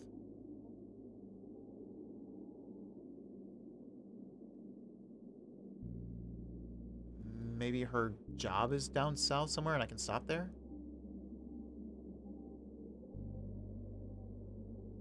Wait, she gets splashed by the vending machine each time? No way she'll forget that?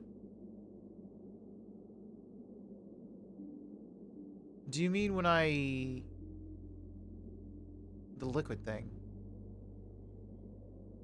Because I know if I tilt it to the right, the liquid thing.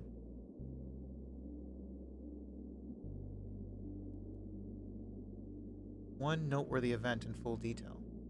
What if I describe one noteworthy event in full detail? A single event borders on pure speculation, no matter how much nuance you dress it up with. I mean, if it's a random event that's super specific, but okay, fine. Maybe, perhaps I can record 3 remarkable moments? 3 should do just fine to make a point. So, you need 3 events from within these 47 minutes, and then write them down in chronological order. Actually, log each one with its timestamp. And then what? You give it to her? When? At the start of the loop. So essentially, the moment you step out of the office. So, you gather 3 events, write them down, and hand them to Riley at the start of the loop. Sounds like a plan. Then, at the end of the loop, we meet. We go through the list together and poof, prove the proof.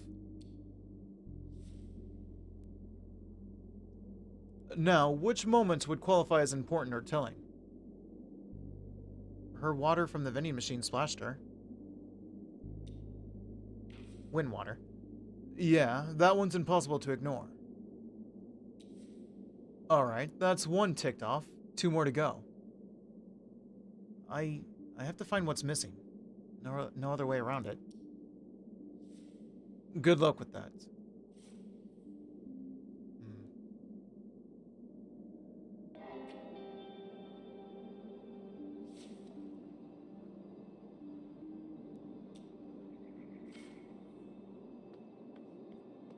Something that's missing. I gotta go south, right? I think I gotta go south.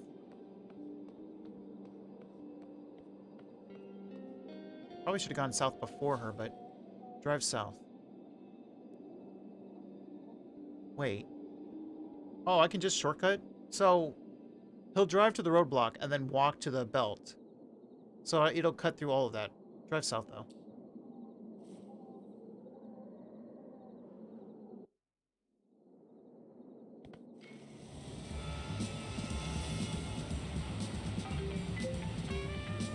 Your ears are pierced by a ringtone that you swore to change years ago. Answer. Hello, sir. Am I speaking with Eugene Harrow? Yes, you are. That's correct. My name is Percy Rugger, and I'm a senior sales executive at Ulterior Paralegal Exploits Consultancy. We'd like to offer our help regarding your case.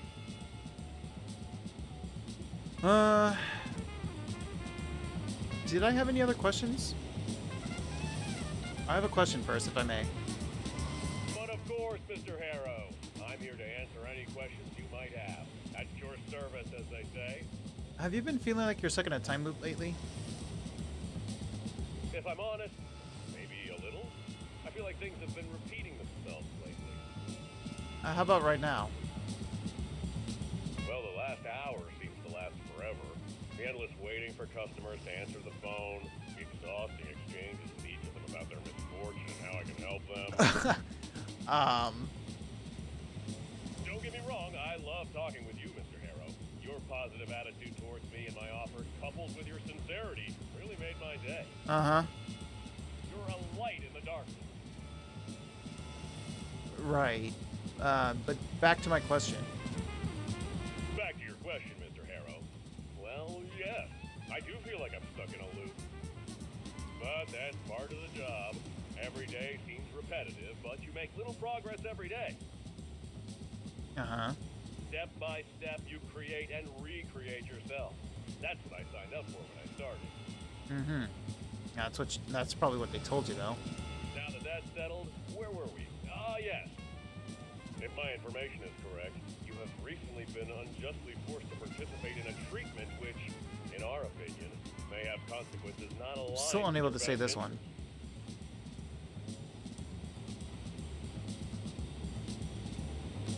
So, thank you, but I'm not interested in your services at the moment. Of course, of course. I'll assume you have nothing against my calling again later just to make sure you haven't changed your mind. I'll write that down here. Sure.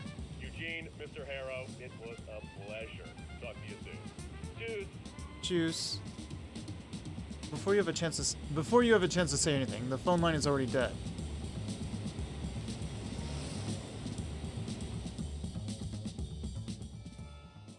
Oh. Was ist das? What is this?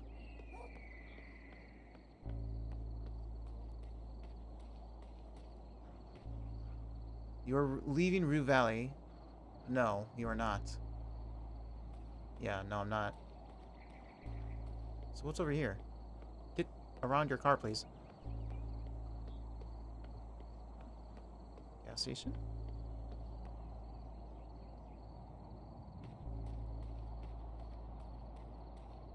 Can I go up here? I doubt it. No, I cannot. Does she work down here? I don't see her bike so far. Oh, there's a lot to explore here. What is this? Camera? A watchful eye. Probably something like Safeguard Vision X TM. Defender Cam Stealth Edition. Or some other verbose name like that. It's recording your every move. Wait a minute. What if this is a reality show? A Truman Show? You mean I'm being filmed for some rich people's amusement? You mean all these people here are actors and nothing is real? I'm pretty sure the twisting of your limbs bent in ways they're not supposed to be bent and the pain was very real.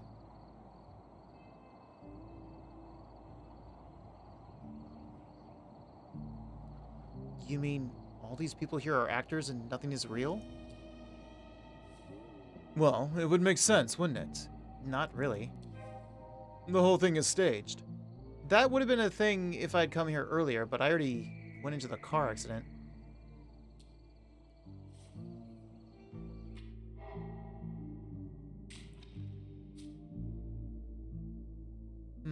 This time loop situation feels like a reality show. What if all these people are actor extras?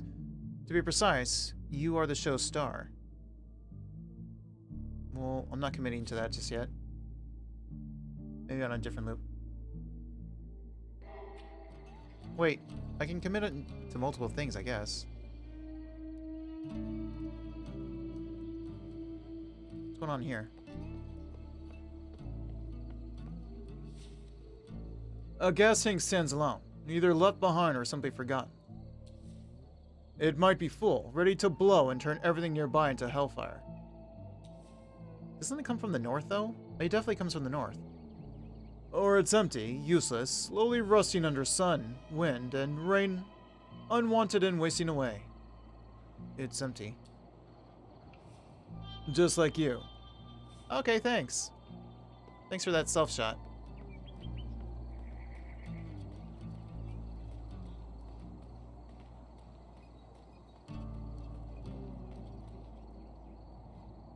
I don't think anything white really matters.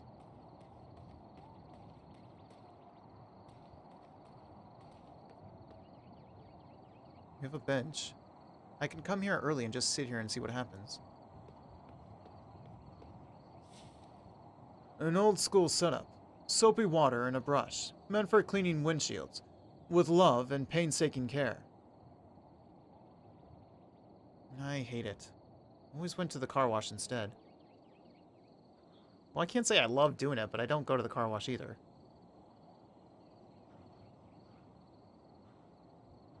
Oh, the rest of the car? Yeah, no. Still, the sight of a gleaming car always made you smile. Shame there's nothing like that around here.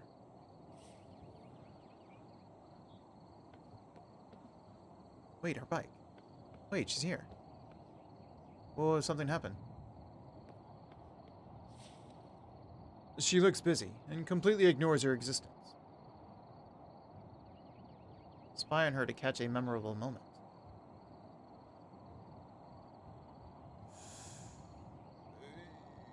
Without the stalker vibe, though. Spy on her or ask her a question?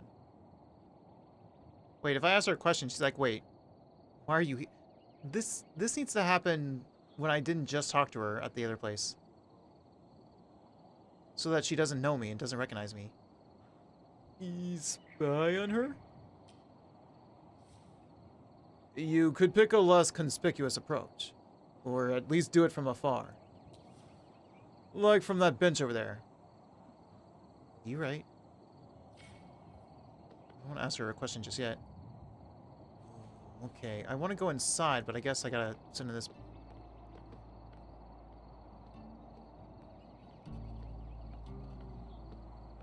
8:16, she went in.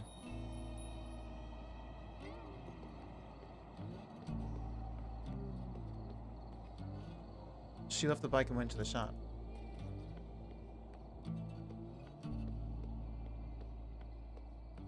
Hey, Max. What's up? Max. Hey, Riley. Here's for the gas. You don't happen to keep some coffee under the counter, do you? No coffee, sorry. I got a couple cans of Mega Jitter in the fridge if you're that desperate.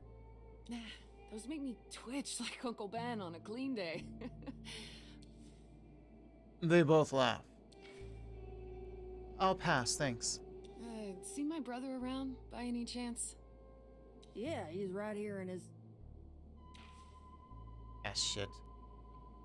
As she turns to point towards the garage, her eyes widen and she stops mid-sentence. Did she see me? What the... He disappeared. Huh? What? I wonder if her brother is the guy in the tow truck. Left without saying anything, huh? Typical Frank. Frank. I could see that being her brother, maybe. And if he works at the gas station in that, then yeah, it's gotta be the guy in the tow truck then. Nah, there's only one road out of here. He couldn't have driven off without me seeing him.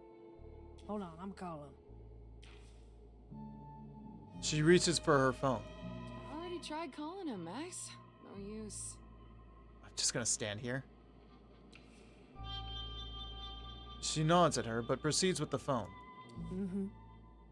Off network. Damn. Yeah. Pity. I was hoping to catch him at the motel before I head out. At the motel? I mean, he does stop there later. At least he did. Once. Oh, where you headed, by the way? Vacation? Nothing like that. I quit at Coral Destiny. Oh, that's some useful information. Wow. Really? Yeah, I just need a change. Ooh, thought you'd never leave. I didn't think I would either, but here we are. Anyway, I'd rather not talk about it. I just wanted to say goodbye to Frank before I leave. You know, we've been at odds lately, but I hoped... So you're leaving. The sentence trails off, leaving the thought unfinished. I know. He's not at the motel, he's not here, so probably drove to Bothwood? Bothwood?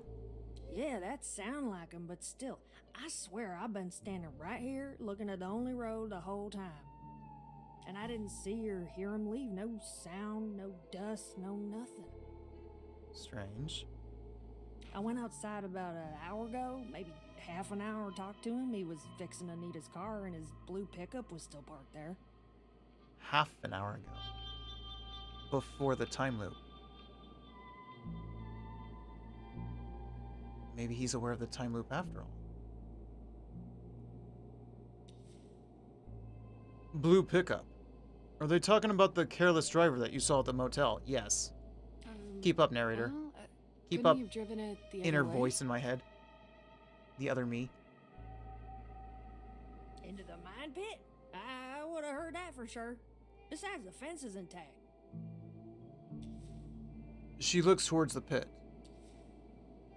Besides, oh yeah. Weird for sure, but it's Frank.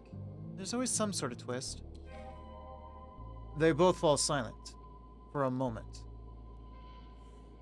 I don't know if I want to continue listening, but it'll reset anyway if I'm caught to be a creep.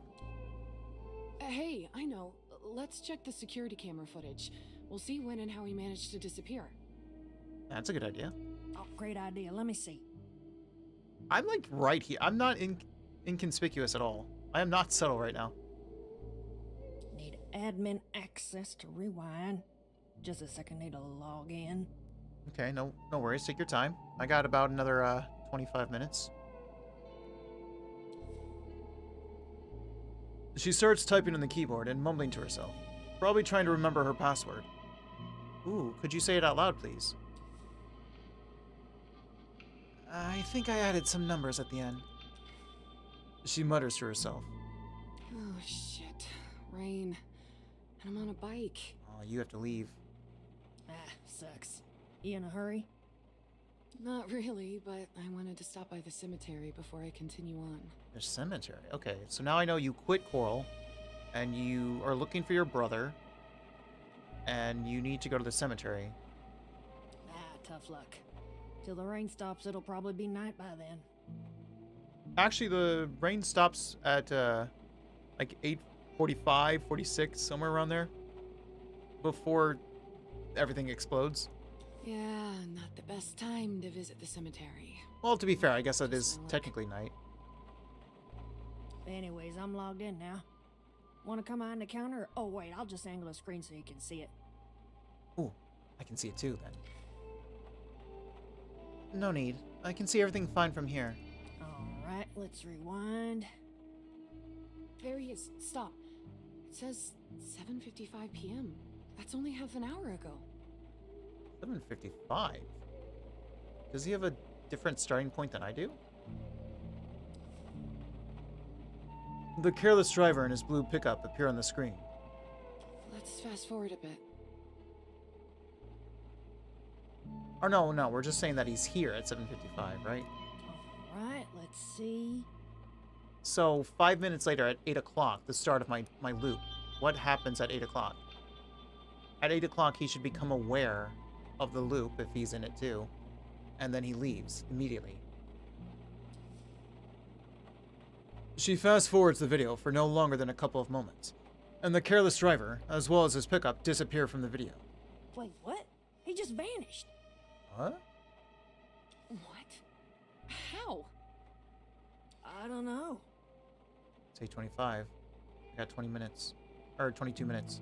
There's no way. You must have misclicked or something. I didn't. Look, it says 8 p.m. right there. 8 p.m. He just disappears at exactly 8? Go back a little. Maybe we missed something. Okay, let's go back. 7:59, and there he is again. Uh-huh. She presses a button. Played at half speed. Alright. She plays the same part at half speed. Unbelievable. 8 p.m. on a dot, and poof. What? How? I can't do that. Has he somehow picked a new starting point? So at 8 o'clock he starts at a different place? Oh my. She laughs nervously. My brother's nuts. I can't believe he hacked the security camera. I don't think that's what it is. Why would he do that? Does he know how? Is that something he can even do? I don't know, but I bet he wasn't really even there before 8. Maybe. So you think I imagined it? I know what I saw. Oh yeah, right. She actually saw it as well at that time. No, I'm just saying, Frank didn't just vanish into thin air. There's gotta be a rational explanation. Well, I don't have one, but I know what I saw with my own eyes. 8:27, so 20 minutes. Maybe the footage skipped into another date or something. Let's rewind a bit more just to be sure. Well, it's say 8th of August, 2027 right there in the corner, but let's try. 2027. Okay, we finally... Because we saw the date 2023 before, but it didn't say how long ago that was. So it's 2027. She starts rewinding the footage. Look, 7:41, and that mirror right there as I remember it. I stepped out for some air, asked Frank how he's doing. Mm-hmm. So that's correct. The clock on the screen keeps ticking backward. Around 7:25, Jason Burns briefly appears in frame, walking out of the gas station in reverse. Ah, I can talk to Jason. I haven't been able to really talk to him. Wait, who's that? Just a rando customer drop by to ask something. No idea who he is. Oh, is that me?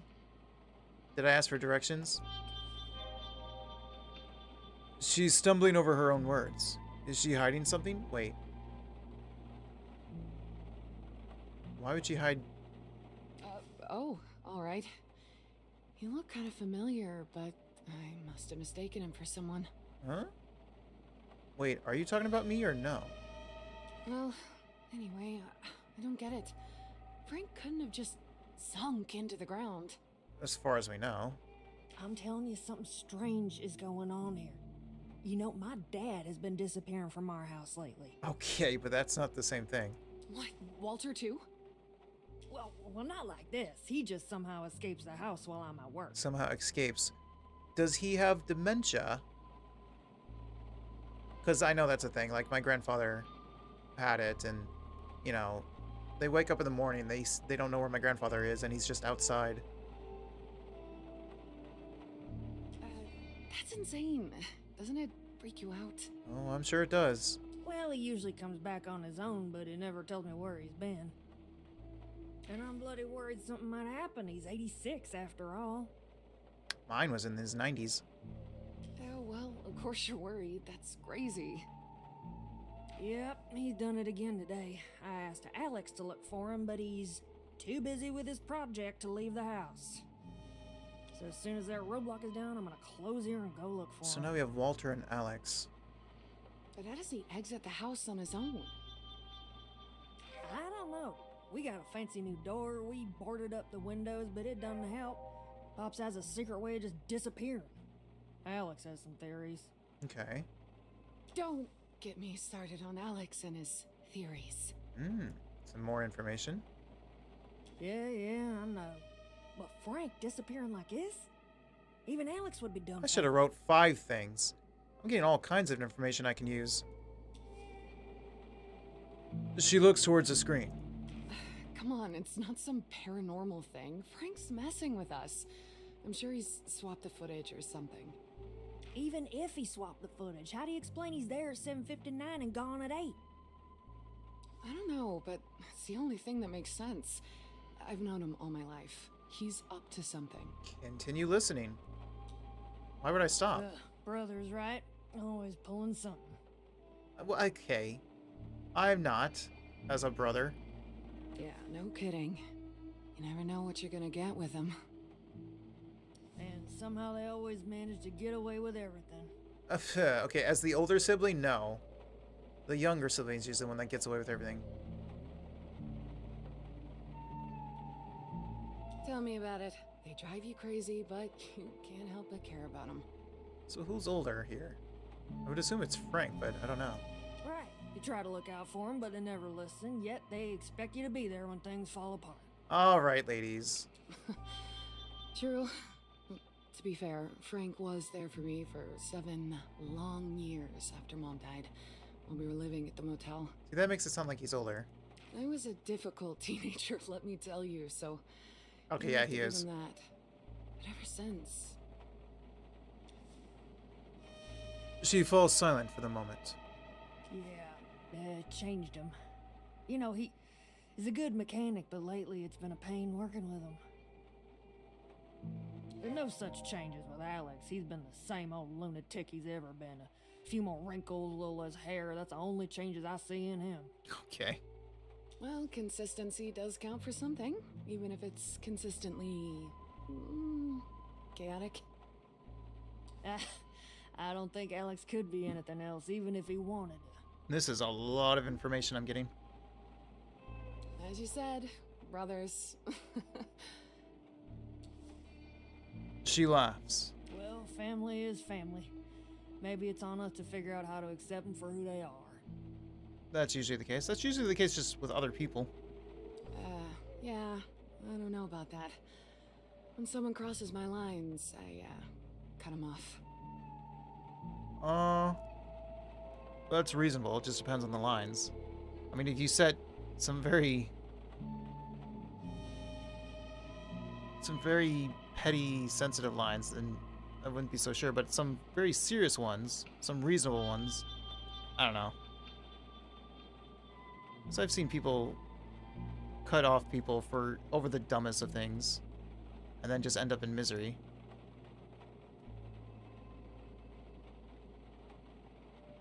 I'm sure she's smart enough to mean this in a reasonable way. Maybe that attitude is why a hot girl like you don't have a boyfriend. Well. It's definitely not that, trust me. And I'm far from being a... Okay, she was speaking. I thought maybe I could just continue and see the next... Because she laughs nervously. Yeah, I knew it.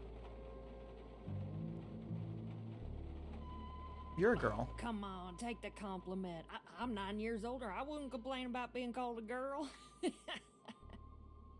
So, what's the reason then? Oh, you meant like she's too old. She's just an old woman is what she was trying to say. I just haven't really been looking for a boyfriend. What about you? Anyone special? Whew, I wish.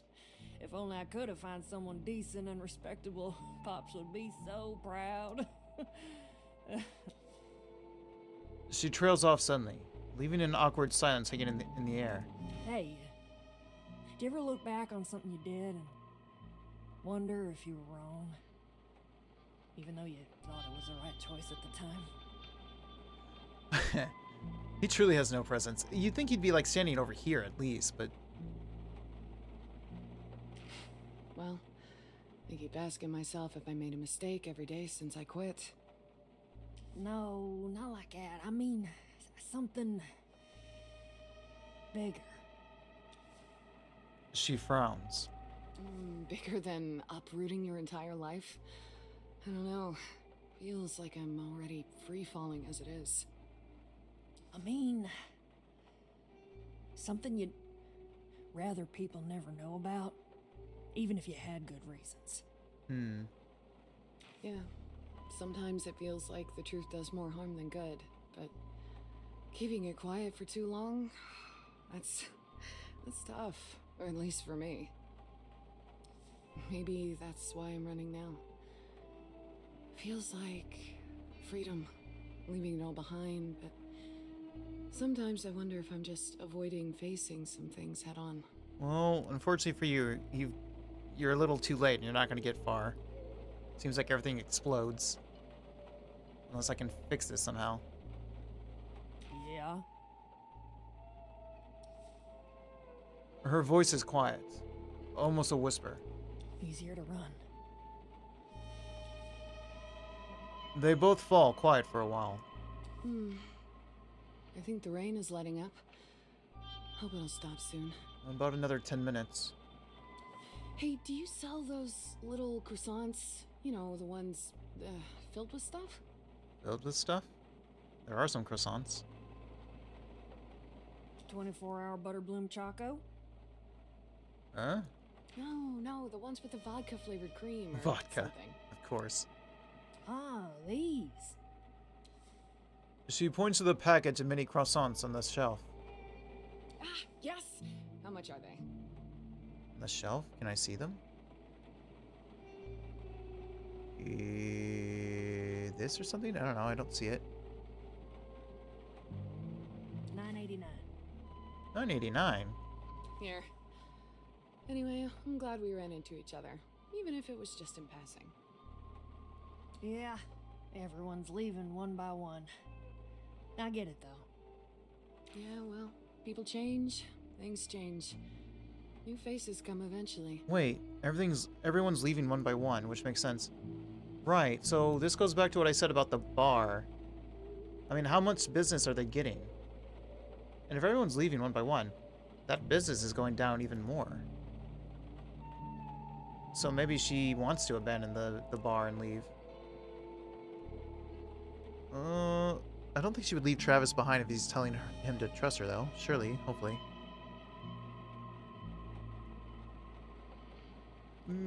Maybe he's not too keen on just leaving for whatever reason. But she's just going to make the decision and convince him after showing him what she's done. Perhaps, but it's not the same. Us K's, though, we were the first to arrive, so nothing could convince us to leave. You could just be the last to leave. I just hope we don't die out soon. You won't. Don't worry. I still don't know what to make of Frank vanishing just like that. By the way, I'm curious. Okay.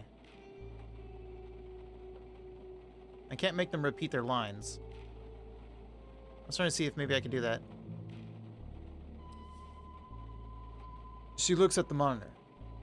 I know. It's weird. Gotta admit, something feels off. Wait, I just have to see it once more. Yeah, because something will change. She starts fiddling with the footage, playing it forward and backward. Every time, as soon as the timestamp reaches 8 o'clock p.m., the careless driver and his pickup completely disappear. The entire car and him. So not just him, the car as well. How is he doing that? It's no use. Won't find anything new. Speaking of how are you doing that? That is clearly Coca-Cola.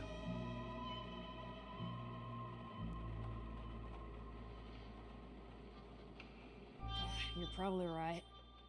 Oh, the rain seems to be stopping. I won't keep you any longer. I mean, just because I can't Have a safe trip. just because I can't specifically read the word cola, that's clearly Coca-Cola. Thanks. Bye. They share a long, silent look, the kind only possible between two people who couldn't be more different, yet have known each other forever. And then...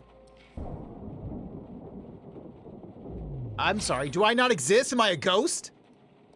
The loudest thunderclap strikes, and as if triggered by it, they both unfreeze, ending this heavy moment. Hydrate, thank you. What just happened there? She walked right through me.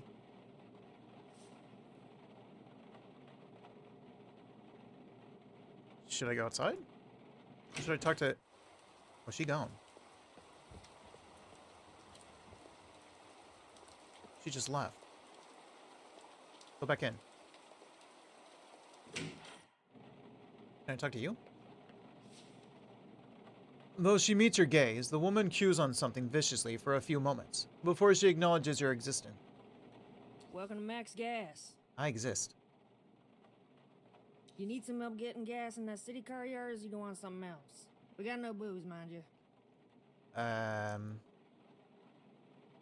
do you know what I'm driving? I mean, that's obvious. What's wrong with my car? It's ideal for the city. Why is there no alcohol? 'Cause it's my shop and I says so. That enough for you? Calm down. I was just curious.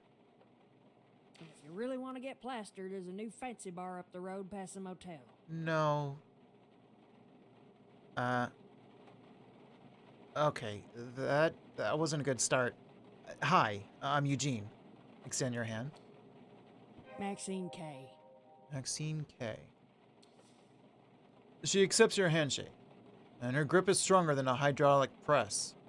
And before you ask, yeah, I named the station after myself, Max Gas. So it's your gas station? Or did you just rename it? I get the joke. You want your customers to get max gas. To be honest with you, I didn't give that much thought to it. The name just made sense to me. Oh, well, fair enough. I wanted to have something of my own, and I wanted it to be known. Why not name it after your last name? K-Gas.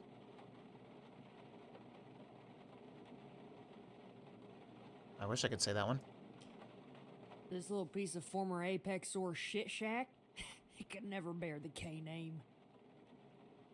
Apex Ore. So they used to run a gas station? Or was it something else before then? I reckon this might look strange to you, but my family used to own this whole place from the mountains and the source of the River Rue to the canyon that goes to Gray City. Mm-hmm. But the only thing that's left out of all is the ranch house up north. And from the whole large family, the only ones that's still alive are Pops, Alex, and me. Ranch house? Is that where I was walking down the stairs to? A whole ranch house? Just for the three of you? Yes, and I don't know how you city people live in those rat holes of yours. Space is what a human needs. I agree. And empty space is the only thing we have left. You didn't come here to listen to me rambling about the sad history and state of the K family. What can I do you for? Actually, I do want to. It's 38. I have 9 minutes. No. Please, do continue with your ramblings about your family's history. This brought a thin, transient smile. Well, my great-grandpops came to this land some 130-odd years ago with nothing but a herd of cattle and a desire to make a name for himself. Maynard K was his name. Slowly, with hard work and a lot of sweat and blood, he purchased the whole valley from the state. Made it his own. Our family filled its coffers and prospered and built a magnificent ranch manor house. Well, that's why. Bought the whole valley. Why do I sense a butt in there? 'Cause every good story has one, I guess.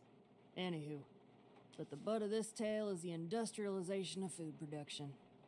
Food production. It became much more profitable to cram as much cows as you can into concrete and metal boxes, make yeah. them live in their own shit and pump them full of antibiotics. Yeah. I even heard the poor things are forced to eat their own dead. I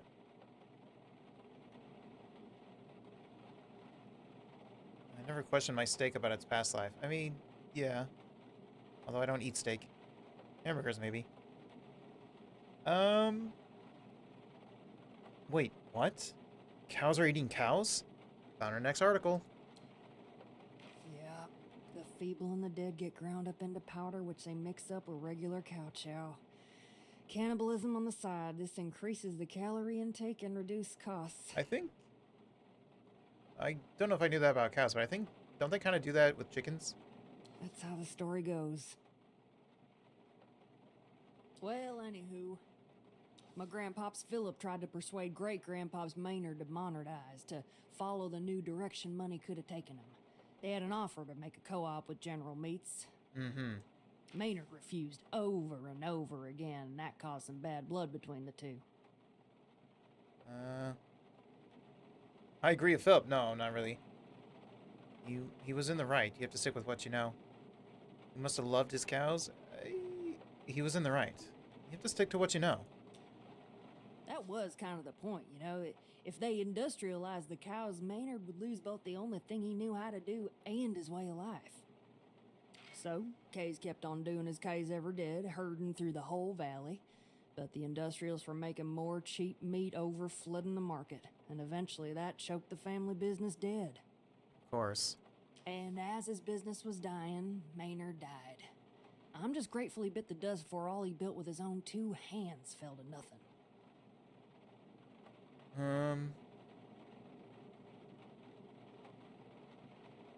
So the business fell apart after his death.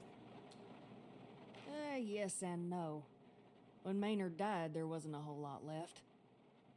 Philip always claimed the old man died out of spite, but I think he died from a broken heart. Still, he tried to rally the family, to industrialize, but it was too little too late. We were cornered out of the Gray City market by then. So, with no source of income, the family was forced to declare bankruptcy and sell the land back to the state at dirt cheap prices. And that was the end of us. Within one generation, rise and fall of the House of K. Damn. Let's not say that one. So it's either 2 or 3. Lady, I know stories. This is not the end. It's the end for now. There are other stories about my family, but I ain't got the heart or mind to tell them. I can say Jason. And we can talk about Anita. I got 6 minutes. Can we talk about Anita? Oh, you came to get her car? I expected that pal Travis, but Her car? if that's the case, you came for nothing. Why would Travis come instead of Anita? Anita's car is here?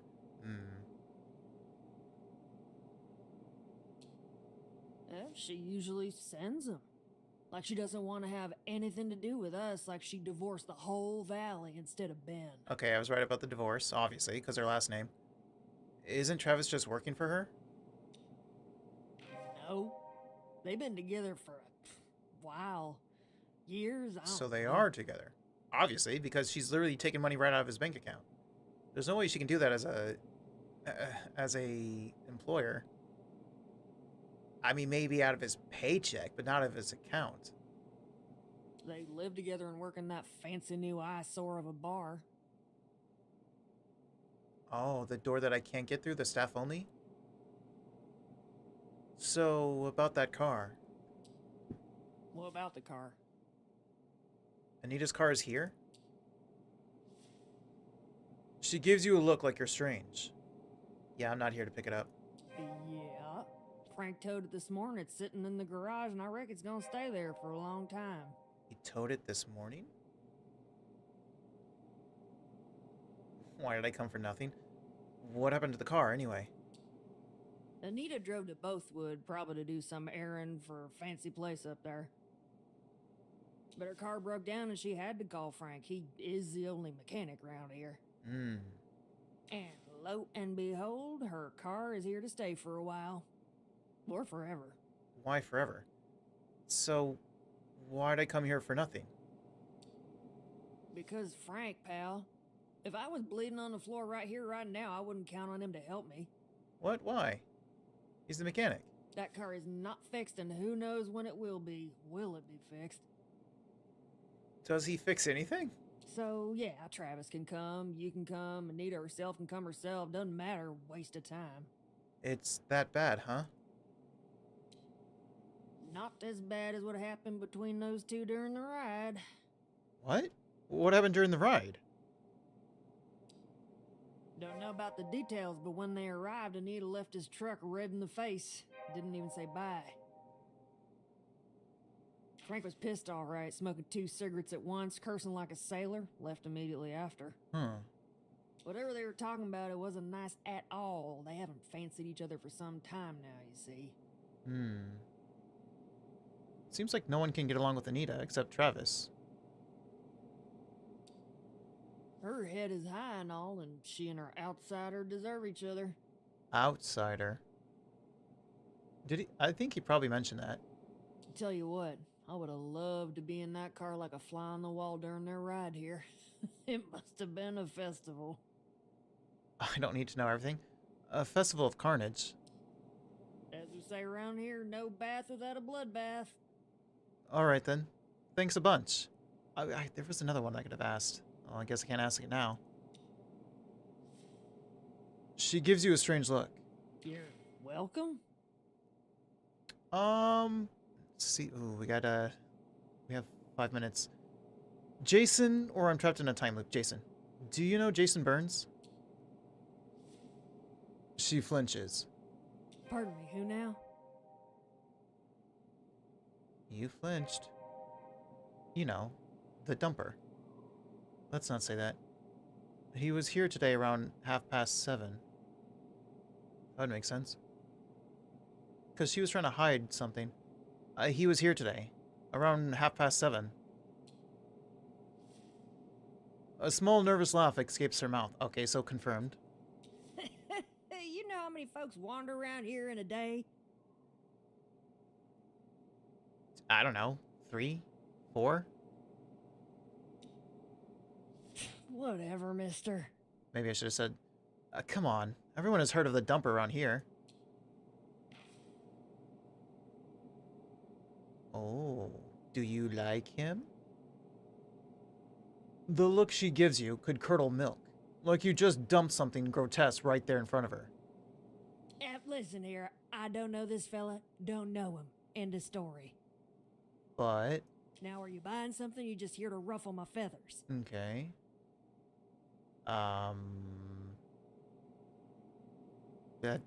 Fine. Give me a 24-hour Butterbloom Choco. I'll get my money back anyway. Well, that was a pretty emotional response for simply not knowing who you're talking about. Something's going on here, and she's hiding it.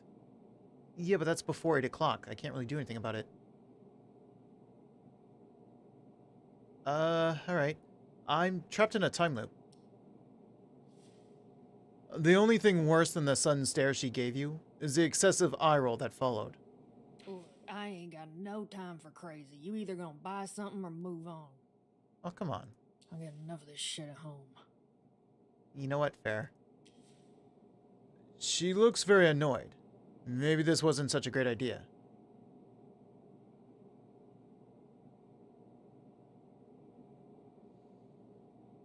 Maybe don't push it.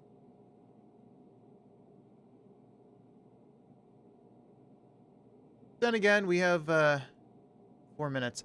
No, seriously. I'm reliving the same 47 minutes over and over again. Alright, listen now. I'm listening. She leans on the counter and points her finger up the road outside. Okay, she's telling me to get out. Just follow this road north and you'll reach the motel. Oh, that's where I came from. Ask there for Doc Fink and you'll be all I mean, yeah. Now either buy something or move on.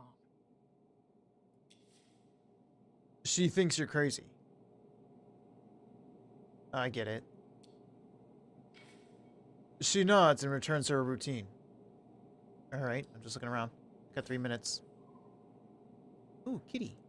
Hang in there.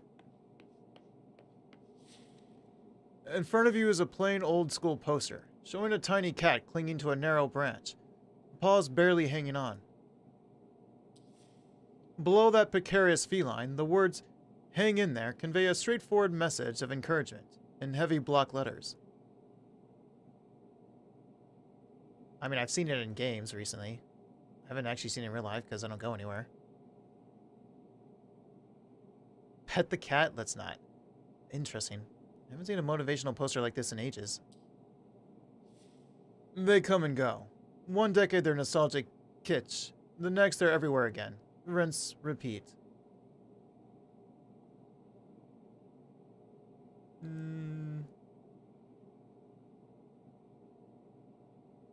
Maybe that's how I should approach my own predicament. The kitten found itself in trouble, dangling on a branch, but it treats the whole mess like an adventure, refusing to give up. Kitty, I'm sorry I ever doubted you. I could really use a bit of positivity right now. Kitty, I'm sorry I ever doubted you. The cat looks like the type that will forgive most anyone. At least most of the time. Alright, Kitty. I'll hang in there. For a moment, you swear the cat winks back. Only for reality to remind you it's just your imagination.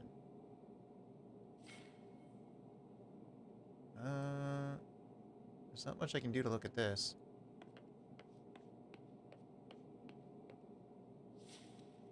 The monitor cycles through cameras, covering every inch of the gas station, inside and out. No wonder Maxine rarely leaves the counter, if ever. With all that tech, Frank still managed to disappear. True. Alright, I got 2 minutes. 2 minutes to do what? Guess I can just sit. So I got more on Frank. His name is Frank. He's working as a mechanic at the gas station. He was there today, but mysteriously disappeared. The CCTV footage from the gas station shows him vanishing at exactly 8 p.m. It actually makes sense. He might have been there in the first loop, but not in any other. But how... We go right back to the therapist in the same spot where we started at 8 o'clock. It seems like his starting point should be here in his car, in his truck, at the gas station, but it's not. He towed Anita's car to the gas station to repair it. Maxine's father is missing. Maxine K is the owner of Max Gas. She has a brother, Alexander. Her father, Walter K, is missing. Maxine is acting strange about Jason the Dumper Burns, who's captured on the gas station's CCTV around 7:30. You ask Maxine about him, and from her reaction, it's obvious she's hiding something. Probably in a relationship? Or possible. You've talked with the receptionist about him. He's a regular at the motel and seems to have quite the reputation in Rue Valley, being somehow connected to Apex Ore and the failure of the Rue Valley aquifer. I said Rue River. He's staying in motel room 5. Yeah, I haven't talked to him yet. You asked Maxine about him, and from her reaction, it's obvious she's hiding something.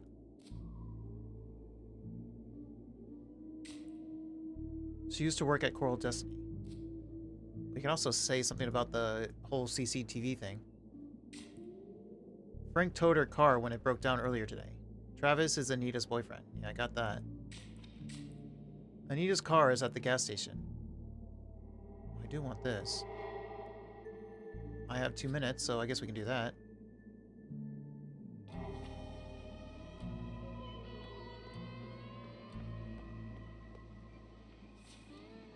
Anita's car. Probably worth more than anything you ever own. Try to open the door. It's locked. Really, no surprises there. Plus, Max is watching us. If we did get in, she'd probably come out and yell at us. Nobody would leave this fancy beast all alone and unlocked. Well, I mean... A certain someone had it last, Frank. He could have. So I need keys. Once again, I need keys. Can I get to the bar and get keys and then come all the way back over here in time? There's the CCTV. Watchtower Pro 360. Keeping watch. Right. There's nothing I can do about this car. I need a way to get in. The car is locked. What a surprise. Now you only need to find an experienced criminal to show you the ropes. But there's probably a tutorial online. Oh? My phone? But I have no Wi-Fi. So I wouldn't be able to go online to look it up.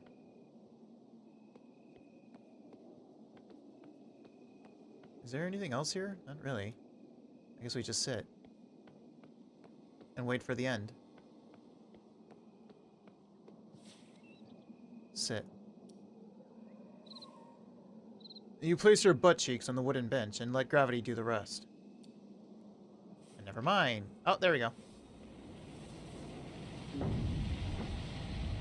Max, I'm here with you. You're not alone. We die together. Except I loop. You don't. Technically.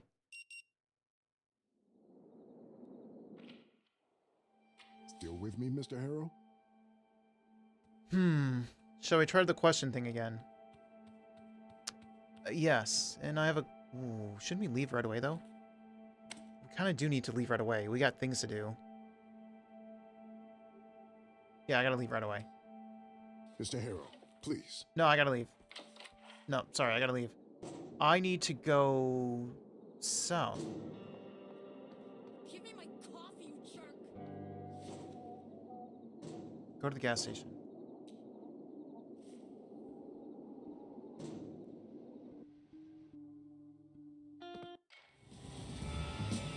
And by the time we get there, Frank, he's already disappeared, so...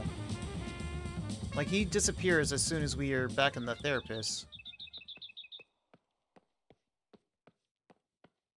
So I can sit on the bench and observe, or I can walk into the store right now. There's no way to get into that car. What's different in here? Because it said she... Oh? Phone call? She's holding a phone to her ear. Alex, fucking finally, I thought you'd never pick up. You must be the last person on this earth to still use a landline. I know cell phones are a security risk. Listen, can you check on Dad, please? Just to make sure he's okay. I called him, but he doesn't answer. Yeah, he's missing. Yeah, I know, but... Her jaw tightens while she listens. Well, I'm sorry that our father's well-being is such a pebble in a boot of your precious work. What's his work again? Before she answers again, you can already see that she's going to start yelling. Because I have a job. I do real work that pays bills and food for you and Walter while you're playing spy in your little bunker. Okay. She shakes her head in frustration, then continues in a calmer tone. Come on, just check on him, please. He's your father, too. Right. Thanks, Alex. Call me later. Yeah, bye-bye. Okay. That was different. Oh, what's this? A casually abandoned ledger lies on the counter, left out like a leaflet or a cheap magazine. She either feels completely safe or the sparse numbers aren't worth protecting. Could I have looked at it while she was on the phone? Welcome to Max Gas. You need some help getting gas in that city car yard, or you want something else? We got no booze, mind you. Well, I can't do the first one. Keep silent? Oh, I guess I have to pursue this. I guess I'll pursue it. Which one was that? Reality show. I only have 2 right now, and now I got 1. Blocked by time loop heals all wounds. Wait a minute. My whole body heals when the loop resets. Nobody could stage that. Ah, yes. You did have that experience. So this can't be a reality show. Unfortunately, no. Well, that didn't last long.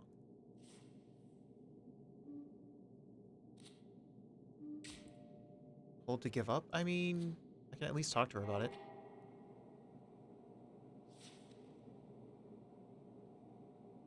Okay, never mind. So, it's a waste of time. Sorry, I was holding it.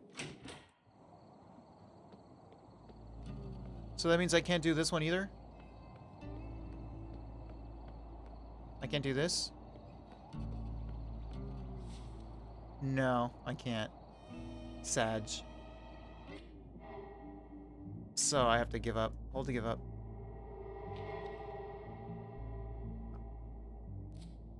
And I don't even get it back.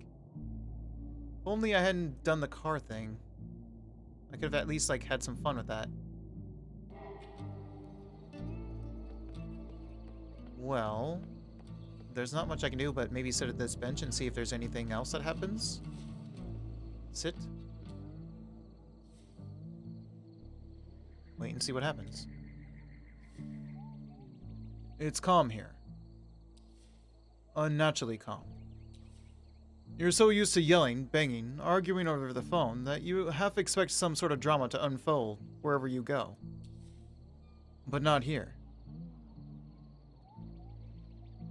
Maybe the woman from the vending machine will come here. I mean, I already know she will. She would definitely light up the place.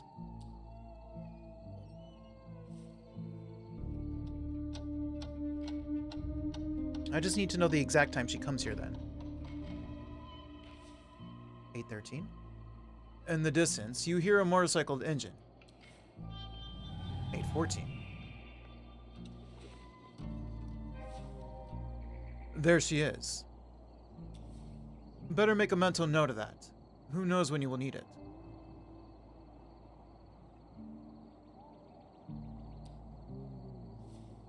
Other than the woman refueling her bike, you don't notice anything of importance. Let's see what she will do next.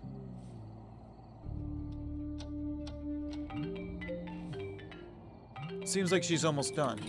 My phone?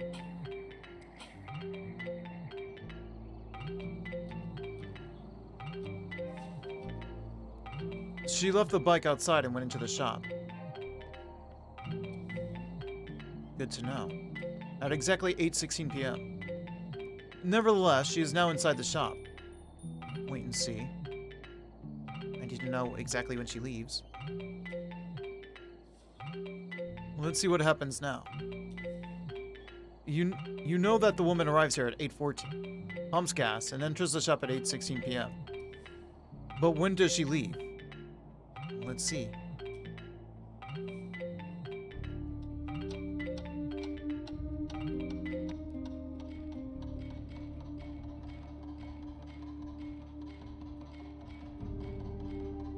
They're in there for a good while, having that long conversation about her brother and everything.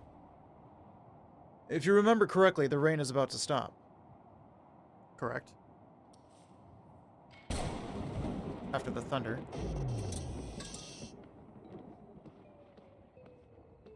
Right when she leaves.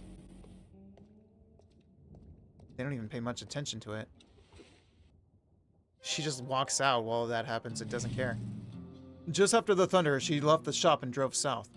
At least, that'll definitely be noticeable. Leaving right when the thunder hits? There's no way I could predict that. Get up.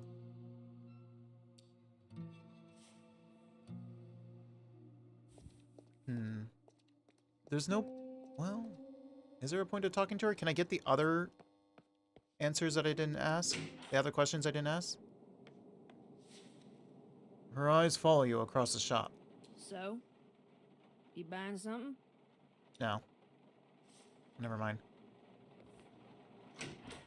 Then I guess we just leave, but there's not much time to go anywhere. Can I go further south? I can. Drive south. Can we make it somewhere in time? In 9 minutes? In 8 minutes, really?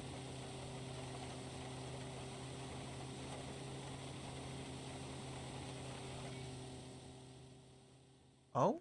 We can? Oh. Oh, the cemetery, right.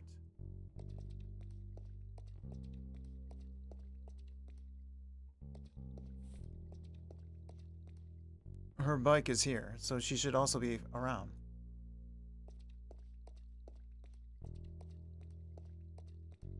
I can take note of where the grave she's visiting is. Also, what grave it is. It's probably her parents, right? I don't have a lot of time. I should have just enough time. Her little mishap with the bike at the gas station is completely accidental and memorable. Therefore, perfect. At 8:14 p.m., she arrives at the gas station to refuel the bike. She enters the gas station shop at 8:16 p.m. Just as the rain stops, she leaves the gas station at 8:38 p.m. with the thunder.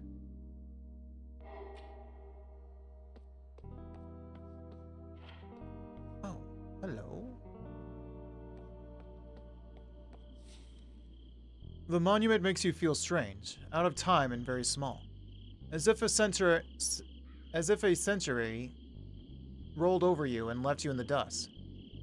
There's a plaque at the base of it.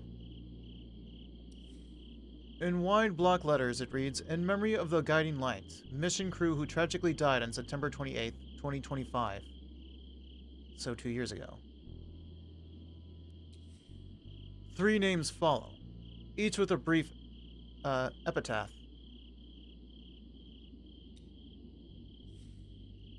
Rose Wolf, Mission Specialist. Rose Wolf. I like that name. Always like the name Wolf. 1984 to 2025. Always in our hearts. Second name.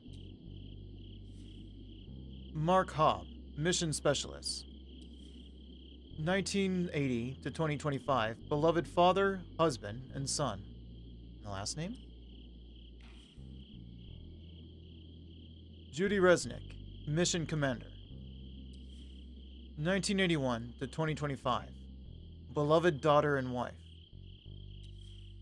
Beneath the name, a text follows.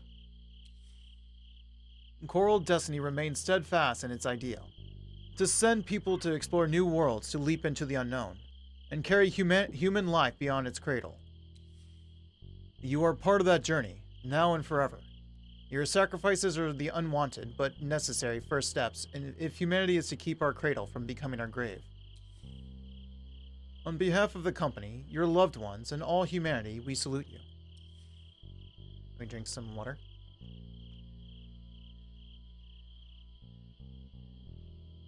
At the bottom, a typed name and a scrawled signature stand out. Isabel Watson, CEO. The CEO signed the monument? The whole thing reads like a press release. One more signature hardly changes the tone. I mean, you ain't wrong. I was gonna say, like, the unwanted but necessary first steps. Is that really something you want to write on their grave? It's a speech you would give, like a press conference for sure. To write it on their grave. Time to move on. Oh, we have... I should talk to her. This monument. It means something to her. The moment feels heavy, like there's a force field of emotions protecting her from anybody's presence. Let's spy on her then. It doesn't seem anything much will happen to her here. Better come to the graveyard earlier and wait for her to arrive. Can I ask you a question? She doesn't even turn to look at you.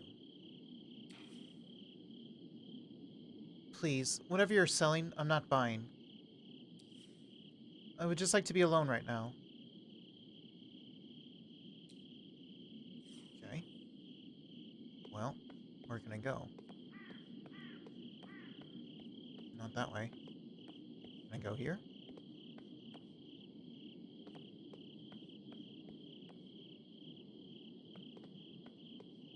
I guess okay, let's go back this way. Because I could go left and right. Ah, the bench. I can sit at that bench. See, we can go this way.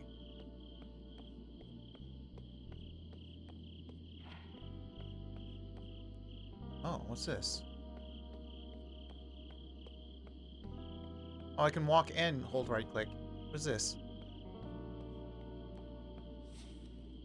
The style is simple, but the face is carved with startling detail. You feel those dead eyes on you watching, judging. The miner's stern expression makes you... uneasy. At the base of the statue, a plaque. It's dirty, some letters fading, but still legible. In remembrance of the miners who lost their lives in a tragic accident. Beneath the earth they labored. Upon this earth we honor their rest. They will forever remain in our hearts. I should probably drink more water. Because I drank what was left of my first bottle. I gotta open a new bottle.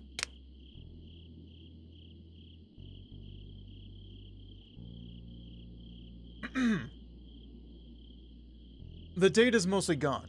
Only the year remains. 1994. At the bottom sits the Apex Ore logo. Apex Ore. I wonder if Apex Ore rebranded into Coral? Sounds like... no, Coral's been around. Did it get absorbed?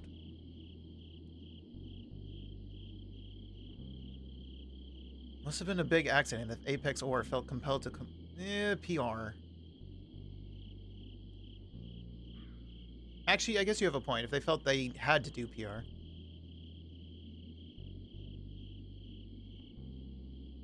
This was probably Apex Ore trying to appease an angry, grieving community. Of course. Classic PR stunt. They'll remember and honor the fallen, until the next accident. Or until they leave the valley. Whichever comes first. Well, she bought that shack. Have they left? I doubt it. I don't think there's anywhere else I can go. No. Okay, let's go back to the other side.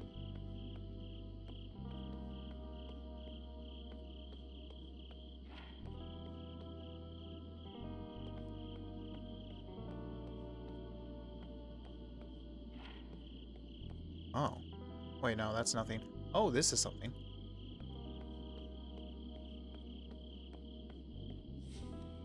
Your eyes instantly fall on the engraving. Walter Philip K. May, 1941, with no date of death. This bronze sarcophagus has turned green with age and waiting to swallow Walter's body.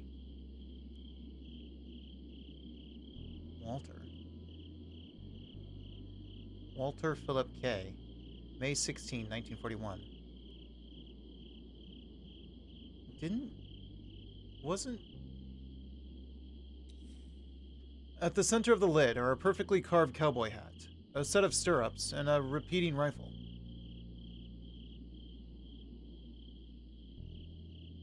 He's almost 90 and still running away from home.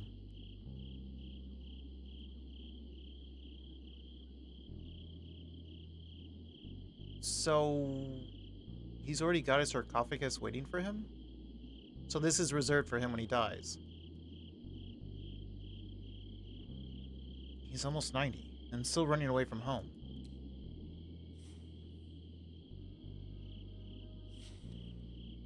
Walter's grave, still green with hunger for his body, turned cadaver.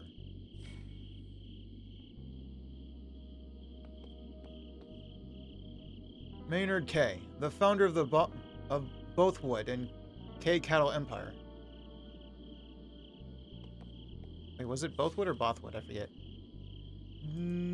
Okay, I have to leave. So all these are K members? Helen K.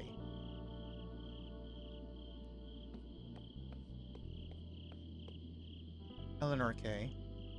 So this is Alexander and Max?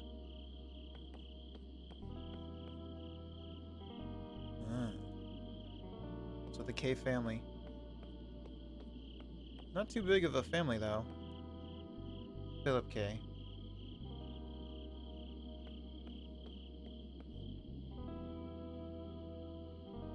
Wait, I can't see that one.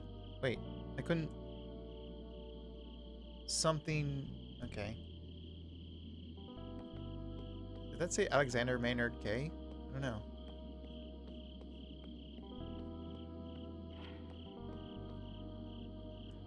Well, there's no point in sitting here. It's not going to let me, so...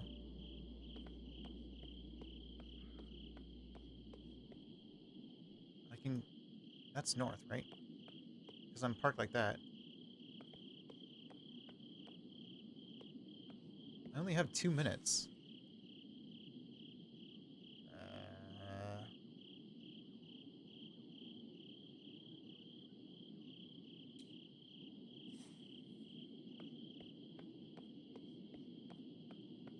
I don't even have the book on me to read it. If I sit, it'll take a minute, right?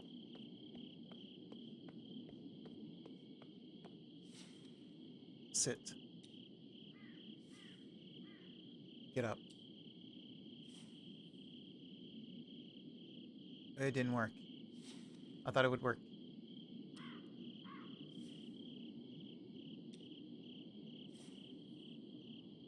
I guess I'm going for a drive. Okay. Well, we're gonna die in our car then.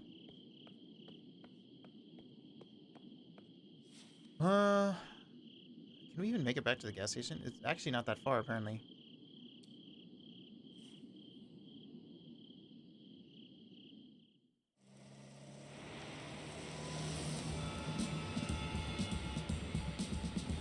Nope, never mind.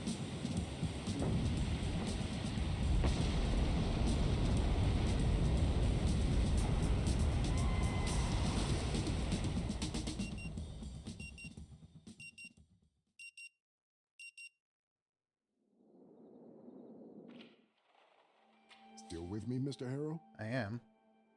Continue. So I gotta leave. Sorry, gotta go. Mr. Harrow, please. No, I gotta go. Spit it out already! I gotta go. To the graveyard. I wonder if anyone else will visit this graveyard.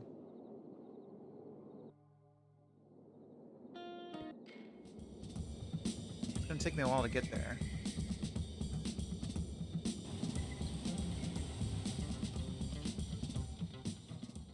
So 11 minutes this way.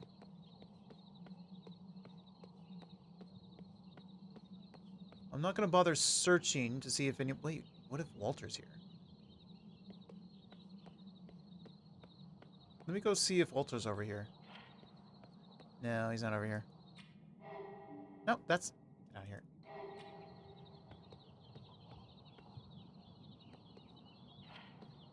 Let's sit on the bench then. If he's here, we'll see him leave. Sit. Wait and see what happens. Not much is expected from the dead. But you know the woman is about to arrive here at some point, alive and well. Wait and see. Will anything else happen? Because we're going to be waiting here for a while. She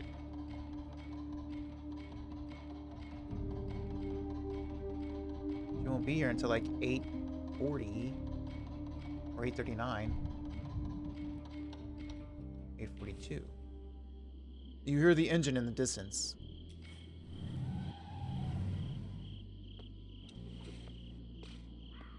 Oh. The woman arrives and steps off her bike right into the puddle.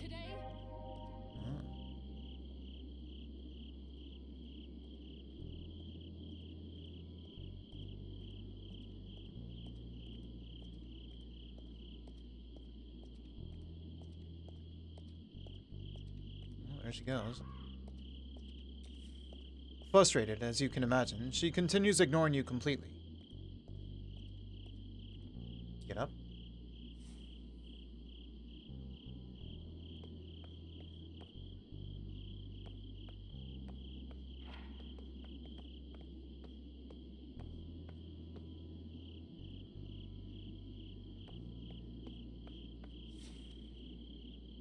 She just stands there in her bubble of memories. What ifs and should haves. Okay. So we have the point of when she gets here. And she steps in that puddle.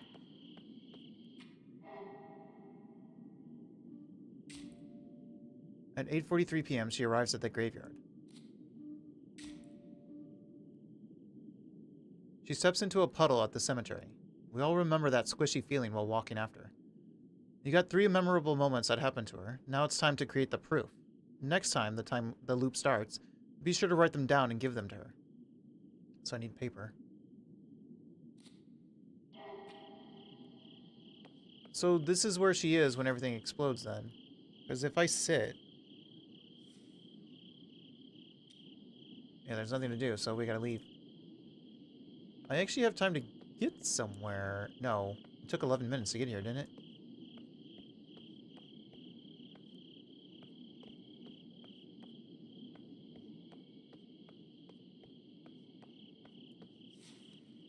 Well, back to the motel to die.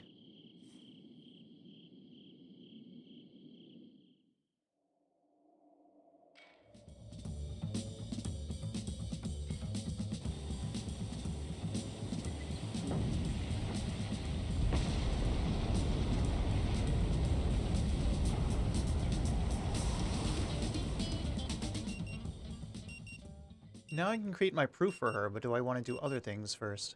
Or do I keep writing this out? Still with me, Mr. Harrow? I need paper. Ah. Can I borrow some paper and pen for a sec? That's an unusual request. May I ask what you need it for?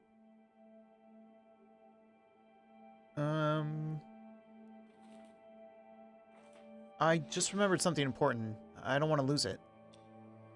Understood. Here you go. Thank you. Time to map out Riley's evening, event by event. The vending machine splashes her before she leaves. That's the first time. Note the time, too. Writing these things down is wise. People overestimate how much detail they'll remember. Nod. That goes hand in hand with our tendency to fill the gaps in memory with invented details and false events. Uh-huh. Right. Shift focus from him to the second event on tonight's list. The gas nozzle sprays her at the max gas. Correct. The machines really are out to get her tonight. It's as if she's starring in a B-grade horror flick. Just to remind you, if any questions arise, jot them down or ask when you finish. We can revisit them tomorrow. Wink at him. Give a thumb up. Yeah, buddy. One event left. Riley steps into the puddle on the graveyard entrance. A fitting finale to 47 minutes, soaked in bad coffee, gasoline, and rain. Of course. If all is clear, we might as well wrap it up here and continue our talk tomorrow. Absolutely. See you tomorrow, then. Bye. I'll see you soon. See you in 47 minutes. Outside, the scene is all too familiar. Time to start tonight's show, and, with luck, change Riley's world. At least for one loop.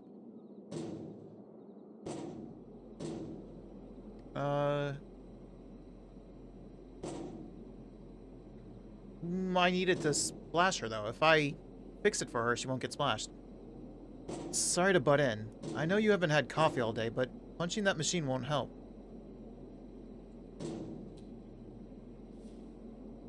She stops pummeling the vending machine and turns, surprise mixing with confusion and a flicker of curiosity.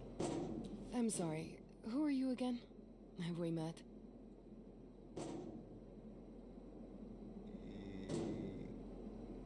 Which one do I want to say? Yes and no. It's, complicated. Stop with the unnecessary introductions and focus on the meat of the story. We're stuck in a time loop. Me, you, everyone. We've talked about it before, but you never remember. Her gaze feels like a scanner, searching for a punchline, or a pickup line. No, I'm not trying to pick you up.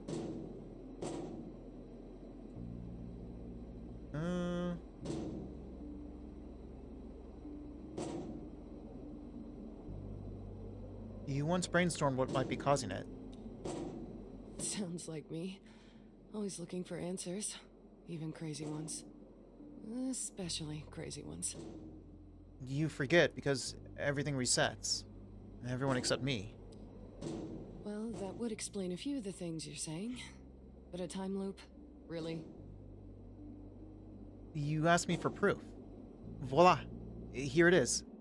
Hand her the folded up note.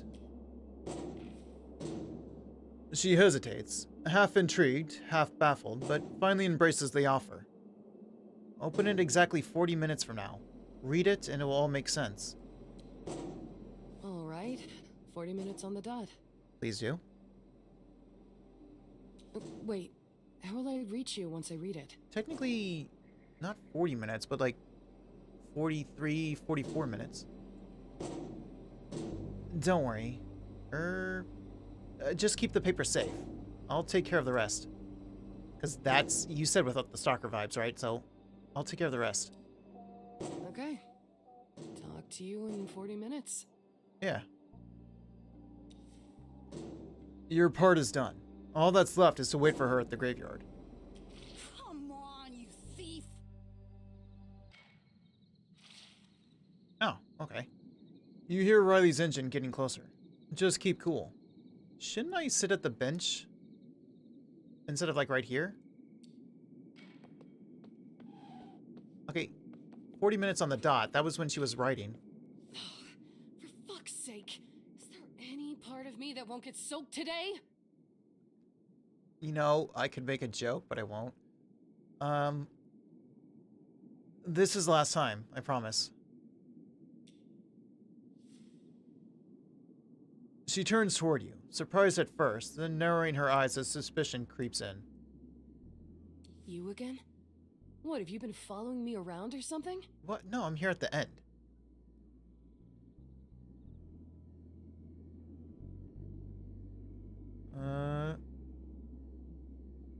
I already knew where you'd be. Time loop. Proof on a piece of paper. Remember? Right. I should read it in 40 minutes, if I remember correctly. Let me find it. She starts patting down her pockets, eyes never leaving you. Understandable. It's nighttime, and you're both standing at the entrance to a graveyard. Not exactly the most comfortable place to chat with a complete stranger. It's a good thing she didn't read it up front. If she did, she probably wouldn't be standing here. She'd be halfway across the country, phone off, acting like you never existed. Or worse, she'd march you straight to Dr. Fink and watch him scribble insane, period, in permanent ink, underlining it twice. Here it is. Let me just read it real quick. I swear, if this turns out to be some kind of prank camera thing, I'm really not in the mood. I wish. We already went over that. She starts reading. At first, casually, almost dismissively, but slowly it pulls her in. Enough to make her forget to keep an eye on you. Finally, you step into a puddle as you get off your bike at the graveyard. Time 2043. Oh, I was about to say, I was like, wait, what? Right. Military time. That's either a string of lucky guesses, or you're seriously onto something here.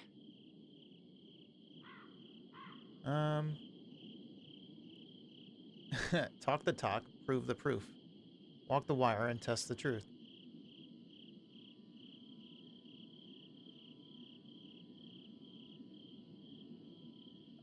Talk the talk, prove the proof. Walk the wire and test the truth. I'm sorry. Prove the proof? What the hell does that even mean? You made it up, at least the first part. How does it feel to be the target of that question? It's a raw, unsettling moment. A truth that refuses to be entertained.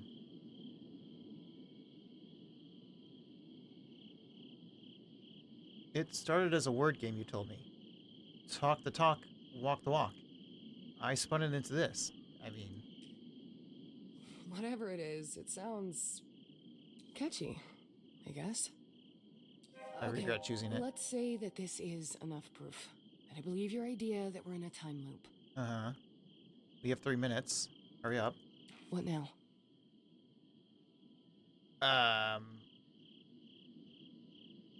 Honestly, I hadn't thought about it. Sometimes we focus so much on proving something that we forget why we do it. Again, let's say I believe you. Okay, you believe me. The question still stands. What now?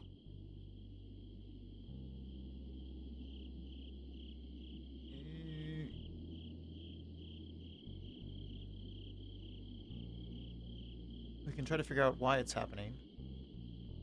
I was hoping it would be different this time with you knowing about it.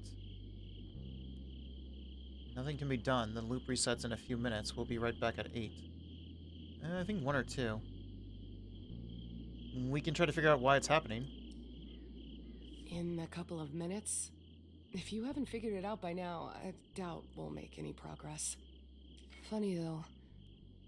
I mean, if you're right, that means I never actually leave Rue Valley. Yeah, you don't. You could have, but you didn't. Actually, not even. I never made it out, and I was driving like a maniac. Although, I just failed to make the curve. If I could just make that curve. Yeah. Time to start over. Somewhere as far from here as possible. It wasn't easy, reaching that point and acting on it. Believe me. This place holds so many memories. Silence settles between you. Not the comfortable kind, but the kind that hollows out a conversation. Like air leaking from a balloon. One memory at a time. So, where are you going? Haven't figured it out yet. I got some friends in Gray City. I'm gonna start there and see what life has on the menu next. See, this is what I need to tell her next time. Still, it just kinda hit me. I'm really gonna miss this place. Not everything, of course. Of course. Just the small things. The ones you don't even notice until they're gone. Until they leave this quiet ache. Alright, we got 2 minutes. Tell me what. Like what? Let's start with the motel. Where we met.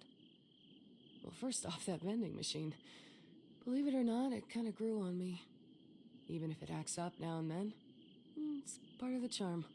What? So you've gone through that you've never once asked...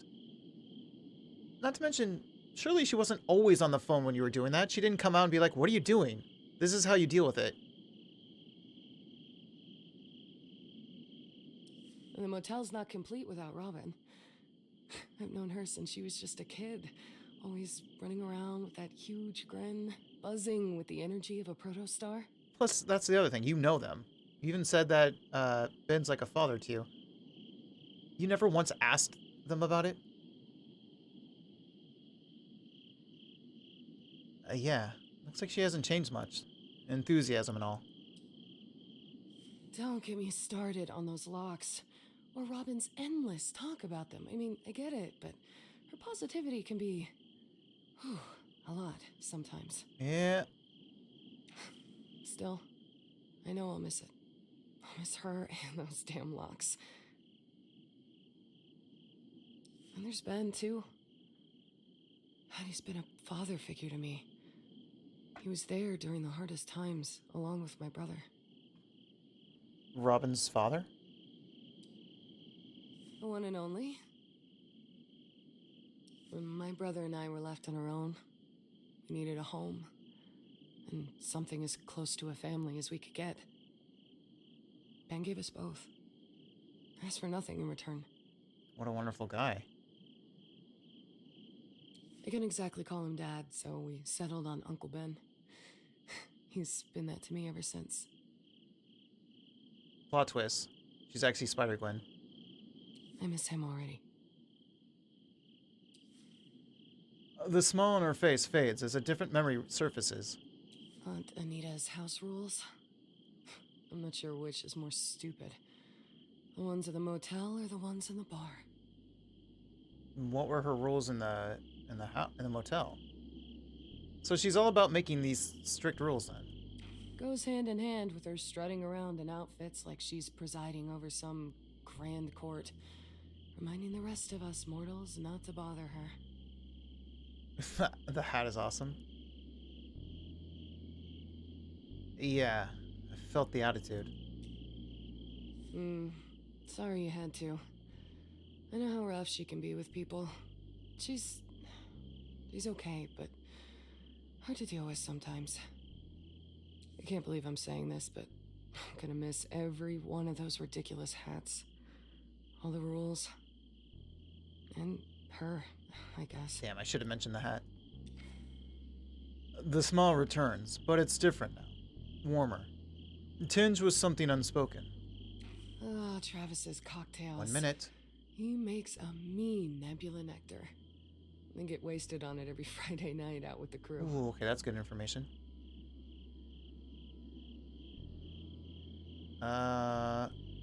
Guess I know my next order there. It was a special reserved for Coral Destiny employees. Oh. He'd make a whole bowl of it with long straws, chunks of fruit. It was a party in a glass. Wait, if it's reserved only for... then there's no reason for me to know it. So I can say that to her. Right? A bowl of it, though. The hell? I'll miss those nights. Sitting at the bar, talking with him. He can be surprisingly deep when he decides to share. The silence comes back, but this time it's heavier. Like she's weighing something in her mind. What's your favorite small thing so far? I mean, you've been here for ages, technically, according to what you said.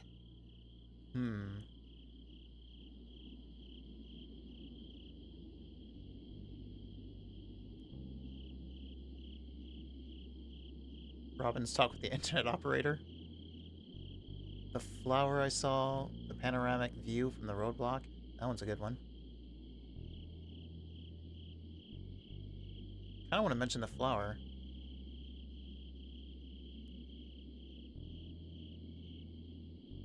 The view from the roof. I couldn't even really see the view very much.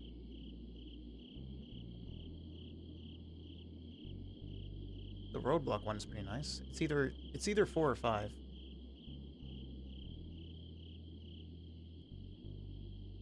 That flower I saw in the Cooper Belt parking lot?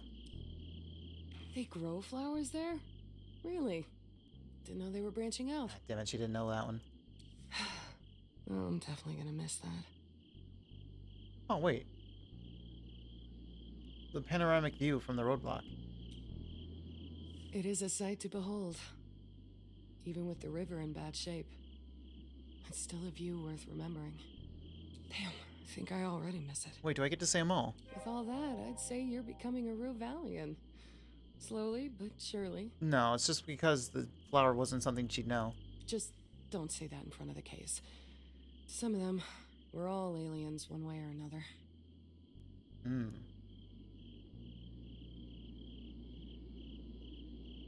A woo?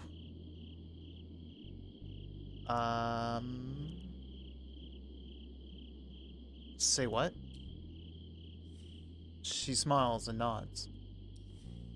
In the north, the sky begins to take on the color of fire, slowly but surely, like lava spilling from a freshly erupted volcano. Oh, it didn't say you were a raider at first. It just said woo without the highlight. Okay, well, welcome in. Thank you for the raid. Oh, wait, no, you did a woo before the... And then you woo... Okay, I see. Hello, Kai. Hello, Raiders. Hello, hello. Silly Killy Raid. Welcome in, Impy. Welcome in, Bonler. Thank you for your Silly Kitty Raid. For those who don't know, my name is Carl Wolf. I'm a daily streamer and variety gamer, especially a story gamer. I play visual novels, RPGs, adventure games, survival games, and horror games every Sunday. And today we are doing an adventure game called Rue Valley. Kind of a... Turns out it is a bit visual novel-esque, but mainly an adventure game. Where we are stuck in a time loop in this town. Over and over. For 47 minutes, which we are almost at the end of this loop. And we're trying to figure out a way out of it. But this game also deals with some mental health, because we're here to visit a therapist. After a certain incident, apparently. And Raiders, do make sure to get some after stream care. Get some food, water, or sleep if it's that time. The rocket launch. The last one I'll ever see. I guess this is it. We won't be seeing each other again. We will, but it'll feel like we haven't. Whatever the case. Good night, It was a pleasure Impy. talking to you. Sleep well. Or you're gonna do Thanks Rivals? for Okay. keeping me Have fun with company Rivals. while I walk through my memories. For what it's worth, I really do hope you're wrong. I sure would hate to stay here after saying goodbye to everything. But she said... And almost everyone. She said it's the rocket launch, and I think she's right. She looks at you, searching your face for a spark. Something that says it's just a joke. Or gotcha. Stay silent. Oh, Simpuku, welcome in. Oh, God. The silence doesn't last long. The world blooms into a ball of fire. Still, you catch a glimpse of her face before it happens. Fear, disappointment, maybe both. As the familiar ticking of the clock drifts towards you through the haze, a single truth settles in your mind. No one leaves this place. Not the ones who want to, nor the ones who need to. I must sleep for it's almost 8 a.m. Yes, sleep. Get some sleep, Kai. You need to take it nice and easy and rest. You're all mouse-trapped in an ever-spinning wheel, chasing broken dreams and false hopes. Somehow it hurts, even more with Riley by your side. Especially knowing you'll see her again, oblivious to it all. Really soon. Let me start over.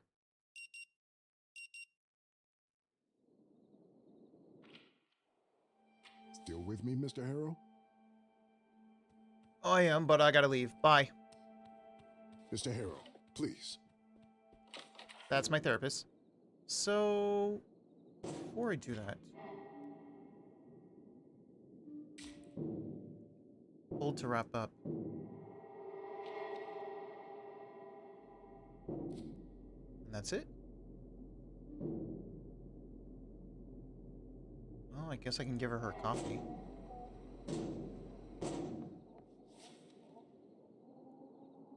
Maybe I can help. Sure. Give it a go.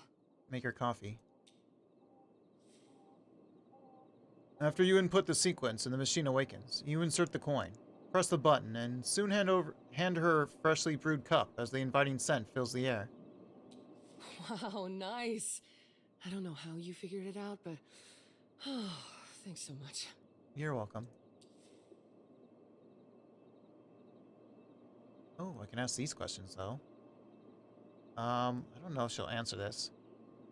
I have a question about Anita. Sure. Anita? She's the queen of hospitality here in Rue Valley.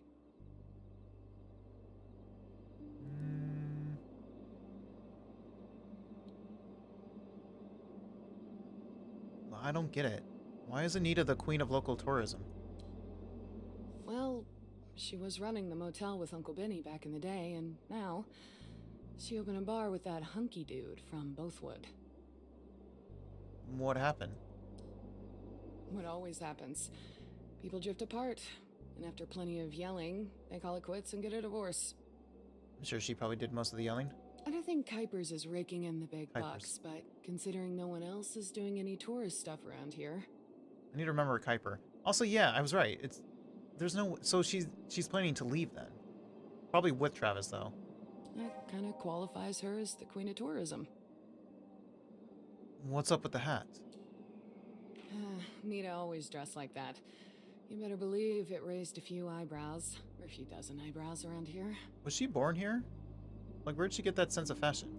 Ever since the divorce, she cranked it up to 11.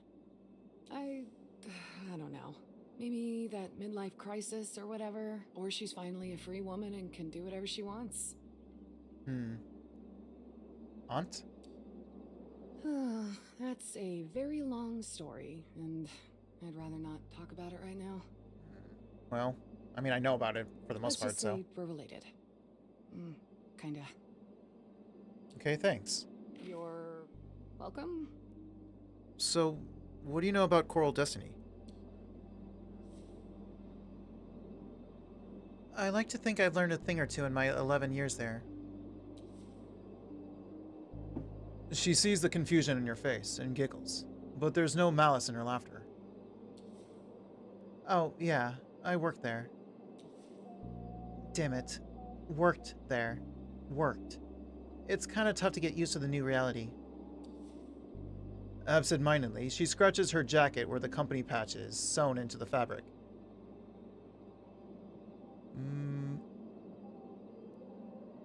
So, what did you do there? Why is there no voice acting for this part? I'm an engineer specializing in automation and robotics. I was also training to be an astronaut, but really? An engineer So, your brother's a mechanic and you are an engineer? She makes lips zip tight gesture. That's all I can say. Destiny had me sign some book-long NDAs. I don't think I understand what the company does. Well, you must have been living under a rock then. Miss Holmes has been preaching about it to anybody who wants to listen. And plenty who don't. Like our, elderly Congress people. The ultimate goal of the company is to establish a colony on Mars that will trade resources, mostly rare Earth stuff, with Earth until we can establish self-sufficiency. And until the colony is set up, well, anything they need to do to get there. What's up with the company's name? It makes sense when you think about it. Mars is our destiny. If we want to survive and thrive as a species, it's our first stepping stone to colonizing the whole solar system. And then... She shuts her lips so fast, you almost hear a clap. Sorry, I'm kinda evangelizing here. Miss Holmes always insisted that every one of us should be the company's ambassador. It's kinda hard to get that to get out of that mindset, you know? Miss Holmes named the company, as I said. Mars is our destiny, and the planet's red, so that's where the coral comes from. I guess that's her favorite color. She often dresses all in coral. So, why don't you work there anymore? You know, I don't really want to talk about that. Still sorting things out. Sucks to be fired. I'm sure they don't deserve you. She giggles. You sure know how to fix more than just vending machines. It's sweet. Her smile's like a desert rose blooming in the rain after a long drought. You know, people around here just don't give a damn about Coral Destiny. I mean, those that don't actually hate it. I guess when you're living in such close proximity to the future, you get kind of desensitized. It is nice to talk to someone who cares. Oh, bye.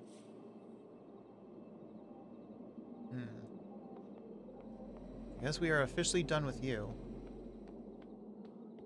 Can I knock on Jason's door?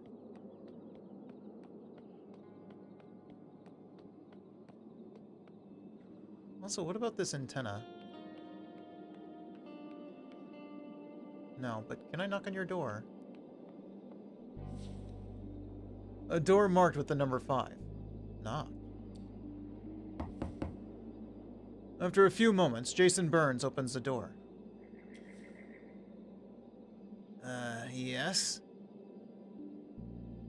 You know Max? He frowns, his expression twisting into something caught between confusion and surprise. Who? It's hard to tell if it's the topic itself or the timing that's caught him off guard.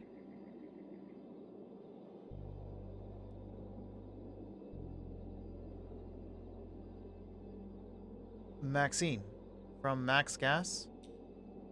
Oh, right. That Maxine. Yes, that Maxine, and thank you for voicing that. I met her a few times during my earlier stays in Rue Valley.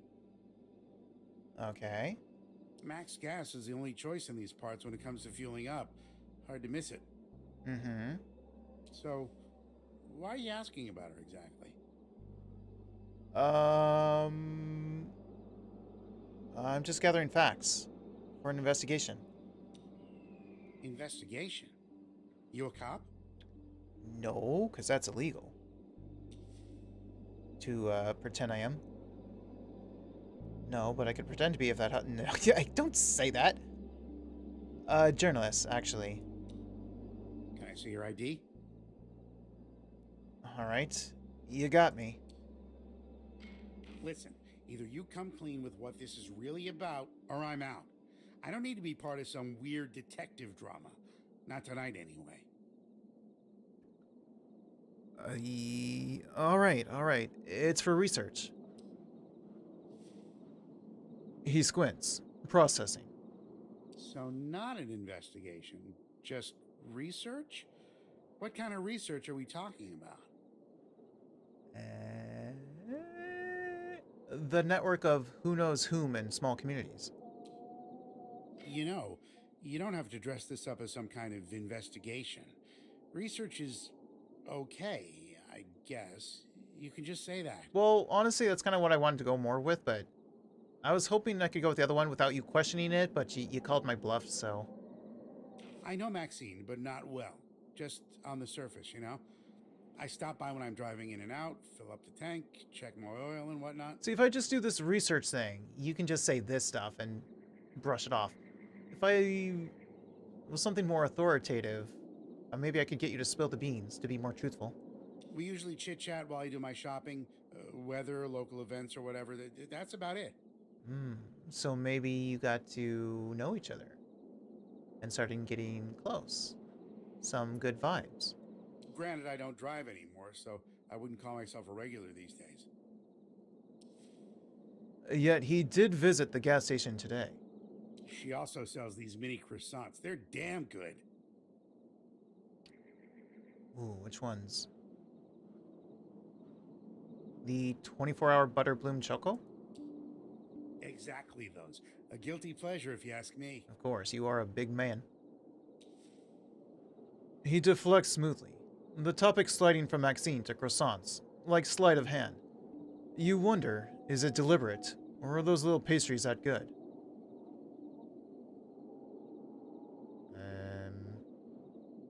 We're strangers to each other. Blinks are inevitable. Does that answer your question? I was kind of hoping for more. Sorry, it's all I got. Alright, I won't keep you any longer. Thanks. Alright, let's go down.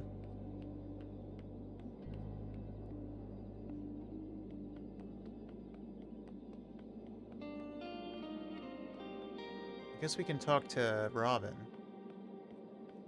I understand, but the text said today. Hi, Robin. All the attention of the girl behind the counter is occupied by the ongoing phone call. No, I don't need to unplug the modem. Of course, I've rebooted it 12 times already. She says to her conversation partner, clearly annoyed. I'm at 4 introverted. I will fail this. Alright, well. Yeah.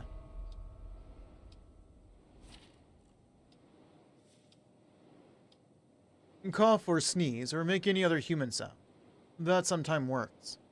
Sometimes is the key word here. Clear your throat, but not too loudly.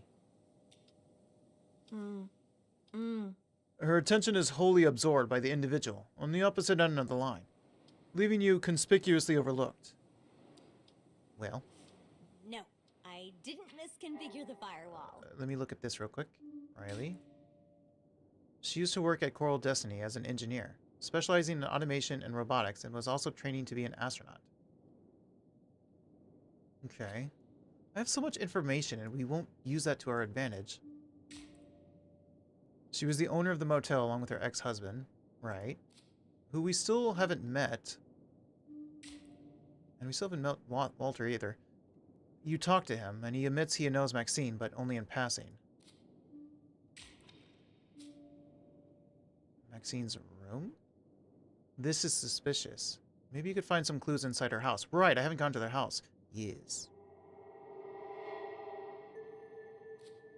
That's where I gotta go next. I almost forgot about that, not gonna lie. You know what? Sorry, Robin, I gotta go. Wait, no. I keep holding it down, my bad. Car, get in the car.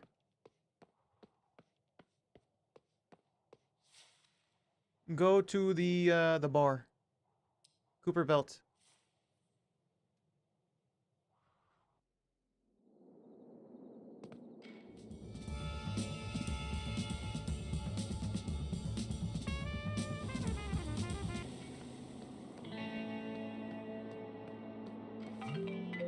Oh, God. Okay. Answer the phone. Hello, sir. Am I speaking with Eugene Harrow? You know, I'm being a little bit mean. He's actually not that bad. He's just doing his job. Percy's voice is intermingled with static. There you are. My name is Percy Rugger, and I'm a senior sales Percy. I executive keep at forgetting his name. Superior Paralegal Exploits Consultancy. We'd like to offer our help regarding your case. I don't know if I had any other questions. What if I say this? I've been wanting to say this for a while. Ulterior Paralegal Exploits Consultancy? Ulterior, Mr. Harrow, with an umlaut. And please don't let the name fool you. We are the most respectable yet cutting-edge agency, which means we work on the edge of, but still inside, the established legal framework. In fact, we are the leader in our field. Uh-huh. Continue. Now, if my information is correct, you have recently been unjustly forced to participate in treatment which, in our opinion, may have consequences not aligned with your best interests. I still am unable to talk about this because I'm too secretive.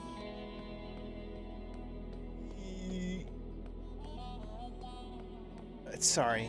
I need to hop on another call. Call you later.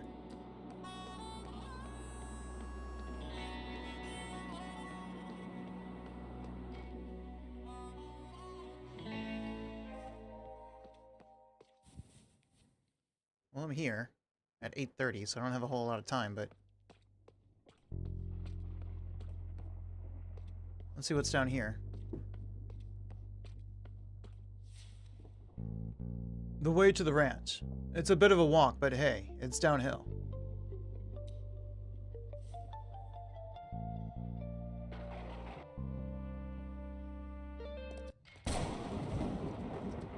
Are we gonna make it?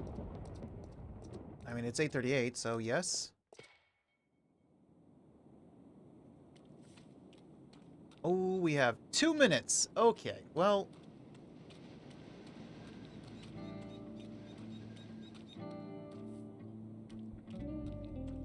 The rain stopped. A homecoming heirloom offers a welcome while casting the weight of generations behind the name.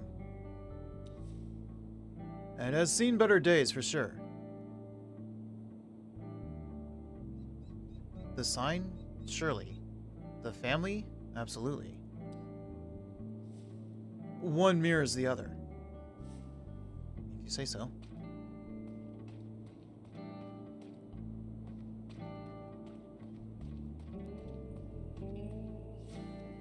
An old swing hangs motionless, suspended in time. The chains creak ever so faintly in the breeze, but the seat, having been torn from one of the chains, refuses to sway.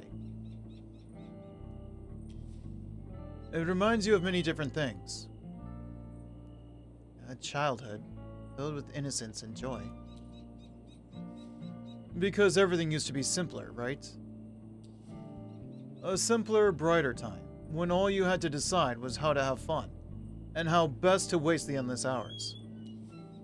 You never had to make the kind of choices that would eventually land you in therapy, in this godforsaken backwater, daydreaming about better days. That time will never come back. Neither will the feeling. Past, it's gone, and every echo of it only reminds you of how far away it really is. But the feeling, maybe it will come back if you keep going. Onward, forward, and to whatever comes next. You just have to try. Okay, got some inspiration.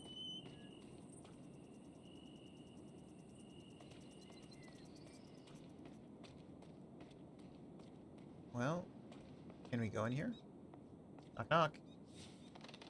Even here on the front porch, you can hear music blasting from somewhere inside the house.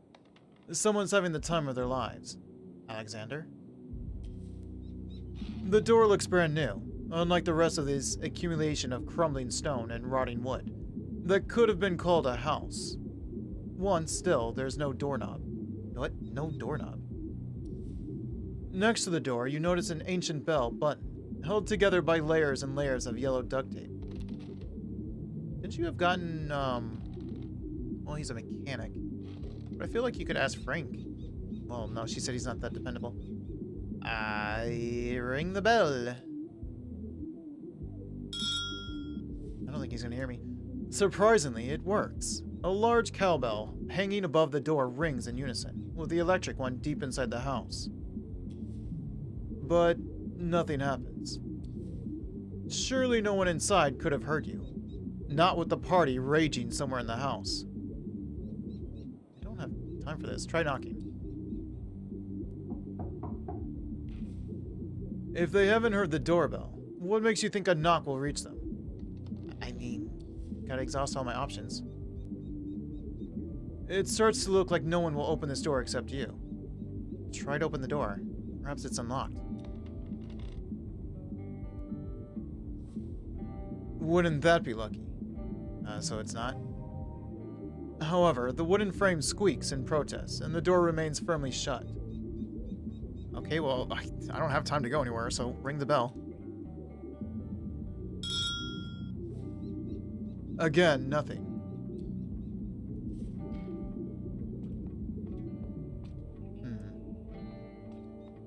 Can I go around the side?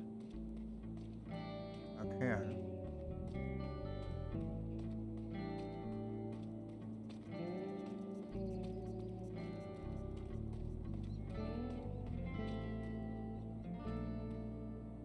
The K's have stopped tending their garden.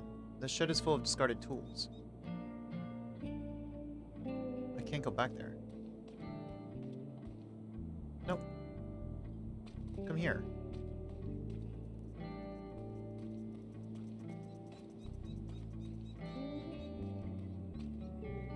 The green tide creeps forward with a strangler's patience.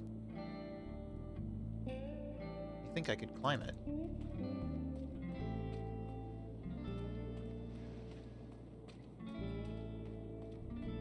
There's not much I can do here then. Of miles long forgotten? I can't see what that said. No, don't come back over here. I can't... Junkyard, probably. Of miles long forgotten. I don't know.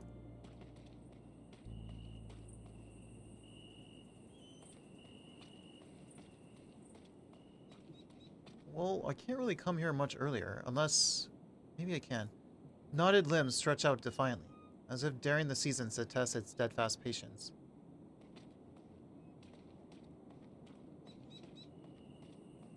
Can't go anywhere else.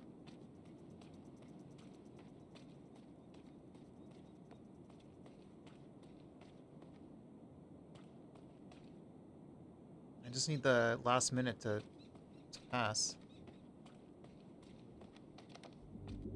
Guess I can look in the windows. Dignity lingers in the tall frames. Through iron bars, twist them into something prison-esque.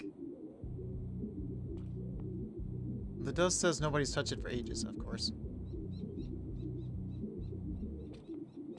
So unless I can get here earlier before he starts his music... Let's see. Break into the ranch house. I have enough. Well, to commit.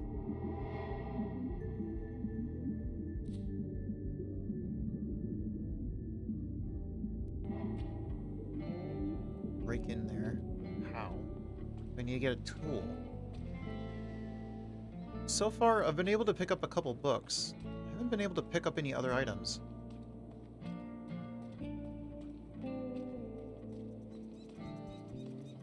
Yeah, everything's white. White doesn't help me. I don't have time to go anywhere, so... Report Walter's disappearance to the police? Check available Wi-Fi. Oh, wait. I never even thought to do this. You find an unusually strong Wi-Fi network for a place so remote. Its pleasantly long name only adds to the mystery. Actually, I forgot the narrator. The signal practically pulses through the air. It's password protected, naturally, but its strength almost feels deliberate, like someone's intentionally overreaching. Right. I can search for signals. I forgot that you just don't automatically connect. You gotta search for signals. So when I go to the gas station, I should also search there. Well, sure, report Walter's disappearance. Mothwood Sheriff's Department. Deputy Sheriff Cody speaking. How can we help? The man sounds bored out of his mind. Like you've just interrupted his hour-long stare at the ceiling cracks. I want to report a missing person. Right. Is that person an adult? Yes, they are. Boredom seeps from Deputy's every word. You wonder if he's even present, mentally or just going through a remembered checklist. He's an adult several times over. Sir, these are important matters. Let's leave your jokes inside your head. Okay, I'm sorry. So, right here, adult? Mm-hmm. Has it been more than 24 hours? Yeah, yes? Yes? Roger that, sir. So, right here... I mean, lying is not good, but no one will remember that I lied, so... He continues mumbling to himself. All right. What's the missing person's name? Walter K. Cousin Walt's missing? again? Oh, that's not a good sign. Yes, but like he's been gone. What do you mean? How do you mean again? I mean, well, he's confused these days. Cousin Walt's prone to going MIA. He gone done it like half dozen times. But every time he just shows up, so... Shouldn't you question why we're reporting, like who we are?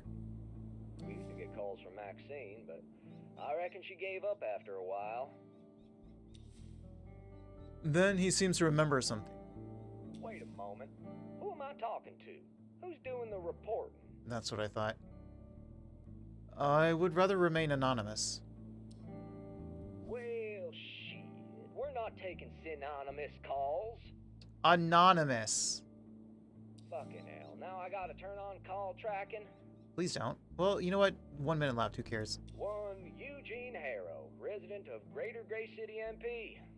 What the hell you doing out here, Harrow? How do you know Cousin Walt? Even if I did this early, I don't think it would cause the cop to come find us, would it? If it did, that'd be interesting. I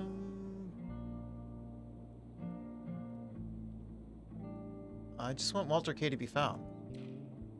As I've said, Cousin Walt's gone missing before, but every time he came back under his own horsepower, alive and well.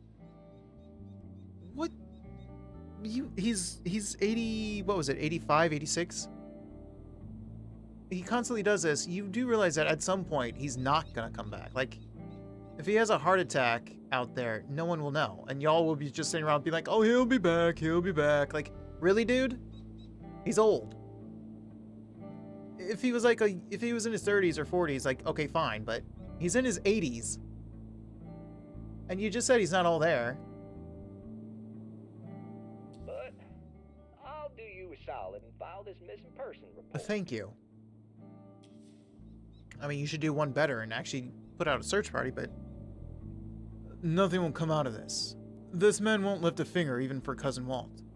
Seems like justice in Rue Valley is slow and unachievable, even for the well-connected. You know what?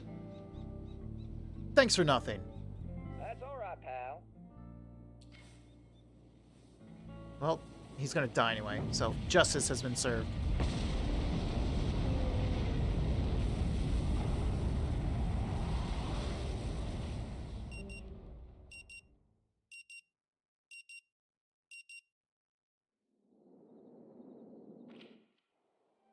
Still with me, Mr. Harrow? Huh. Yes, but I gotta leave. Mr. Harrow, please. No, I gotta leave.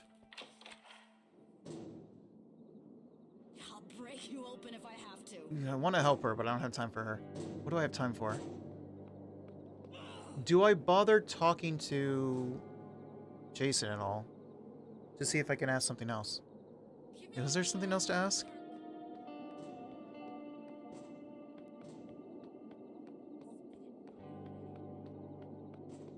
I do need to talk with Robin more, which I can do when Jason comes down to talk to her. Knock?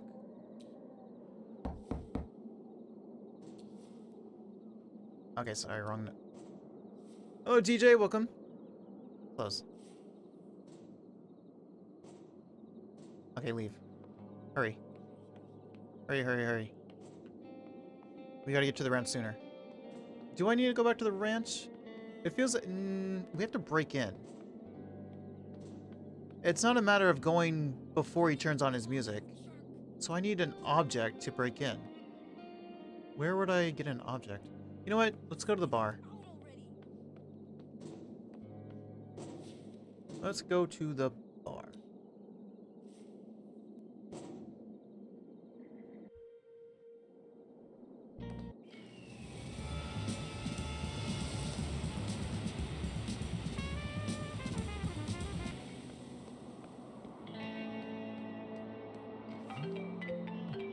Answer the phone. Hello, sir. Am I speaking with Eugene Harrow? Yes, you are.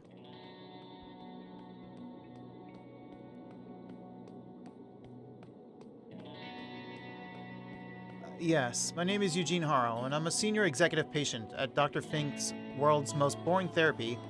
What can I do for you? Oh, well, my name is Percy Rugger, and I'm a senior sales executive at Ulterior Paralegal Exploits Consultancy. We'd like to offer our help regarding your case. So we don't have a hang-up. I'm listening. Splendid! I assure you your time will not be wasted. I was gonna see if I could ask any other questions, but Now, if my information is correct, you have recently been unjustly... never mind. I was hoping maybe I could finally talk about this one, but I'm still just too secretive. Not aligned with your best interest.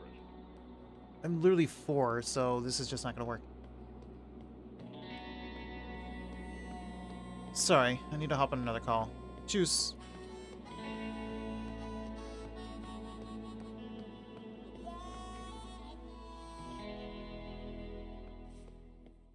See, I'm here way earlier.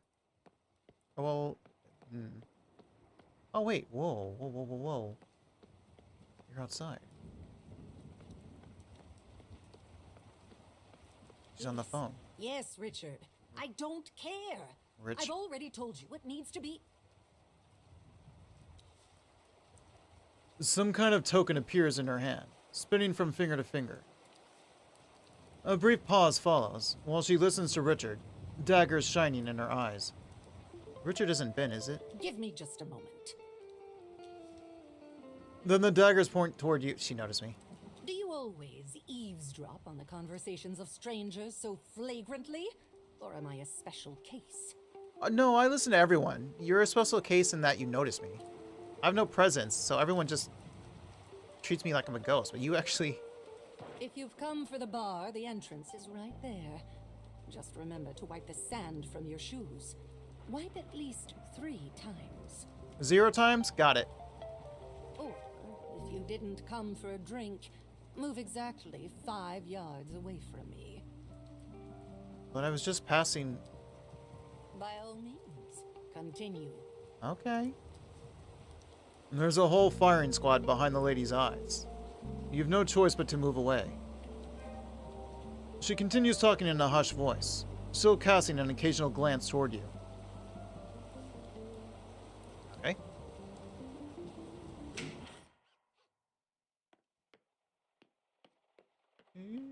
There's that book.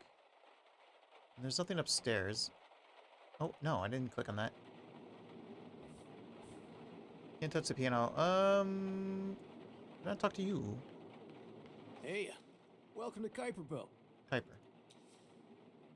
Oh, he is still annoyingly full of life. I'm Travis, and you look like you could really use a drink. You're not from around here, are you? My accent gave me away, right? When I first came here, I had the hardest time adjusting to the way people talk. It's just so thick. It's okay. Man, oh man. Let me tell you, it doesn't get easier with time. I've been here a while. It does. It just takes a lot longer than people realize. And what brings you here? Sorry if I'm prying, but you're obviously a stranger. I'm here for therapy. Oh man. Good luck with that. Thank you. It's visible on his face. He wants to know more, but he's stopping himself. Listen, next drink's on me. I think you need it. Oh? Can you give me a certain drink? Okay then, I'll leave you to it. I got stuff to do. Just call me if you need to top up. Yeah, get me a drink. Sure thing. What do you want? Our bar is top notch. Not even Bothwood has some of the stuff we have. Okay, it is Bothwood. A numb night on the rocks. The man turns, grabs a bottle from the rack, and pours you a drink over his shoulder. All in one quick liquid motion. Not a drop stains the countertop. Here. First one's on the house. Cheer him with your drink and down it?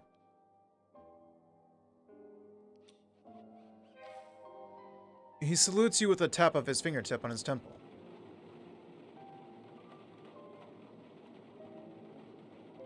I see her.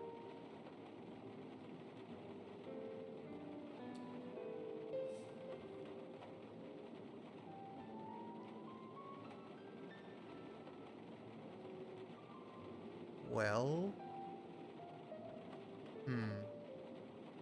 I still don't have the keys to get... Oh, well, now it's just white.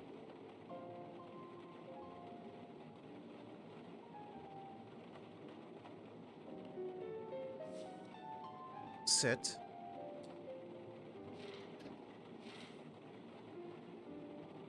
Never mind. Oh, wait, but my phone. I came here for my phone. I forgot why I came here. Before that, here we go. Like peering through a keyhole tempting, but ultimately intrusive, it offers you fragments of a story not really meant for you, leaving just enough room for misinterpretation. But sometimes it reveals the truth. I'm upset and tipsy. That's not great. You managed to get some info eavesdropping on her, and the big guy.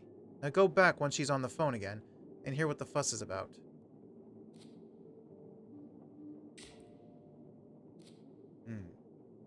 Where's the phone?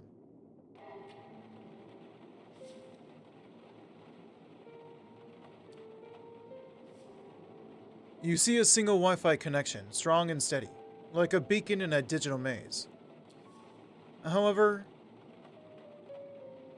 outer net station hides its signal behind a password. Someone around here ought to know it. Ask the big lug behind the bar for the password. Those protein shakes are starting to cause permanent damage, Travis. You can't seriously suggest that I just let her do whatever. We're talking about Robin? I think she's talking about the protein shakes he's consuming, saying that they must be doing permanent damage for you to suggest that. Hey, just trying to help and give you a different angle. Believe me, I've considered every possible angle. Have you?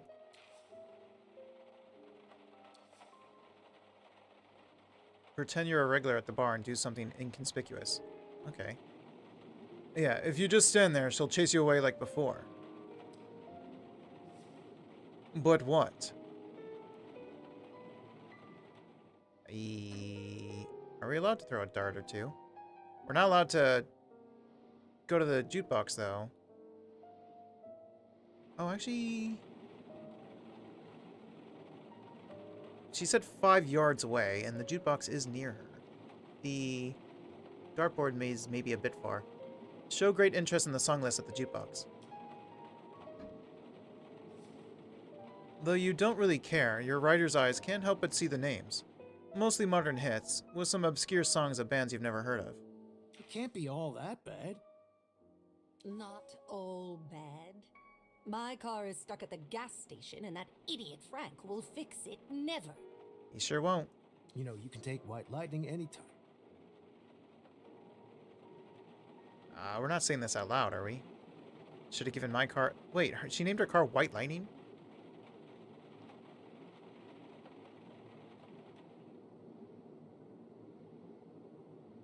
Or no, he named his car White Lightning.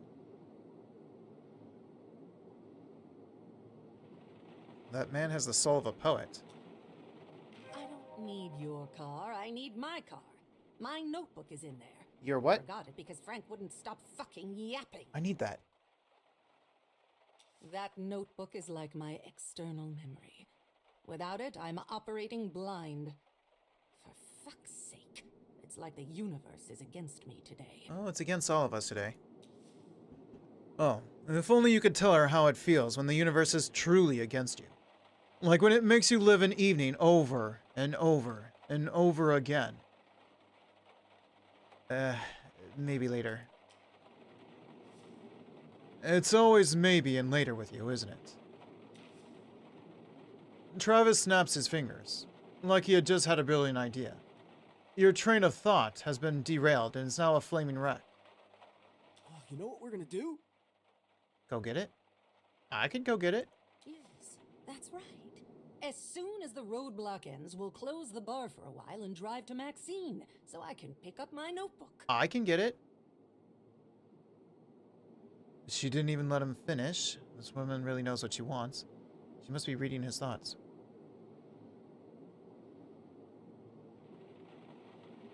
This woman really knows what she wants. And is not afraid to say it. Very loudly sometimes. This way we'll solve at least one bucket of shit that the universe spilled on my head. Wait, there's more? The Richard thing? And with names at that. Both Robin and Ben decided to surprise me with some very shitty news. Such as? Her whole family is just dumping their problems on her. I kinda know. Lady, when the universe gives you shit, learn to eat and enjoy it while it's fresh. Yeah. The mindset of a true victor in life. Ben pulled a major Ben, and I have to clean up after him. Again. And Robin, she's even worse. Remember all the hoops we jumped through for her? Well, she just spat on all of it. I don't think she spat on it. I think she just... She's a bit airheaded. Hey, they're both grown-ups. Maybe let them deal with their own mess? Yeah. As I said, those protein shakes are getting to you. Okay, yeah. I let Ben manage the motel after the divorce. I let Robin stay there with him. And this is the result. You let? Is it even his hotel? Did you guys start it together? I thought maybe it was a family business, but maybe not. I mean, she started another business here. She slams the token she's been playing with on the bar so hard that you hear the wood crack. It was just a thought, nothing else. Next stop, Robin and Ben. Got it. I mean, yeah, it is one complaining session. Next stop, Robin and Ben. Got it. Sorry to be the fourth bucket of shit, but I got a notification that 40K was taken out of our joint account. Joint account. You said your account, but joint account. So, what's the deal? She's gonna say trust her. Said Travis so defensively that he dug miles of trenches and built concrete bunkers with that sentence. Really, Travis? You trust me so little? That money will be returned to the account tomorrow. Ben did something. Ben and Robin. Does it require that 40,000? Okay, she's not getting ready to leave him. That money's long gone on gambling debts. I believe you. I can't. You can't? For a while, she hides her silence under her hat.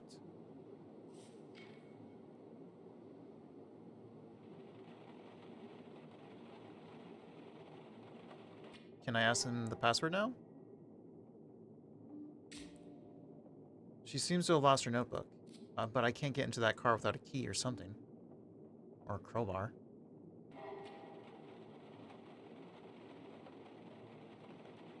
I need to ask about the password.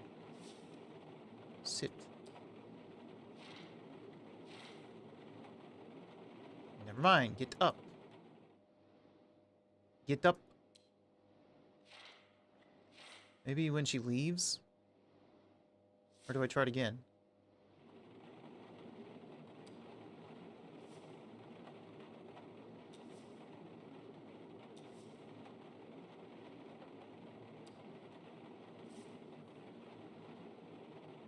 I can't. Okay. I guess I have to wait for her to leave. Well, what if I look around? I forget when she leaves. Look around.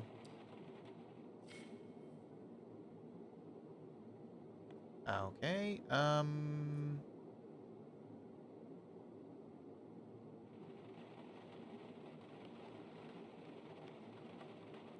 Spirits hover on the transparent shelf like celestial bodies, ready to wrap gravity with a single pore. There's not really anything down here that would be a password. Because I know the rules didn't have it. Should I play a game? You start to get used to the repetitive sound of the arcade machine. In fact, any type of repetition bothers you less. Play. Until Anita goes to the room. Judging by its appearance, this is an old arcade machine. God knows from when. But after staring at it for a brief moment, you are unsure. 2 joysticks, a battlefield of buttons, tiny metal toggles, sliders worn down to raw plastic. What is this thing? Asked Travis. Oh, that? It's a game where you land different flying vehicles. Give it a shot. It's fun. Oh yeah, that sounded real convincing. You just land vehicles? He's not lying. That same neon text pulses on the screen. Lander Simulator 3. Insert coin. Okay. The machine whirls to life. The introduction screen prompts you to choose your craft. A space shuttle. Looks difficult, but hey, it's just a game, right? Familiarize yourself with the controls in our tutorial by piloting the experimental aircraft PHS-1, which contains features of all 3 crafts. I'll probably have to learn this for later, because there is a spacecraft. A rocket. Let's give this experimental bird a quick spin. A strange sci-fi vessel fades in. Third-person view. You take the yoke. The screen floods with control indicators. Feels like you've got the hang of it. Maybe. Quit tutorial and start the game. One hand grips one of the joysticks, rubbed smooth by years of failed attempts. Your other hovers over a minefield of buttons and levers. The countdown begins. 3, 2, 1. Go. The screen morphs into your selected vehicle. A dizzying HUD flares to life altitude. To life. Altitude, wind, direction, inertia. A timer ticks ominously in the corner. Merciless, unblinking. It's not just about the cleanest landing. You need to master the fastest descent if you want to score big. Ignore the timer and try to land it gently. You take a breath. Steady your hands. Guide the machine downward like it's your own trembling heartbeat. That went about as well as expected. The screen flashes a grim report card. A long list of failures. Critical, embarrassing, absolute. Then it shows the leaderboard. Positions 100 through 90. You're at 100. Barely made the cut. Let's try again. Now you're taking it seriously. Practice, discipline. You have no choice. You could also revisit that tutorial.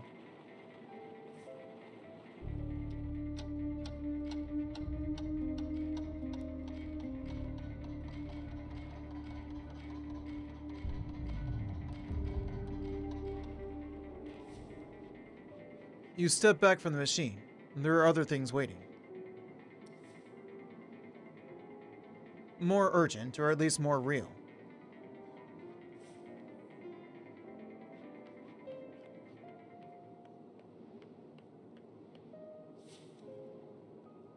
The bartender keeps cleaning the glasses. Watching these huge hands so delicately handling small, fragile objects is mesmerizing. Hey, so, what's your Wi-Fi password? Sorry, buddy. It's reserved for guests only. Rules are rules. What do you mean, guess? He just points his thumb at the framed signage on the wall. Like that answers everything. But we can quench your thirst as well as your curiosity. It's just a 1-drink minimum. Well, I already bought a drink, but fine, I'll buy another one. Okay, pour me a glass of your finest water. I see you like living dangerously. Good on you. Thank you. The password is Kuiper's Cipher. All lowercase. Thank you. He doesn't bother hiding his disappointment, but rules are rules. And you're a paying customer after all. Well, now that I have that, I'll have to deal with that later. Man, what is this? Why is this arcade so damn hard? That's because it's not your average arcade game. No kidding. What you're looking at is a state-of-the-art landing simulator. built to replicate real-world flight descent conditions with surgical fidelity. Why? You don't exactly look like an astronaut. What's this thing doing here in a bar? It fits the vibe, don't you think? Super tech in a place themed around what that tech made possible. I'd say it belongs. I guess, but what belongs and what actually matters to the customers? I give it a go sometimes. Not great at it, but I can get the paraglider down in one piece. Most days. Want to bet I'll land it faster than you? No need for a bet. I believe you. I never chase the clock. I just aim for a safe landing. The timer's for folks looking to etch their name in the high score table. Well, I barely... So there's already 100 names in there. Or at least someone's put their name multiple times. Was it not you? No, I also don't care about the time. Sometimes you gotta do things for fun, and fun only. Yeah, I don't like timers. I don't much care for timers. So, Good luck. thank you. Well, I don't know if I have time, but while I'm here... Ooh. Look how to break into a car on the internet. You know, it's all about them keywords, so type wisely.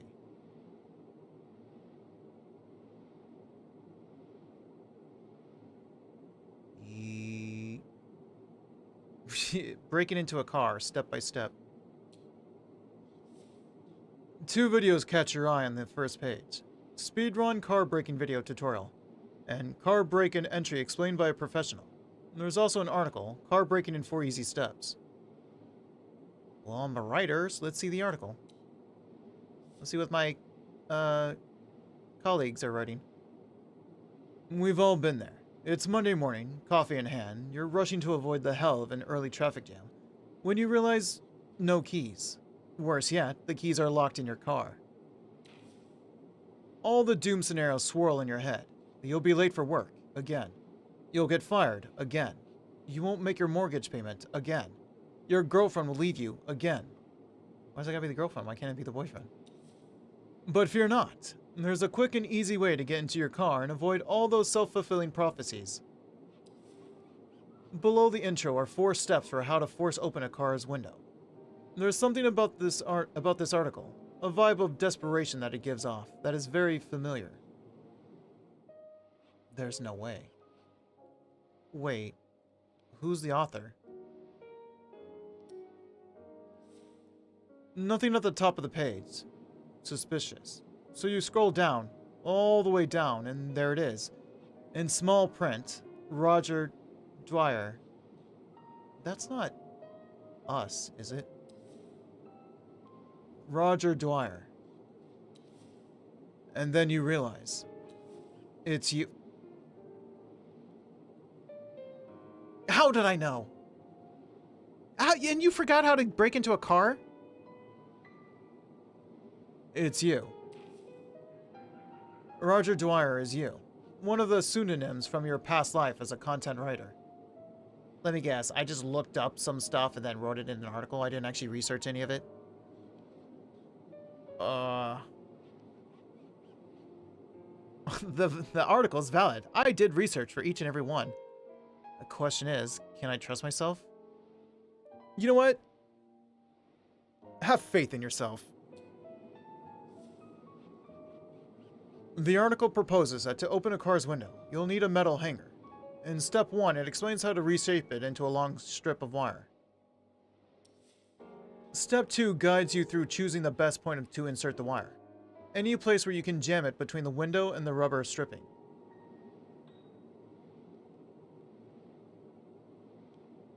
Metal wire hanger, check.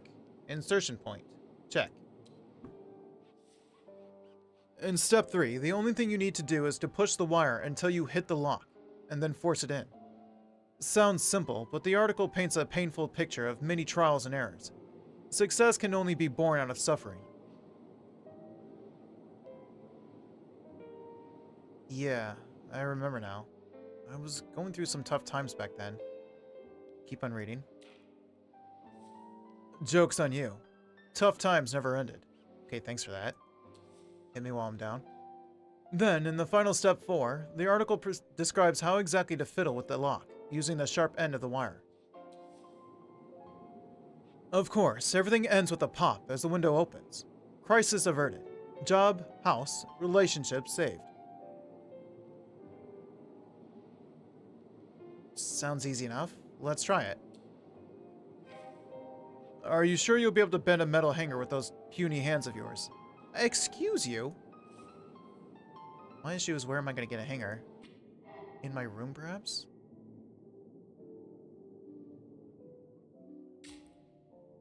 Wire could be the way. But do I know where the wire is? Should I search the videos? I still have a minute.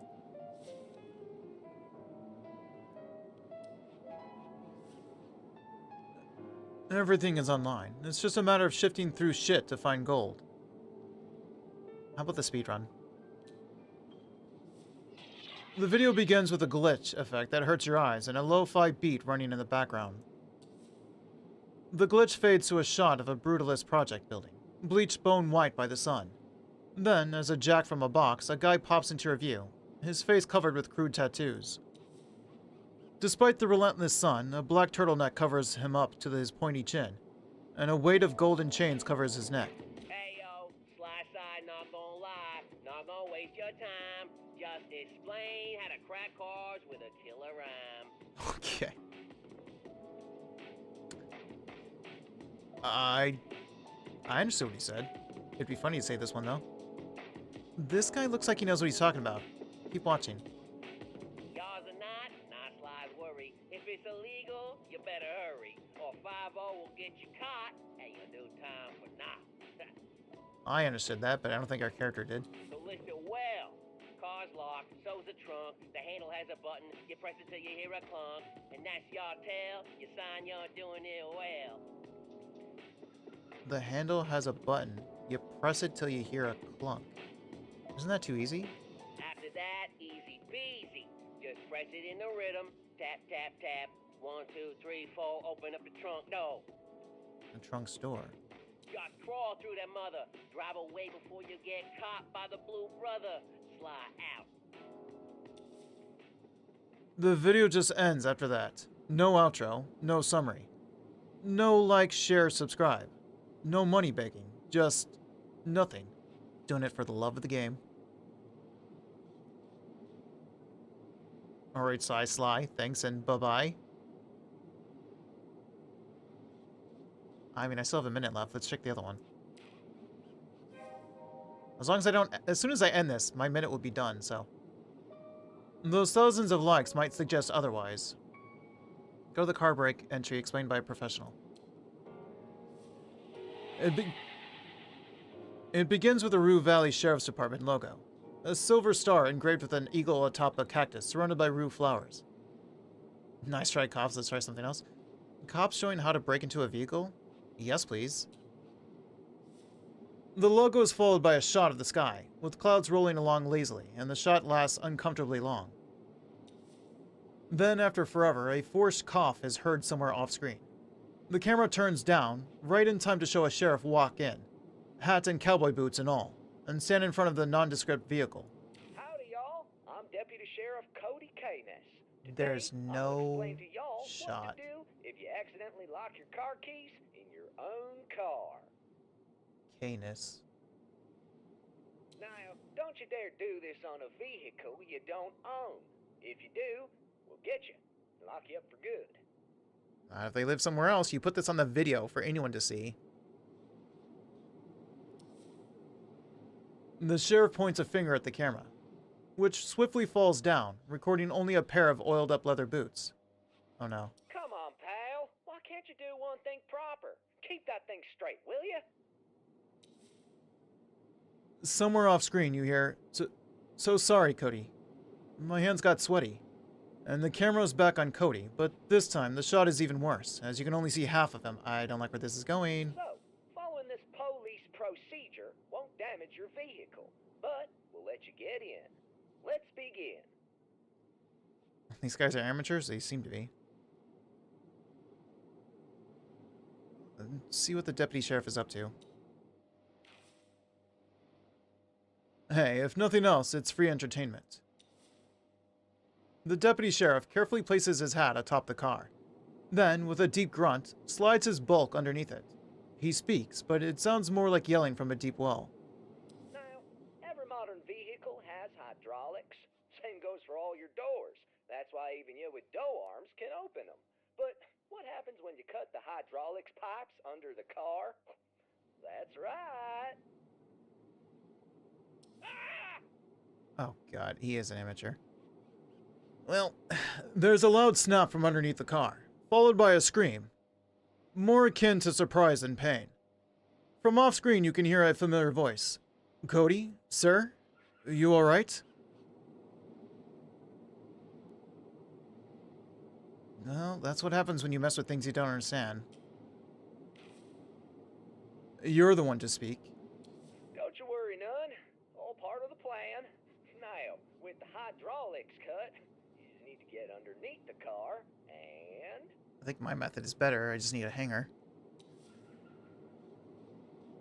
The deputy comes out from under the car, his face and chest marked with a viscous, tarry liquid that slowly oozes downward. He seems unperturbed as he walks to the door and... There! He yanks at the handle, but nothing happens. Cody repeatedly draws a hand across his throat, and the screen goes as black as his face, and you... Did you live stream this? That's not what you uploaded that.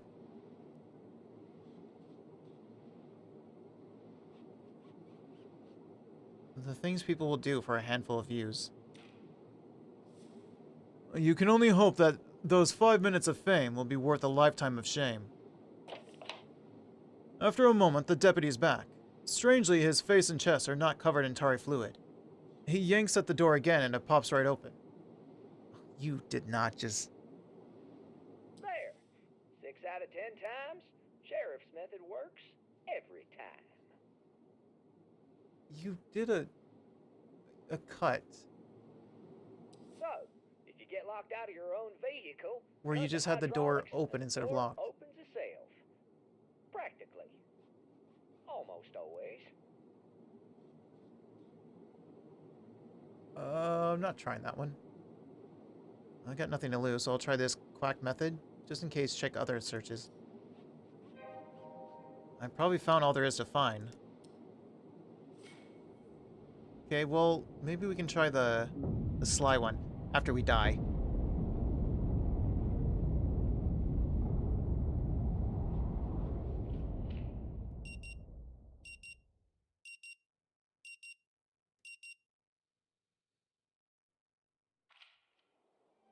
Still with me, Mr. Harrow? Yeah, Doc. I gotta go. Mr. Harrow, please. All right, let's go. To the gas station.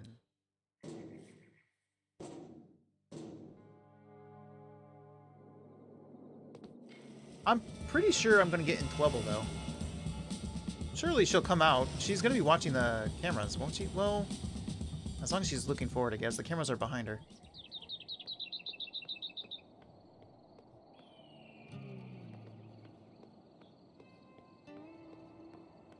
Alright, so... I don't have a hanger. Open the trunk using slice size method. Well, what now? You better not start rapping. Press and hold the handles button.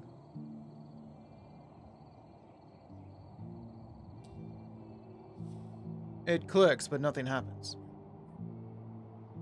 Do not caress it gently. Press the button quickly, then slowly, then quickly, then slowly. There's a click every time you press, but the trunk remains locked.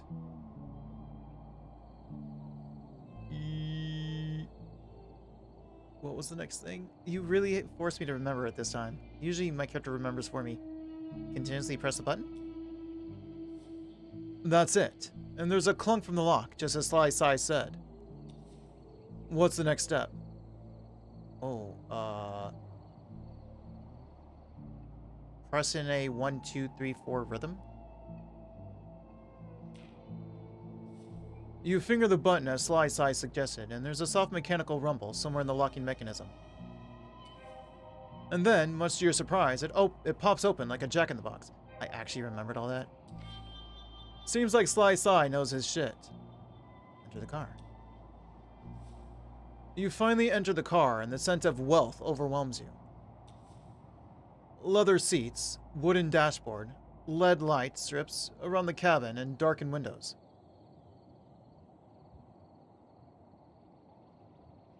And then there's me, eating stale rice noodles for breakfast, lunch, and dinner.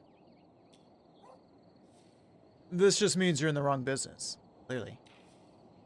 If you wanted money, you should have hustled more and worked less.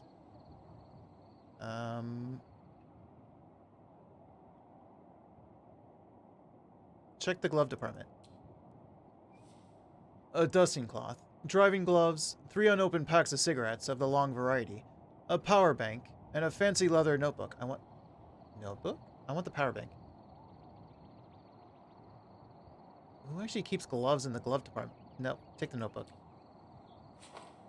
No, this is something worth checking out. Can we check under the seats? You find only a handful of sticks of protein-infused chewing gum and another handful of nothing. Check the storage bins. There's a half-drunk bottle of Coral Destiny Martian Dew in the right one, and in the left a book titled How to Be the Best You. Flip through the book. Your eyes skim across dozens of pieces of generic advice, from drinking a cup of water first thing in the morning, to cleaning your room, to arranging a wholesome routine for yourself before bedtime. You've written dozens of such articles, some of them a veritable diarrhea of words. This book looks like an especially potent anthology. How long is this game on average? Here, I'll look it back up again. Main story, 10 hours. Main plus extra, 15 hours. Completionist, 23.5 hours. So 10 hours would be the average, more or less, for main story.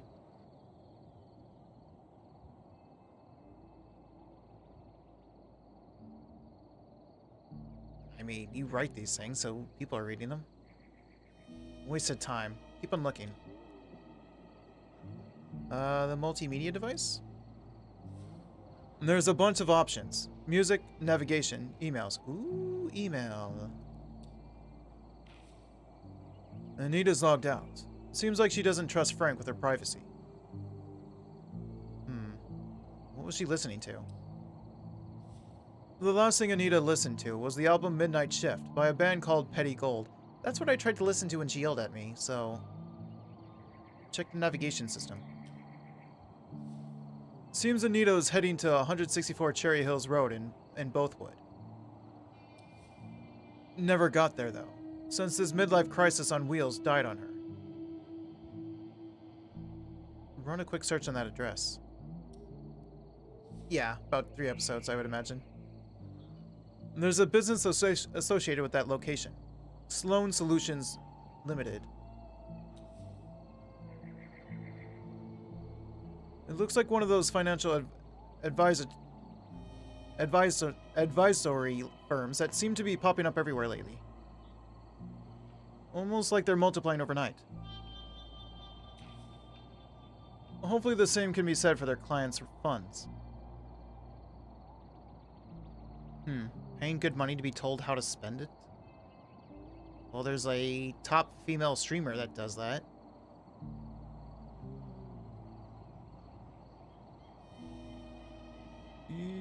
Well, from the looks of this chariot, they advise her well. And still, it doesn't work. So let's stop beating the dead horse. Okay, check the sun visor. A driving license falls into your into your lap as you unfold the sun visor. Take a closer look. The license looks decades old, the plastic tinged with a yellowish hue, spread to every edge. Anita, on the other hand, was young and striking. Her beauty is dimmed by a tired pallor even youth can't mask, laced with a lingering fragility, an echo of a past she fought hard to leave behind.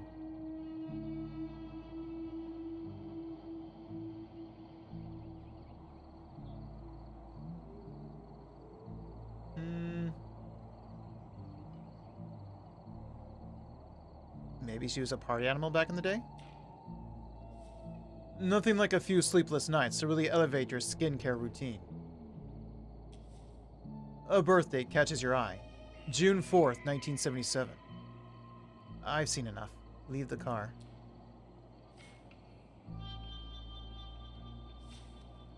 A luxurious leather-bound notebook with a built-in ink pen holder. Seems barely used. What's on page 1? It just says Anita Lopez, month of August, 2027. Don't people have phones? Why wouldn't anybody use a physical notebook? Some just prefer the feel of paper, especially those who aren't cursed with your chicken scratch handwriting. Okay, thanks. Flip through the notebook. You breeze through the used pages in a single breath. All you find are a few meetings scheduled this month, filled with names that mean nothing to you. And then, the very last entry for today. A meeting at high noon with one Aaron Sloan, along with a phone number, presumably his. See what else is there. Blank pages of high-quality stock. Dozens of them. That is, until you flip to the end, where a neatly folded sheet of paper is tucked in the crease. Examine it. As you spread the paper, you notice a filigree SS logo watermark, adorning the upper right corner. A colorful chaos of overlapping pie charts, tangled flowcharts, and cluttered bar graphs. It's a dizzying data maze designed to confuse rather than to clarify. Surely this isn't what was... Did someone scam bin with all these charts? Upon closer inspection, you realize it's the annual financial report for Cooper Belt. Never mind, I take it back. While you're no expert, the mention of insufficient revenue suggests that the bar is facing a substantial loss. Maybe that's why Anita wanted to meet that Sloan fellow. Oh. She was going to take the $40K to invest into something, and then she'd put that money back with extra money to herself?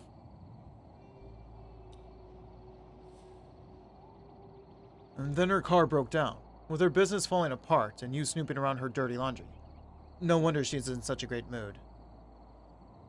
She doesn't know that about that second part.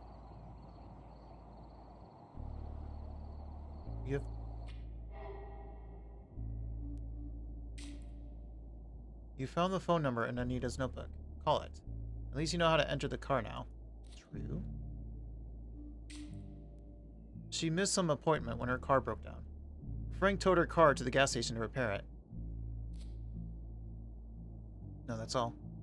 But I can make the phone call. Call the number from Anita's notebook. The line rings and rings and rings, endlessly, like it's never going to stop. Just as you're about to hit end call, a deep, exaggeratedly masculine voice, clearly trying too hard, answers. Alright, Sloan. Hello. Thank you for calling Sloan Solutions. How can we assist you on this fine day? I was just, checking if, Anita Lopez maybe managed to meet with you today? And who might be asking? Unfortunately, we're not at liberty to disclose sensitive client information. This is, Anita Lopez's partner. Oh, Mr. Glassman. My apologies. I didn't quite match the voice to, well, you. I get that a lot. I can imagine. Since she missed her appointment, could you kindly inform Miss Lopez that her documents are still awaiting her signature? Documents?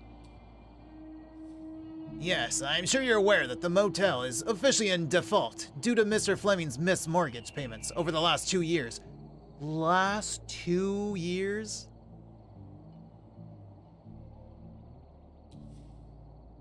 As the rightful owner, your, Miss Lopez reached an agreement with New Horizon Bank to have the foreclosure, along with the taxes, handled through acquisition. So it is hers. So it's her business. Does that mean Ben wanted a motel and she's a business person? And she agreed to it? But he just wasn't good at it and there were arguments and she gave up but still let him have it? Which cannot proceed without her signature. Oh, those. The documents. The documents for the motel. The motel's documents.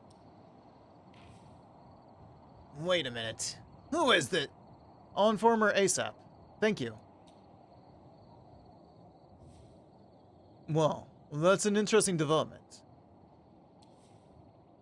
Now, why would Anita want to meet the Sloan Shark in person if she already agreed to let the motel go under?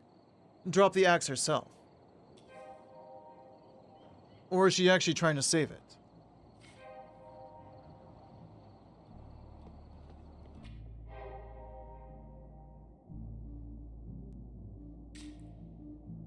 She missed an appointment with a lawyer when her car broke down. Anita planned to pay off the motel's mortgage. You managed to commit a felony and break into Anita's car. Yep. At least I didn't break anything or...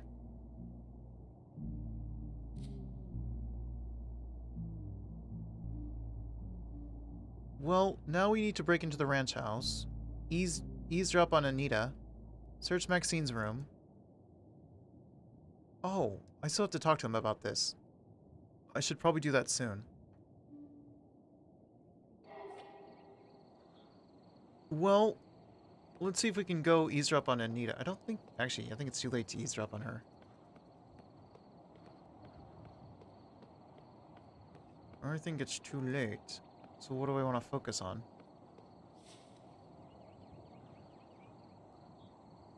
I think it would probably be better to go back to the motel and talk to Robin.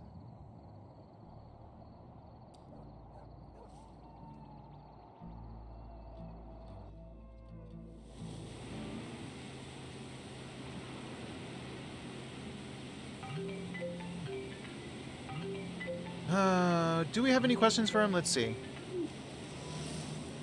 Hello, sir. Am I speaking with Eugene Harrow? Speaking. My name is Percy Rugger, and I'm a senior sales executive at Ulterior Paralegal Exploits Consultancy. We'd like to offer our help regarding your case. Sounds great. Can I ask a question first? But of course, Mr. Harrow. Nope, I have no questions. Bye. Get pranked! But yeah, I have no questions. So I have no reason to answer his call anymore. Until I get rid of my secretiveness. Robin! Are you ready to check in now, Mr. Harrow? Ooh, I have so much to say. So much to say. What's... Oh, wait.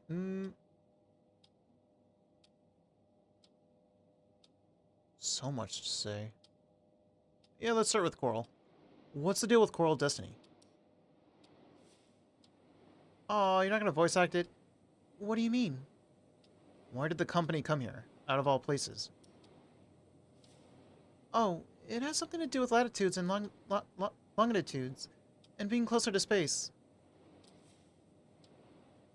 A scientist from Destiny gave a lecture on this at Town Hall, but I wasn't that desperate. Whatever the case, it did make a difference. Their employees began moving in. New businesses open, and overnight, both woods a vibrant place again. I mean, they mostly stick to themselves, and their kids don't go to our schools, but man, is it nice to see some new faces. Do they employ locals? Sure. Mostly low-paid work, though. Support, logistics, maintenance, stuff like that. Well, one's got an engineer. Still, the newcomers have to spend their money too, so a lot of new stores, bars, and restaurants have opened. Do you know any of them personally? I've met some of them, yeah, but I wouldn't say we're friends or anything like that. Far from it. I guess they consider us backwater yokels or something. Then there are space tourists. They're the worst, pestering everyone with questions like we're all part of the same space theme park. My mom even opened a bar that caters exclusively to them. Continue listening. So, what kind of projects are Coral Destiny working on? No idea. I don't care, like, at all, about all that space stuff. I know it's exciting to a lot of people, but it's all boring orbital mechanics this and transversal speeds that to me. Yeah, no, she cares about key cards and locks. What I do know is that they plan to build a mine, I guess, on Mars, a colony. But only because all of their workers won't stop talking about it.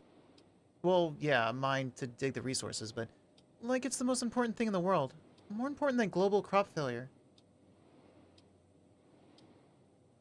Maybe they want to plant some crops on Mars.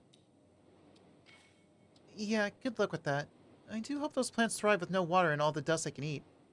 I mean, they would bring these things. Don't know, but whatever it is, they sure sacrifice many rockets trying to get there. So it must be very profitable. Sacrifice how many rockets?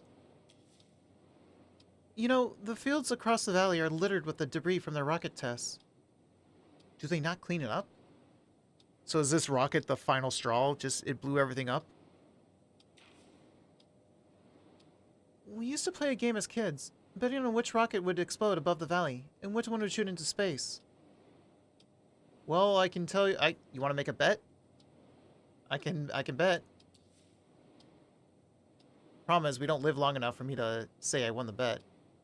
Man, I was so good at that. I guess almost every one that exploded. Don't know how. I would just kind of get this warm feeling in my belly and kind of know that it would shatter into a fireball. Something else I can do for you? How much time before it happens did you get this feeling? Can I ask you if you have that feeling now? She quickly taps her phone and blue light washes across her face. Do you know Anita? She gives you a sideways glance, but whatever provoked it, she lets it slide the next moment. Sure I do. I mean, as much as anyone can say they know their parents. Sure. She's trying to keep an air of indifference, but there's a stale bitterness in her words. But I get why you didn't make a connection. We don't look alike, like, at all. Just the other day, I looked through some of the stuff she forgot here, and there was this camera. I saw Anita young, real young, and we look nothing alike. Well, I was gonna say I wouldn't know without... because she wears that hat, but okay. Who knows what secrets are hidden in there? Might be worth looking into. But Robin's certainly not gonna tell you where they are. No wonder, really. Everybody tells me I'm the spitting image of my dad. You're like Anita's... let's not say that. What do you mean your mom left some things here? And the more important, unspoken question, where are they? Yeah, there's a whole box of it down... Oh, down? She suddenly stops, her lips pursed. She forgot some of her stuff here when she left us. After the divorce, you know. Sorry to force you to relive this. She's running that Kuiper Belt bar up the road with her new boyfriend Travis. But before, yeah, this was a family-run operation. Though it would be better to say she was running things and Dad just followed her orders. Oh man, Anita would never allow me to install the key cards. Why not? Well, now you can. I take it you don't like Travis. Oh, no, Travis is a decent guy. My problem is with Anita. To be honest, I don't understand why she left us. I guess I never will. But your dad stayed. Ben, he's running the motel now, and I'm helping him. Which means this is still a family business, despite Anita walking out on us. Mm-hmm. Why'd they get a divorce? Ooh, that's very personal. You're aware you've been calling your mom by her first name throughout our whole conversation? I mean... I have it worse. And I just don't see them as family.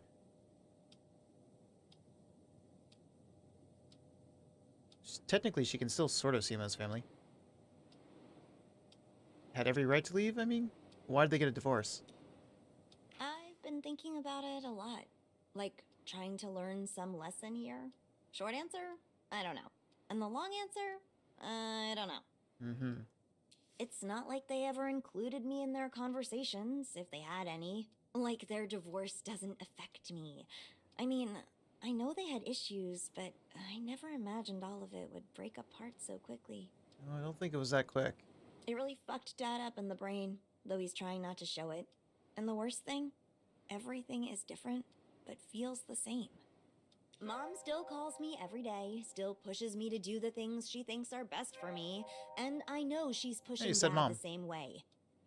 See, I just can't ever do that.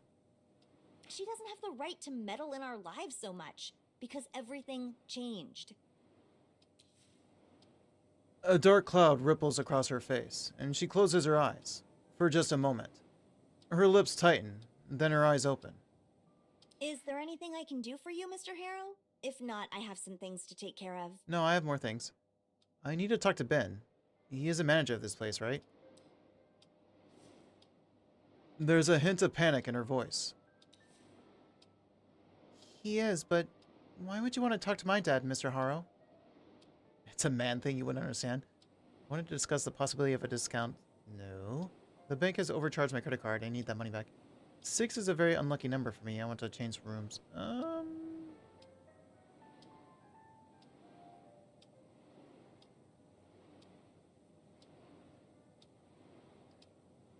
Yeah, I wanted to discuss the possibility of a discount, since I'll be staying here. Well, for a long time. Oh, okay, that's definitely a managerial level decision. The trouble is, he's not even here. Can I get his phone number then? Yeah, of course. Let me send it to you real quick. There, I have to be real honest with you about the discount, though. I'm not sure it can happen. Not a company policy, you see.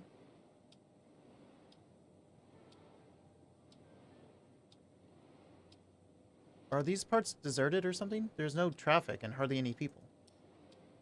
Ha! The place has literally never been more alive. You should have seen it like 10 years ago. A total ghost town. So only 10 years have passed before it's starting to go downhill again. I mean, I could walk all the way down the main street of Bothwood in the middle of the day and see maybe 2 people, tops.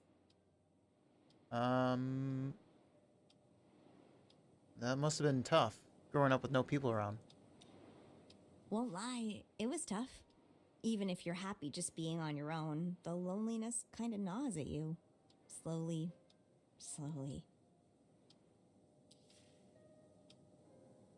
Until it gets you. She makes a silly face to show how it feels when it finally gets you. I mean, when there's like 8 kids in your class, you don't get to choose who you hang out with. True. Pickings are slim. And it makes cheating on exams impossible, let me tell you. Okay. She laughs. Yeah, wasn't easy growing up in the valley. All that changed when Coral Destiny came here. It was like our ghost town was being raised from the dead by the magic of space money. Anyhow, Bothwood is still a small town, with a small town mentality. Most young people still leave as soon as they can. Yep. I mean, obviously why, but you know what? Why? Besides, more jobs, more stuff to see and do, no neighbors listening to your parents screaming at each other and generally sticking their noses into your life. Yeah. None, I guess. But listen to me ramble on and on and on. Can I actually help you with something? I'm looking for Frank. You know Uncle Frank? She gasps. I mean, yeah, but I didn't know he's your uncle. He's a family friend, actually. Oh, well, he's really my dad's friend, not mine. And even the 2 of them don't hang out anymore. It's just that they go way back. I guess that's also why he lets him stay at the motel for free. So he's staying right here. Yep, right here. Still. Eyebrows raised. She points down as well. In fact, he's been living here for the last 2 years. So he has a room here. Which room? Dad says he's a good man that fell on some hard times. I want to believe it, but I don't see it. Hmm. So, why are you asking about him? I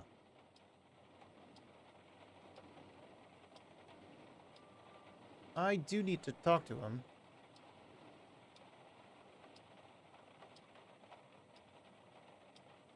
I just need to talk to him. Oh, alright. Give me his phone number? His room is number 1, but I don't see his pickup outside, so he's probably not in there. What? Well, that was easy. So, one final thing. And you might want to sit down for this. Robin, we're trapped in a time loop.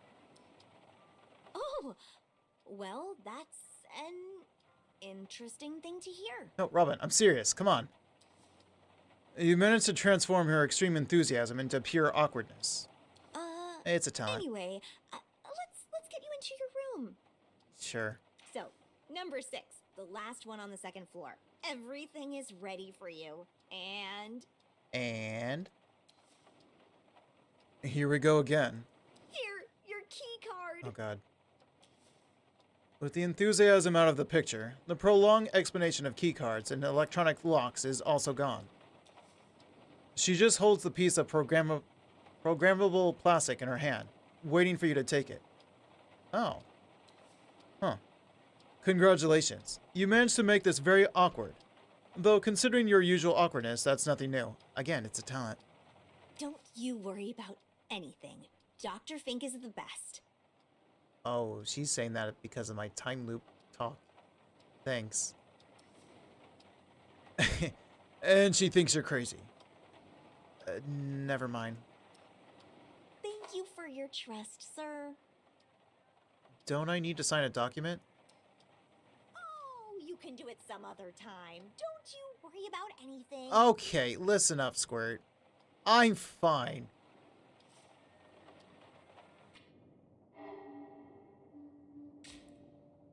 He's staying at the motel in room 1.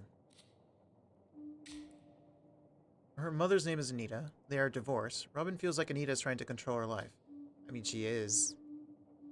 Maybe in her own loving way, but she is. She was the owner of the motel along with her ex-husband, and she still has some of her stuff in the motel. Robin complains that Anita is trying to control her life. Somewhere in the motel are Anita's long-forgotten things. Maybe they'll shed light on her past. Luckily, Ben isn't only motel manager, but also Anita's ex-husband. Surely he knows where her old things are. Okay. So I can make a phone call. What's the other thing? Oh, right here. You know his phone number. You can now call him if you need anything from him. I do need something from him. I'm gonna make my phone call outside. Bye. Alright. I'm gonna stand right here.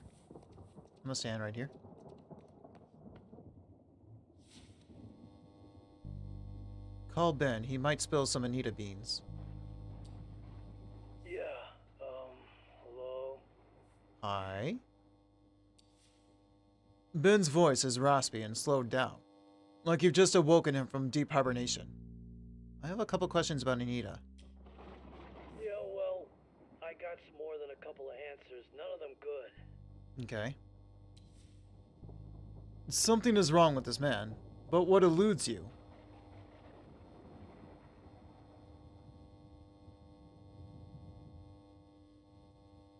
Could he be dead drunk?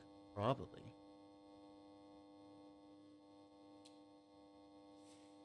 No. Something's off. He sounds totally hammered, yes, but he's too coherent for a man soaked in liquor.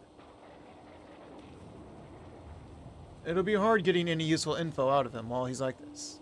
Still, you have to try. The silence from the other side of the call is so long and so profound that you're sure Ben has completely forgotten he's even talking to you. Let's Okay. Well, that was easier than expected. You didn't even have to assume a false identity.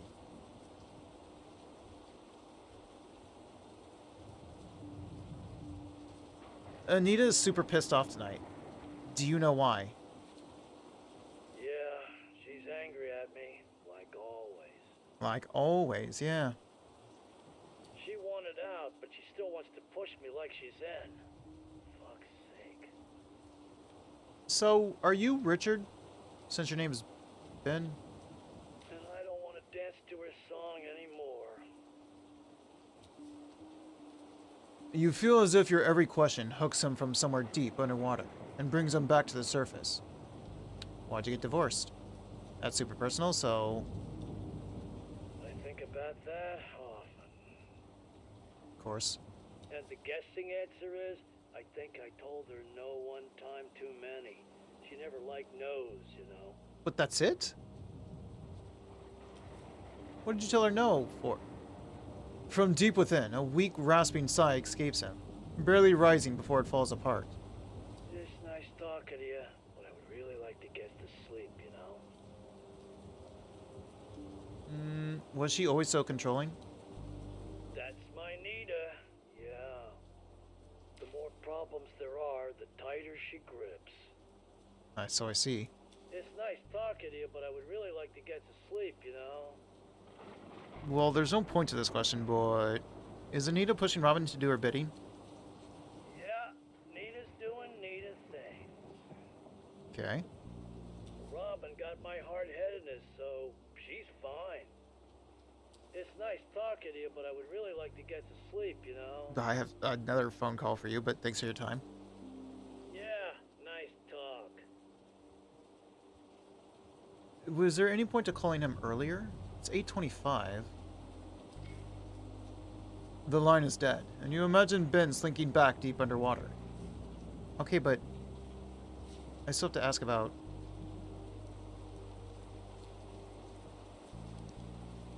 Thinking about it, but true. I guess you're right.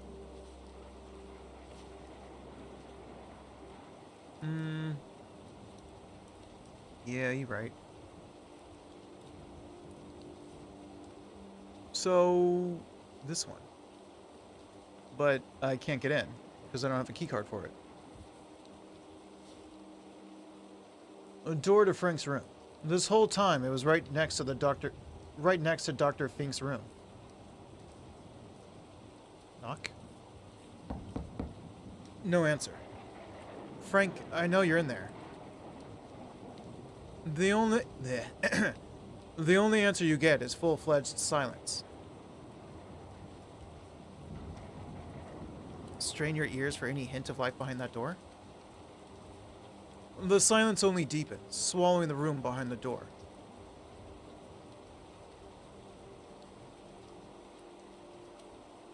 Ignoring me will solve nothing, Frank. No response. Not a single peep. Talk about the time loop. Maybe he's deliberately shutting me out.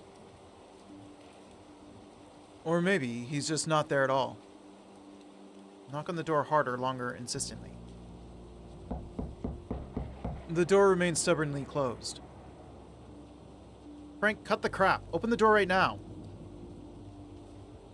The echo of your voice fades into the void, swallowed by the oppressive stillness. I just want to talk, Frank. Nothing more. Even if he's in there, he clearly doesn't want to engage. Try the doorknob. Locked. I mean, obviously, I need the card key.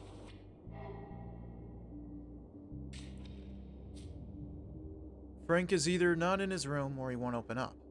Perhaps you should try to enter his room somehow.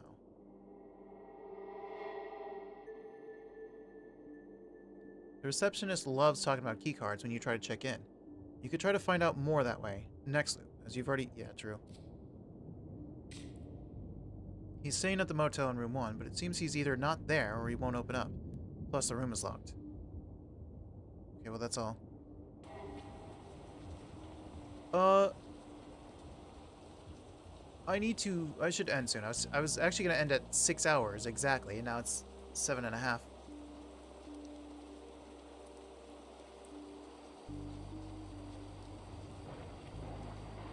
should I get to the end of the loop and go to when it's sunny? Or, you know what? Nah, we'll do this. So next time, I gotta talk to Robin about keycards and see if I can get that room 1 somehow. I don't know how, but somehow. I need to call Ben again and ask about her stuff. I still don't know a way to break into to Max's house, to the K house.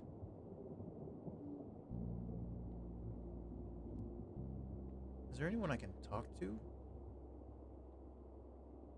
Oh, I need to spy on Anita again on her phone call.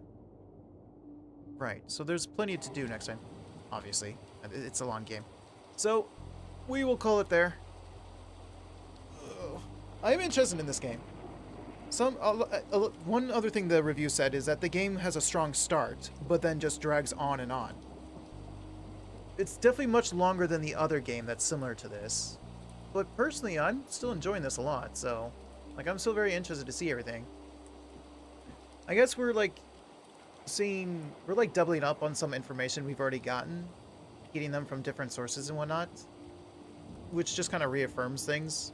I guess if you went down different places, you get that information there first. Instead of the other places that I've gone to so far. And then I understand about missing out on stuff, which is what it is. I guess that's maybe replayability. Like the whole, the reality show thing. Where we're like, oh, maybe this is all a reality show. And there were, like, options to talk to people or wave to the camera for that. But I had already established that this is not a show because I died in an accident, or at least got hurt in a car accident. So I couldn't do anything with those options. So I'd have to replay the game completely fresh to do anything with those options and see what comes of those, what dialogue, what humor. Unfortunate, but that's fine. So I guess I understand what people are saying, but so far I'm actually liking this. We'll see if that holds true all the way to the end. I think it will, but how much, I guess. So thank you everyone for hanging out with me. For those who are in chat and those who are just lurking, I appreciate it as always. I hope you all have a good morning, day, or night, whatever time it is for you guys. I'll see you on the next one. Bye everyone. I shall find someone to raid for Twitch. So here's the raid messages. Thanks for stream. Thank you, Sassy, for being here.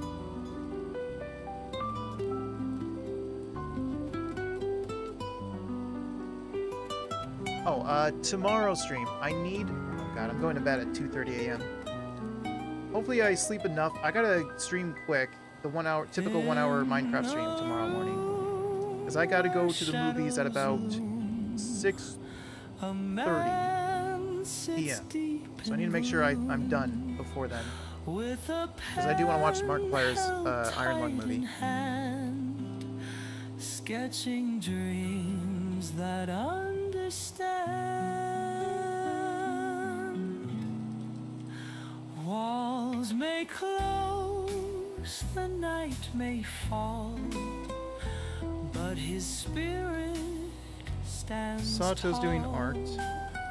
I haven't done Winterwolf in a long time. She's just chatting. Nana's doing Heartopia. To worlds where dreams are free. Ollie's dating everything in the Date Everything game. Dreams, turning silence into streams. In his mind, he's never alone. Well, since this is very visual novel-esque, let's go with Ollie then. Because Date Everything is a visual novel. Paper whispers, secrets told, journeys inked in black and bold. Mountains climb or rivers bend in the world that he can mend. He may be confined and still, yet his heart